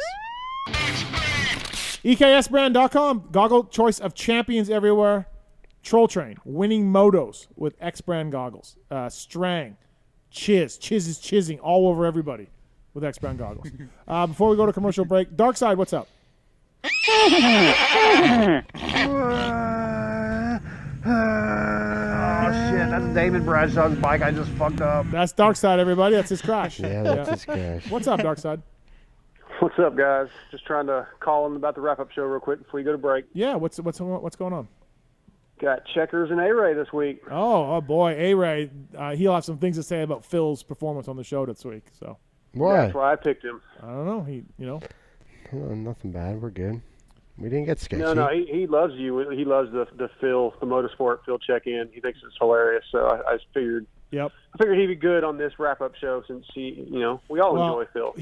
A-Ray was in here with Randy, our buddy from Michelin, of course, and he lost the poll on favorite co-host or the co-host performance that night, and I posted a photo of them in the pool, and A-Ray got nothing but fat jokes because he's not in ideal race shape right now. So then he made me delete it. So it was a rough day for A-Ray. Rough day. We all go through that point. I mean, off-season bod. That's what he's claiming. Happens to everyone. But then he said he was going to get busy that next week, but then he's going to Dominican Republic for like a week. So I don't like any gains that he made. They're gone. He's busy doing something else. He said he'd get his cardio on. Yeah. But I don't know what that meant. What he meant by Is that. Randy going to be checking in with him while he's down there? Randy? Yeah. Yeah, I think so. I think he wants. He's already been DMing him photos of Has he? using the boom bottle, the Scotch boom bottle. So yeah. Yeah, Darkside. So that'll be good. Checkers and A-Ray. That's a good one. Yeah, gonna be good, man. And just to let everybody know, Darkside is coming in studio. The date is picked The flight is made. So Dark Side coming in. Ooh. Nice. Oh yeah, I'm winning that 125. I'll be there for the drawing, and I'm going to win it live. Marks?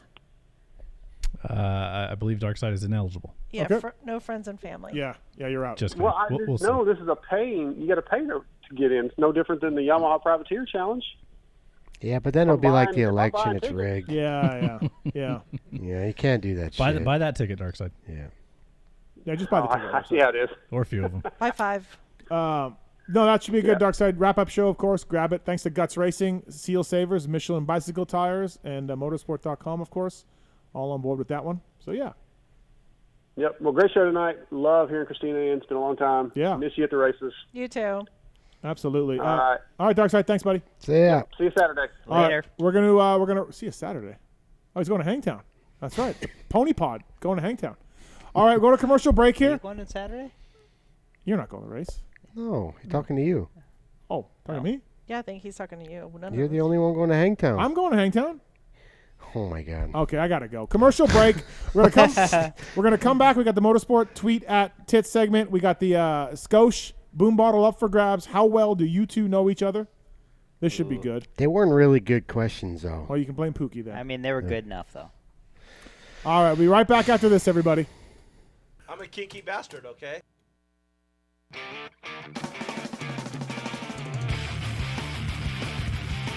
Those who love motocross know Motorsport.com has the knowledge and expertise to make your next ride your best ride.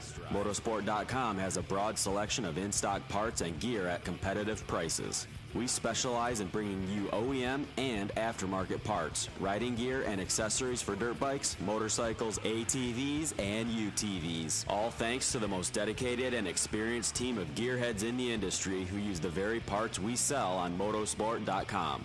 Motorsport.com always offers fast shipping and free delivery on orders more than $79 to ensure you never miss a ride. Whether you race on the track, ride the trails, or commute on the street, shop Motorsport.com today for the best customer service and experience when buying the parts and gear you need to stay on 2 and 4 wheels. Make your next ride your best ride, only at Motorsport.com. Maxima Racing Oils was created for world-class racers who challenge the limits of possibility. Their demands on equipment drive us to look beyond conventional ideas and to exceed industry standards. It's in our DNA to identify problems, formulate solutions, and execute at the highest levels of competition.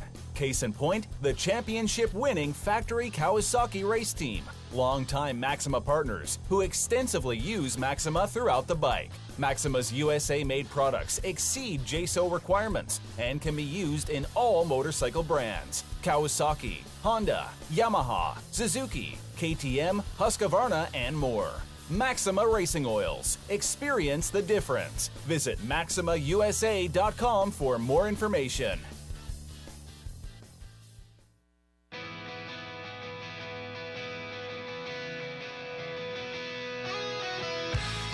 Hi, it's Tomax Superfan Dylan here. The only thing I love more than seeing Eli win is Michelin motorcycle tires. And Michelin is introducing many exciting new tires for 2020. For V-twin riders, the Michelin Commander 3 Cruiser and the Michelin Commander 3 Touring tires offer improved wet grip and enhanced tread life. For sport bike and track day riders, the Michelin Power 5 tire and the Michelin Power GP tires feature the same architecture and profile for effortless sport bike setup from street to track.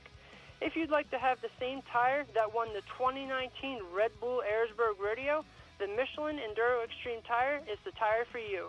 And the Michelin Starcross 5 tire range is now available for young motocross and off-road riders in sizes for 50cc bikes and up. To learn more about these and all other Michelin two-wheel products, check out www.motorcycle.michelinman.com. Visit your local dealer or online retailer and follow at Michelin Motorcycle on Instagram and Facebook. Want a chain and sprocket kit but aren't sure what you need? Then call Vortex EK at 800-440-3559 and get hooked up with the right sprocket and chain kit for your bike. With more than 30,000 possible gearing combinations, Vortex EK has more gearing than your garage has room for. It's a ridiculous amount of gearing for nearly any bike. Join the ranks of Star Racing Yamaha and Supercross champion Dylan Ferrandis and run a Vortex sprocket. Available in red, blue, black, orange, silver, and Kawasaki green. Yes, green. Call a doctor because things just got sick. Warning may cause extraordinary power, excessive performance, and speed so fast your eyes will bleed.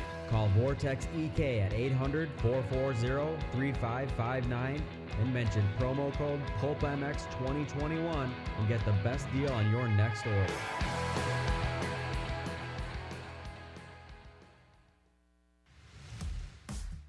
FMF Racing is proud to celebrate over 45 years of fun, building every FMF exhaust right here in the USA.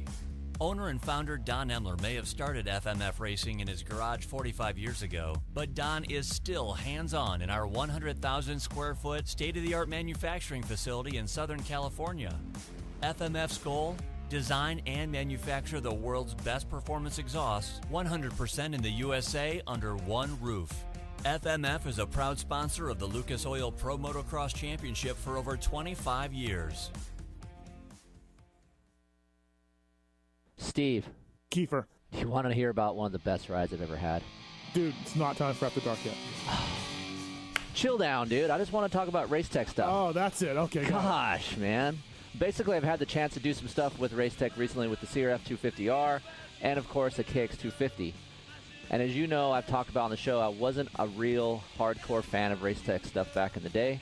But since Rob and Andrew and those guys have assembled at race tech, the stuff has been great. So, for you guys out there listening, if you guys are looking to get your engine work done or even some suspension work, or as Steven says on the show sometimes, get your seals and your oil rebuilt in your fork and shock.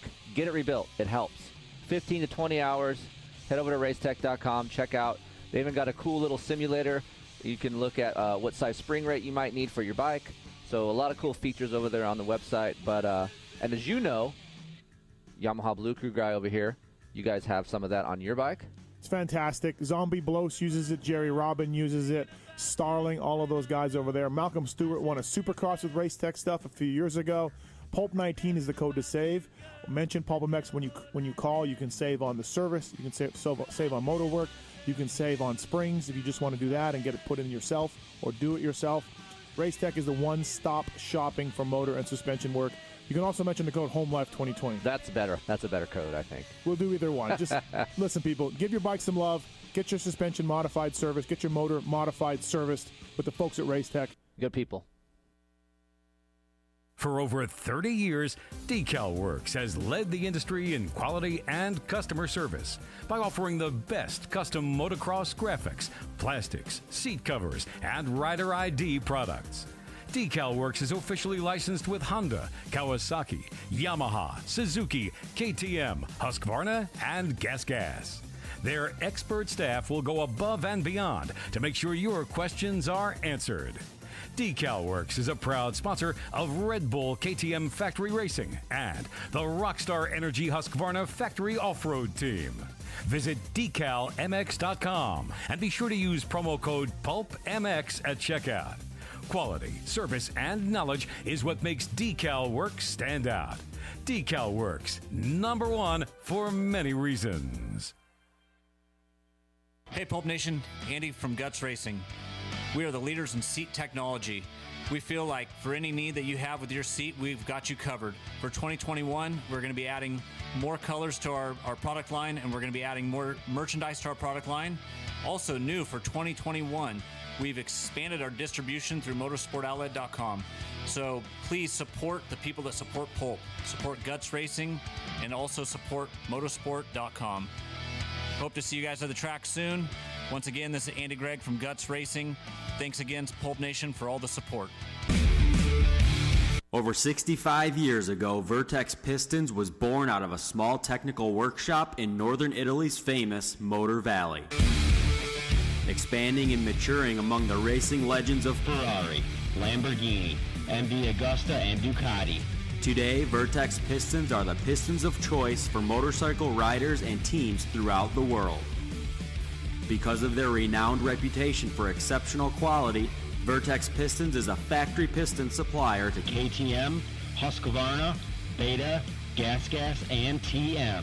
From the motocross, supercross, MXGP, GNCC, National and World Enduro Series, you can find Vertex Pistons winning championships. Vertex Pistons strives to provide you with world-class factory technology at a very competitive price. No matter which brand of bike you ride, when it's time to rebuild your top end, Vertex Pistons will have your engine performing better than new. To see our full range of 2-stroke and 4-stroke pistons in replica, high compression, or GP-style configurations, visit us at vertexpistons.com or stop into your local dealer and ask for a Vertex piston kit today.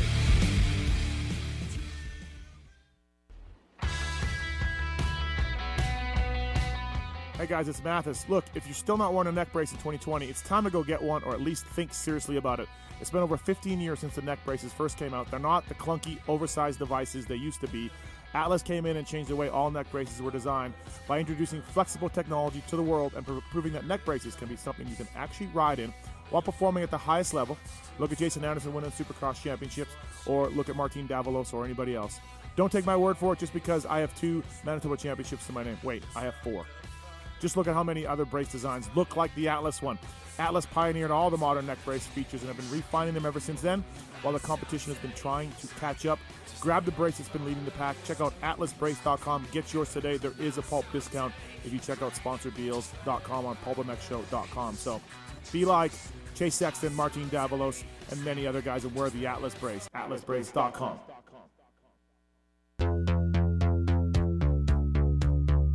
Our guys at Works Connection have always been there for the PulpMX show, and they're there for you as well. They're just as passionate, as dedicated to the sport as you are. For over 30 years, Works Connection has been designing and producing innovative products like the Pro Launch Start Device, the 123 Easy Build Elite Perch, Elite Axle Blocks, and much, much more. You'll find Works Connection products on AMA Pro Riders bikes under the canopies of Team Honda, HRC, Star Racing, Smart Top Honda, as well as top teams and privateers alike. The best part of this deal is PulpMX20 code saves you money at WorksConnection.com. Stop by your local outlet and check out the new lineup of Works Connection products for 2021. I've got the Perch on my bike. I've got the engine plugs. I absolutely love it. Great product. I've got the Start Device as well, which helped me in one moto at the World Vet Championships, and one moto not so much. WorksConnection.com. PulpMX20 is the code to save. Please check them out. All new 2021 products now available. Thanks for listening. Welcome back, everybody. PulpMX Show presented by Motorsport.com. Decal Works and Fly Racing. It's Christina Denny. It's Phil Nicoletti. It's Alex Martin in studio. Hey, the guys at Three Palms, we told you about their 2-stroke race a couple of weeks ago. They had it this past weekend. And please check out threepalmsep.com for more information on those guys. They have a Supercross State Championship Series coming up late in October. So Three Palms MX. I don't know. Have you guys ever been to Three Palms? Anybody's been to Three Palms? I have. Yeah, great track. Emil and everybody down there does a good job. So please check out Three Palms for all their stuff. And the latest race, they were pumping up 2-stroke race, but now the latest one is the Supercross State Championship Series. So maybe, Phil, you can make some money there. Practice up your Supercross skills. Yeah. Yeah. I mean, you got to get going somewhere, right? Mm-hmm. Also want to thank the folks at Michelin, of course, on board with us. Thanks to Randy, FMIP. He'll be doing the Fight Club car race representing PulpMX in a little bit. So thanks to Randy at Michelin for that. Starcross 5s, of course, that great tire, available in 80 sizes. And, of course, any kind of any kind of bike, any kind of bike you have, they can make you a tire for it, whether it's a cruiser bike, whether it's an enduro bike, whether it's a motocross bike. Gentlemen, please focus. Kids, focus on the show. Do I need to sit in between you? Yep, absolutely. Thanks to those guys. And Ride Engineering, Phil. You've used Ride Engineering. Adrian, ride-engineering.com. PulpFan20 is the code to save with them, whether it's clamps, whether it's calipers, whether it's brakes, steering stabilizers, whatever. I rode Adrian's steering stabilizer this year. Yeah. He did charge me, though. He did charge you? Oh, wow. That's a rough go. Not an official sponsorship. Adrian and Swap are buds. Yeah, they're tight. No. Ride-engineering.com because it's a club thing or something? Or? I don't know. I called him. I wanted a steering stabilizer, and I got charged. That's what happens when you usually call somebody and you need something. Yeah. I don't call Amazon. And saying, hey, I want to use your product. You know what I mean? Like, how many people are calling to say, hey, I want to use a steering stabilizer? You think you're special? Yeah. I mean, no, but You're up in you abandoned the American dream and went to Canada. Like, Well, screw now- you, man. Yeah, screw you, man. It was a smart dream. Motorsport.com, Fly Racing, Decal Works, Vortex Racing, Racetech Suspension and Engines, Vertex Pistons, X-Brand Goggles, Michelin Starcross 5, Maxima USA, ORW, Scotia, Pro Filter, Firepower Batteries and Chains, FMF, Atlas Neck Brace, Phil Nicoletti running the Vision Brace. Did you go back and forth between the Air and the Vision, or did you want to try the Vision and that was what you were like set on when they first told you about the new one? No, I just used... tried. Noop gave me that one. I tried it up in Canada before I left because it was a prototype. Yeah, you had the early version. Yeah, and I'm like, it feels good. Works Connection, PulpMX 20 is the code to save with Works Connection, OGO Power Sports, Art of Sport, Get Data, Guts Racing, great company, Guts. I run Chase Kessler running my Guts seat this past weekend, foam and gripper cover. WUSA, email them and tell them you listen to Pulp and get your wheel set. Get they got their own hubs. They got kites. They got talons. They got an edge wheel set there if you're looking to save some money. WUSA Ride Engineering, Intense Cycles, Motorcycle Jobs, IndustryJobs.com. Also, thanks to the folks at Scotia. PulpMX 2021 is the code to save at Scotia.com. Base mounts, which is what you have here in front of you. Charging cords, clamps, power jumpers, and boom bottles. Love the boom bottles. They're Bluetooth, and they got a bottle opener on them. They got a lot of stuff going on, and great thing. And so we have this up for grabs for one of you two gentlemen tonight. It's awesome. Yeah, thanks to the folks at Scotia. Gonna see which one of you knows the other one better. Been longtime friends. When did you guys meet? 11, 10 days? Was it the first time? 2000. Pull your mic up a little bit, Troll. Please. 2011, beginning of 2012. 2012. Okay, so you've been friends for 10 years. I mean, I've known Alex years. my whole life, but 2012 we became tight. Your whole life. I met you in 2010 at Club before you went over to do the Australian We raced as kids, though. Like, I knew of you, but yeah. Yeah. Actually, my first memory was pulling into Loretta's, and some guy was like, Nicoletti. You know Nicoletti. I'm saving this spot for Nicoletti. I'm like, who the fuck is that? You know? Oh, you know. Yeah. I heard about Phil, so Alan Brown owns the Moto Triple X team. Yeah. And Honda was saying, hey, we got a kid. He's a Red Bull Honda kid, Nicoletti. Make room for him. Make room for Nicoletti. Wow. So, yeah, I heard the same thing. Well, that didn't pan out, did it? Yeah, we went down the wrong path when we turned pro. So here we go. Thanks to the folks at Scotia. The winner will get this boom bottle. I asked each of one of you the same questions. You have cards in front of you Am I there. keeping score? No, I think we have these guys to keep score. But, Christina, you can certainly chime in when you need to. Well, maybe we should have I have my two phones over here. I'm going to switch them back and forth. We'll get this done. You know your truth? I do know my truth. No. I think you have this, don't you? Pookie gave you this, and the answers are Yes, that marked. tells me what the answers are. That does not allow me to keep score, which I will do anyway because I'm awesome. Yes. Okay. If you need a backup score, let me know. Thanks, Christina. You're welcome. Okay. All right. So I'm telling you, we should just work this where we both got a fucking boom bottle. Only one up for grabs. Only have one up for grabs. All right. Yeah. So, round one. Alex, I'm going to ask you your guesses about Phil. Okay, and you're going to show your answers on the cards in front of you, and then Phil will show his answer, what he said. All right? Do you follow that? What? I just flip one up? But yeah, they're in the order. Take the paper clip out, please. Thank you. So that's round two. Leave that. Yep. Okay, here we go. Paper clip out. Okay, all right. Let's do this, Alex. This is your guesses about Phil. Phil's favorite restaurant. What is Phil's favorite restaurant, Alex? What did you say? Cowfish or Italian restaurant? Phil, your restaurant is Bones, Delmonico's, or Whole Foods Hot Bar. What's Bones? It's Atlanta Steakhouse. I even knew that. Oh, I've never even ate there before. No, I know you haven't. That's I his have. favorite. Oh. Dumbass. Yeah, that's... Yeah, sorry. I've never ate there, though. These are...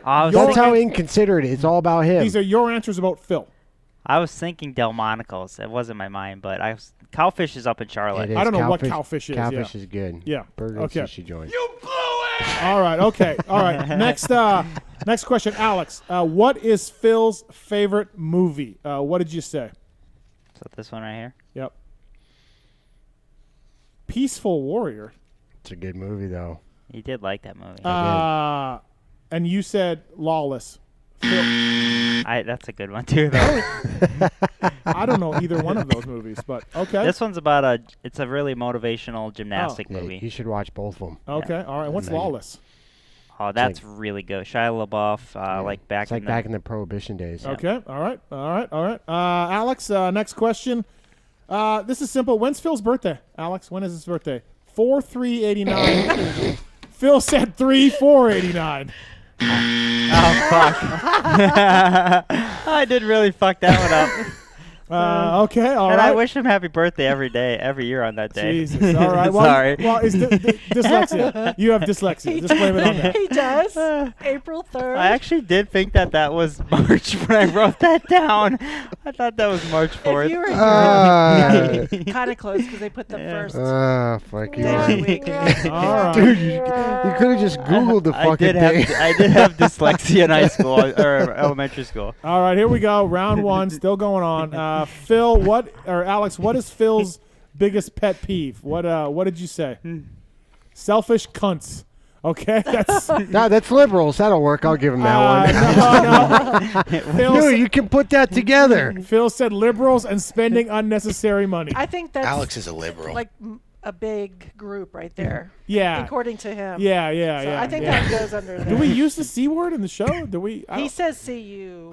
He spells it a lot. I know, right? All right, no, that's wrong. I say it a lot, but Alex is stuck in Australia for a while. Yeah, this is common Australian lingo. It is. That's true. All right, okay. Next one. We got nothing so far. We got nothing. Alex, what is Phil's best race of all time? What is his best race all time? Unadilla podium on a Husky. Unadilla 18. That counts. Yeah, that counts. That counts. Okay. Yeah. All right, there we go. Mm-hmm. Or Glen Helen 15, you were third in a moto, right? Yeah. Yep. Okay. All right, Alex, what is Phil's worst habit while riding or racing? What did you say? This is easy. What did you say? Elbows down, too much rear brake. Elbows, legs, dragging. All right. We got another right answer. All right. Okay. Alex, what is Phil's most embarrassing racing moment? I enjoyed this question. A lot of things came to mind. Threaten Alessi's life up in Canada or DQ'd by Jeff Canfield at Budds Creek. I didn't even think of any of those because I didn't even think of it as a racing moment. But Cowie test track. Test track. Well, but that was only embarrassing on YouTube years later. So I don't know how that works. I think you still give him a nope. No. Nothing. Pookie was the judge. She said no. Those are good. Yeah. All right, Alex. I didn't think the Alessi thing was embarrassing, though. Yeah, I mean, I would have been embarrassed. He was proud of that Neither one. was the Jeff Canfield getting DQ'd at Buds. Those weren't embarrassing. Yeah. I thought about the slit throat at Muddy Creek. Remember that, too? There's another one. Who did I do that to? I don't know. Who left. Didn't you do? Who didn't the you single do? and then the left and the quick right. You crash in that left before the single. And you throw someone there. Did you use the gesture like this too? Yeah. All right. What is Phil's? Who do you think was Phil's childhood racing idol? Ricky Carmichael. Phil. Junkyard Doug Henry. I actually didn't know that. Legends. All right. Alex, when was Phil at his peak, his best riding, his years that he was just on it, the best riding? Ooh. He was super solid in 16 of JGR. First year in Canada was about the fittest I've ever seen him. All right. I'll give you that. Well, but 2019, I was the strongest. Yeah, So 2019. I have to give him one. You give him one? That was his first year in Canada. But realistically, 2022? Yeah. I mean. Okay. Let's all be right. real. Let's give him that one. Yeah, but I said I was strong as fuck in 2019. He was close. He was fit that year. Yeah. No. I mean, honestly, 2020 with the quarantine, it kind of like took the wind out of everyone's sails. Yeah. Okay, so you got 3 right out of knowing your buddy. I don't think I got 3 right. I think I'm fucked. All right. Okay, here we go. Round 2. Scosh Boom Bottle Pulp 2021 is the code to save with Scosh and Alex Martin, Phil Nicoletti. Here we go. All right, Phil, what is Alex's favorite restaurant? I just went with the generic Whole Foods hot bar. Calabria. What's Calabria? Calabria. That's an Italian place. Oh, yeah. Fuck.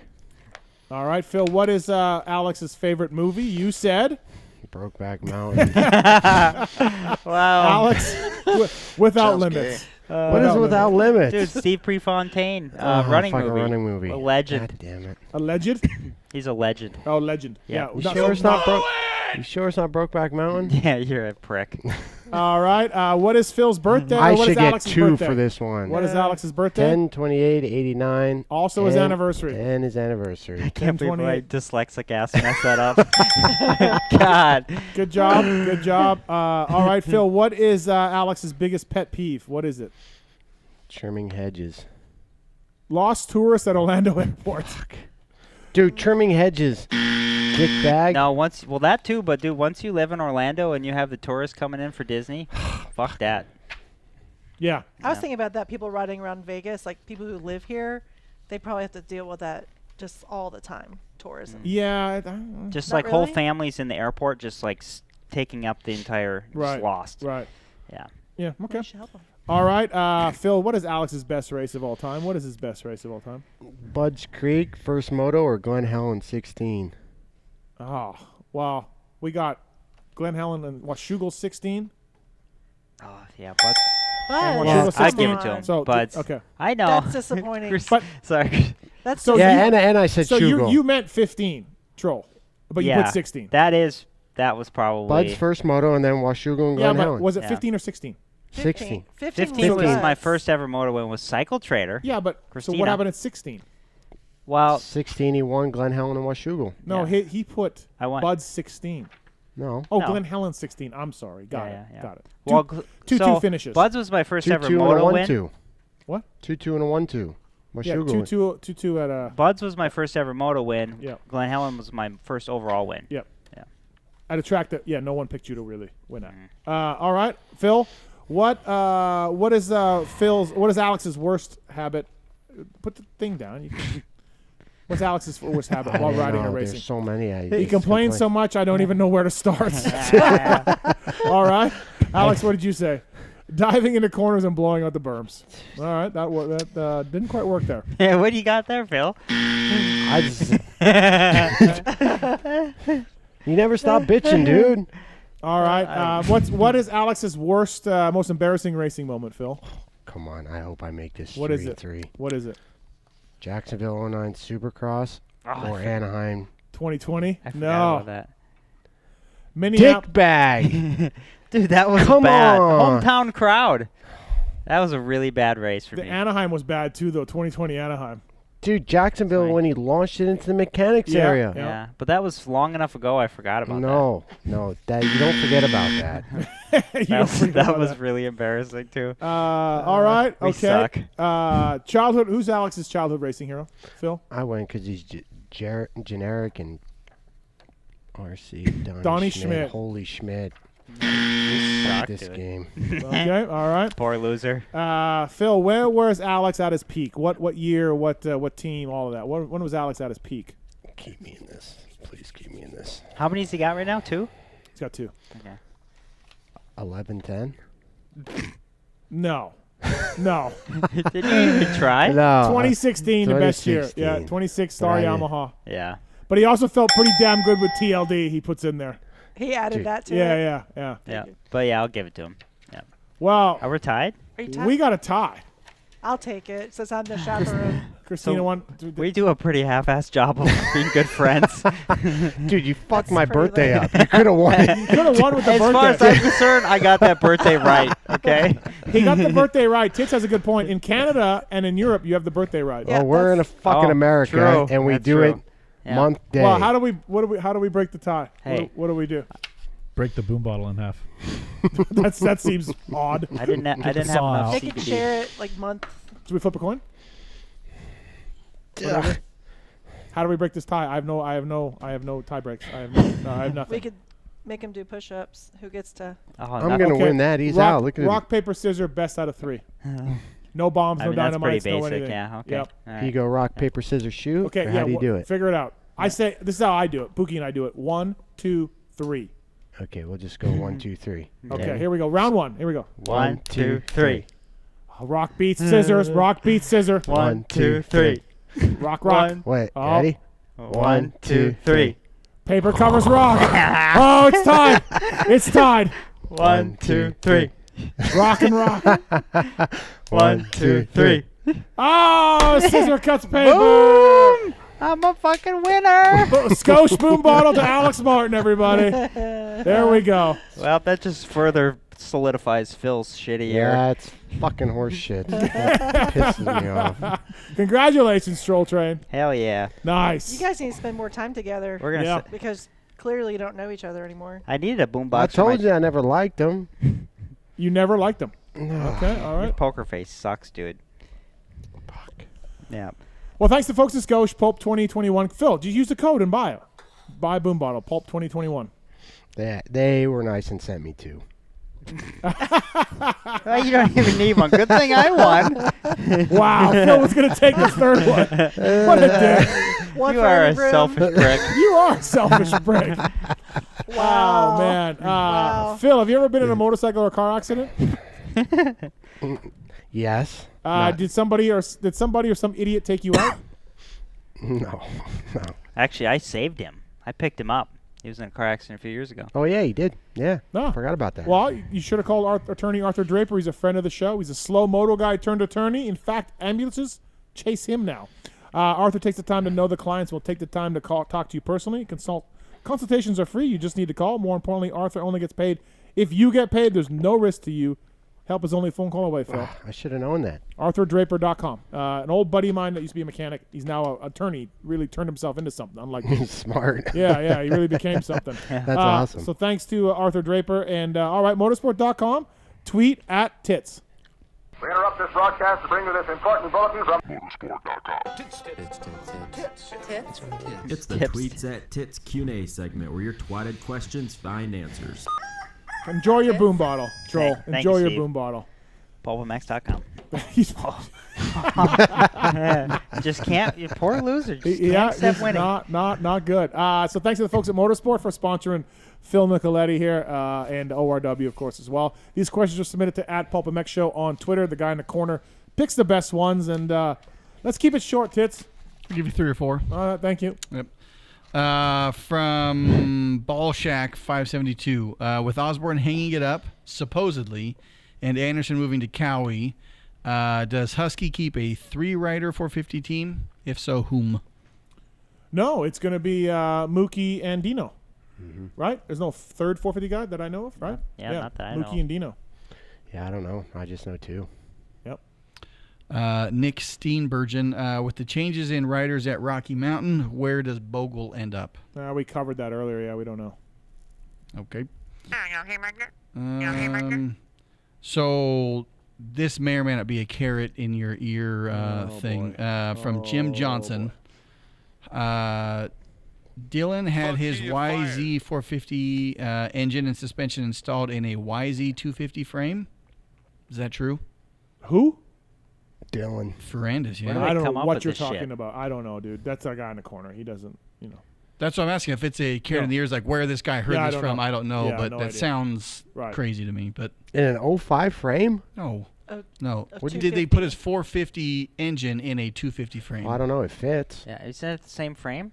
Yeah. No, it's not. But it fits. Really? Yeah. Wow. Steve, this is from Mike. Can you confirm that Tomac received a massive bonus from Yamaha if Dylan won that championship? Where are you pulling these from? Where are you getting these from? If you have 3 to 4 and these are the ones you're picking, These are our Twitter followers. Marks. He's like, don't fire me. Marks, do something. He's your friend. You hired him. Bro. It's your friend. You hired him. You got to vet your employees. There's no vetting process here. None We just let them all in. This is the best of the best, by the way. I hate to see the other ones. Yeah. Which ones did you cut out? Yeah. All right. From Brett Clark, this is a either or future headlines. Phil conquers 2022 Death Cross, or Amart proves Pro Circuit wrong in 2022. I'll go Troll proves Pro Circuit wrong. How do I prove him wrong, though, in the 450 class? Oh, yeah, wait. That's irrelevant. Yeah. Phil conquers Death Cross. Ooh, I mean, I hope so. God bless. Mitch did come out on top this year, and it was not a good year. Are you going to ride east or west? Oh, God I don't know. bless. Yeah. I don't know. Okay. Yeah. Blue Crew, though. Or is the bike up for grabs? No, it'd be Blue Crew. And Jordan Smith was on the team? Not that I know of. Okay. From Vincent, Phil, is Marchbank staying with club next year, and is he a better 450 rider? He is staying with club, and there might be a possibility of G Money on a bigger bike for summertime. Oh, for the national. Is that a press release out? Like, did he No, sign but with I mean, club? it's been Yeah. what? No, he did a 2-year deal. Yeah, he did a 2-year deal. Well, he signed Oh. earlier and Okay, before outdoors. So. Oh, I thought he did 2 years before this year. No, it was another year. Yeah. Is Brandon making any money on this team, or is he just dumping into it like we just talked about? Brandon's a multi-millionaire running club. He just Okay, all right. He was actually racing at Millville over the weekend. Yeah, he went up. Haas was. Oh. Just went up there and dominated the plus 25. Okay. I want to come to Millville and ride, like just during the week. Yeah, you mentioned that. I know. I was looking at the driving time, and I'm like, it's not that bad. To ride Millville for like 2 days, that'd be pretty sweet. It's like 20 hours. hurry. Hey, It's even better. 55 this Dude, morning come there. You to better Charlotte, hurry. hang out, drink some beer, and Hey, go we're to club talking and about ride dirt Millville, bike. okay? No, Millville's my spot. I have But, special memories hey, of Millville. even better, fly up, bring your suspension. You can put on my 450. And will John prep the track? Yeah, with Alex's 25 mil foot pegs and his fucking bar mounts, yeah, you look great on the bike. Yeah, just quiet down, you dick bag. I'll bring everything I need. Will John prep the track for me? Like, will it be? Well, I mean, good? I've actually been helping my dad prep it lately, Have so you? I could pitch in. Like he's fucked up more equipment than anything. I did break the lawnmower a couple times. Yeah, what is lately. Cade? Cade said you broke a lawnmower. How do you Cade break a sent me How a- does he know that? Yeah. He sent me a video of the broken I knocked lawnmower. the wheel off. Yeah, I did. I've been trying to mow the top track, and it's pretty weeded up out there. Okay. I did blow a gear shaft on the diesel. Oh, lawnmower, John's just like, you what know? is- Yeah, but Kid comes back and just starts. but luckily costing we have money. we have an in-house mechanic, so it Okay. fixes up those things Do next you day. do you totally see you and Germa running Millville in Yeah, 10 years probably. or whatever? Yeah. Sweet, I can get passes then. All right. I don't know about 10 years though. My dad's a pretty resilient bastard, so he might be around for a while. Okay. His dad's own the memes and shit. It's so funny. It's what? Memes? Yeah. What about Dude, it? he'll He just call- sit there and scroll through memes. He calls them memes. Oh yeah. Yeah. He's a big meme Yeah, guy. I loves memes. I had no I would idea. not. Friday night before the National, like he's out there on the dozer and we're cruising around and like he stops and gets off the dozer. 45 minutes. Memes. Check this one out. Like what political My ones next or one. movies No, or just just random just like shit. Random shit. Does he send them to you all the time too? Yeah. Yep. That's hilarious. Who knew? Is J-Mart probably can't take time out from the dealership to look at him though. only at lunch, Not right? enough 9 to time in the 5, day. man. Yeah, only at lunch. Yeah. Excuse me, sir. Can I have lunch? From DJ Pickle, Steve, how scared would the other riders be if you get Phil, Freeze, and Whackers all on the same coast for Supercross? Oh wow. Oh, that's scary. Whackers doesn't want to be called Whackers anymore, and he doesn't want to be called Ramit anymore. Like McAdoo doesn't Yeah, want. yeah, he does. He told me it's He doesn't, official. he doesn't like ram it? Doesn't like Ramit, and Whackers was made up by the Lawrence brothers. He doesn't want to. I feel like when he rammed me That's over in bullshit. Orlando, Yeah. he solidified ram it. Yeah, As well, he rammed me. I don't know, dude. I'm with you. He doesn't want to be called those names. But I mean, these riders, you have to accept it, right? I accepted Troll Train. Filthy. You know. Keep beating it into him. He, Don't matter. no. Okay. Since when do we care about feelings? That's old news, right? Oh, startling. And Sketchy. Yeah, I mean, we got the ultimate nickname, Sketchy. The guy sells merch with it. He blocked everybody who called him Sketchy on social media, and then he sells merch with his name. Now he's making money off yeah, of it? Yeah. Who's this? A-Ray. Ah.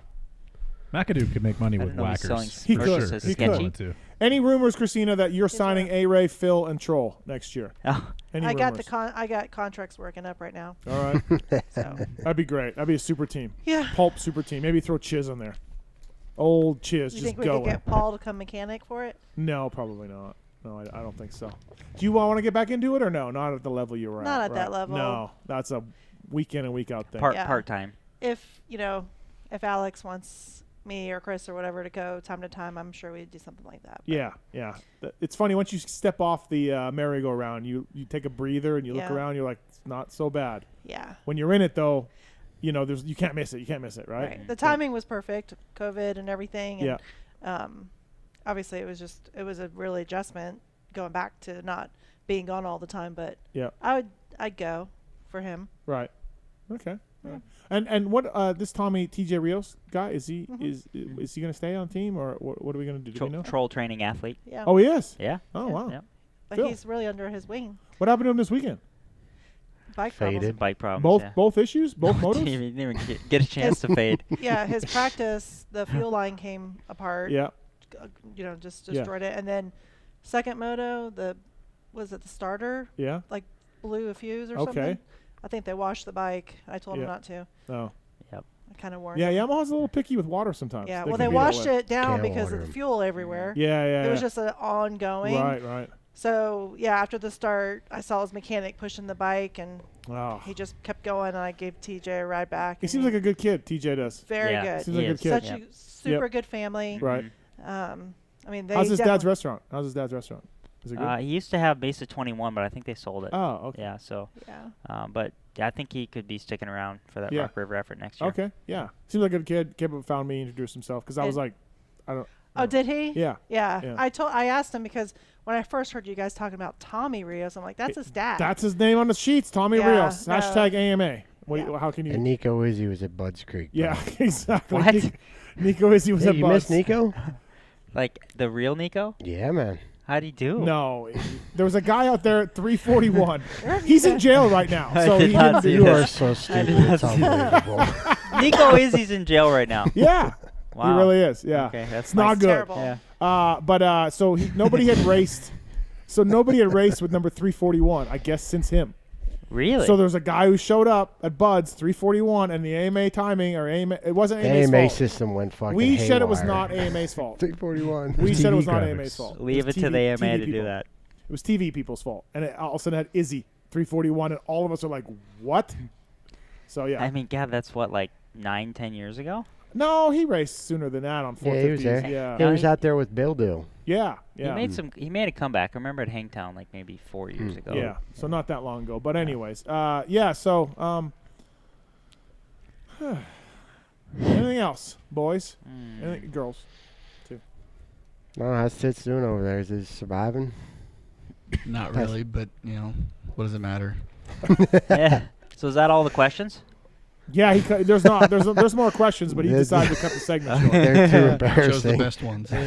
Yeah, I think Those were the best. I guess. Oh, yikes. Yeah, I should have asked for some on Instagram. High quality questions in the All Twitter right. space. Well, Adam Cianciarulo, Wil Hahn, Perebijnos, Ricky Gilmore. What was the best interview tonight? Gilly for me. All right. Gilly for bike setup, that was a pretty good one. But for real life talk, Will. All right. Christina? I thought Will, too. It was, interesting seeing his take on switching teams. Right. Really wanted to get into the battle between Seth and him a little bit. He wasn't really biting. I told Seth I would maybe call him, kind of get him on. Yep. They can talk shit about. He's back each other. east, though. It's super. No. Oh, he's out here now? Yeah. Yeah. I mean, Hangtown coming up. I'm Right. sure everybody's Yeah, West Coast. didn't you say Coop Webb was going to call in? C Webb? He's calling in? No, He told you to fuck You off. had to call him. he had a birthday party. Benny from Bell had to. It's big money Business, sponsor. you Yeah, know, you gotta has go, to. You got to go to the birthday for Mhm. sure. All right, everybody. Well, listen, thanks for listening. Alex, thanks for coming in. Yeah, It's appreciate been it. 5 years since you were in, right? In studio. Yeah, I mean, I've in called studio. in Yeah, several no, times yeah. and stuff, but yeah, it's been a minute. Well, thanks for coming And in. I Yeah. got to see the Taj Mahal. Oh my God. Yeah. Oh yeah. It was a pleasure. 4,000 square Yep. feet. I'm definitely going to be sending my resume into PulpMX. Sorry.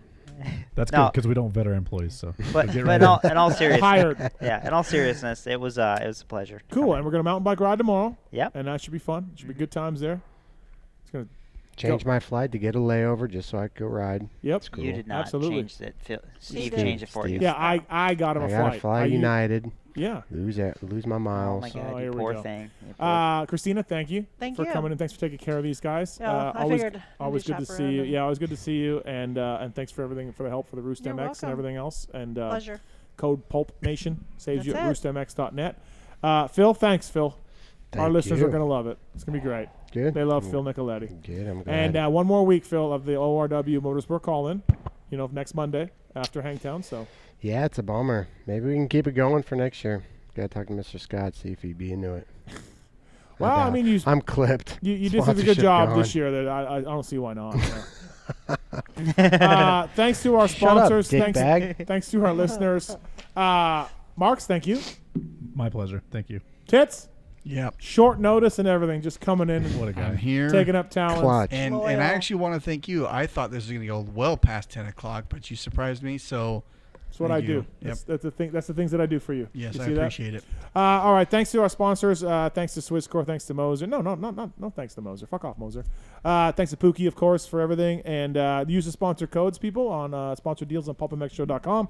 And thanks to our guests. We'll be back next week to talk about Hangtown and all that happened. And for Phil Nicoletti, Christina Denny, Alex Martin, I'm Steve Mathis. See you next week. There's something I want to get off my chest.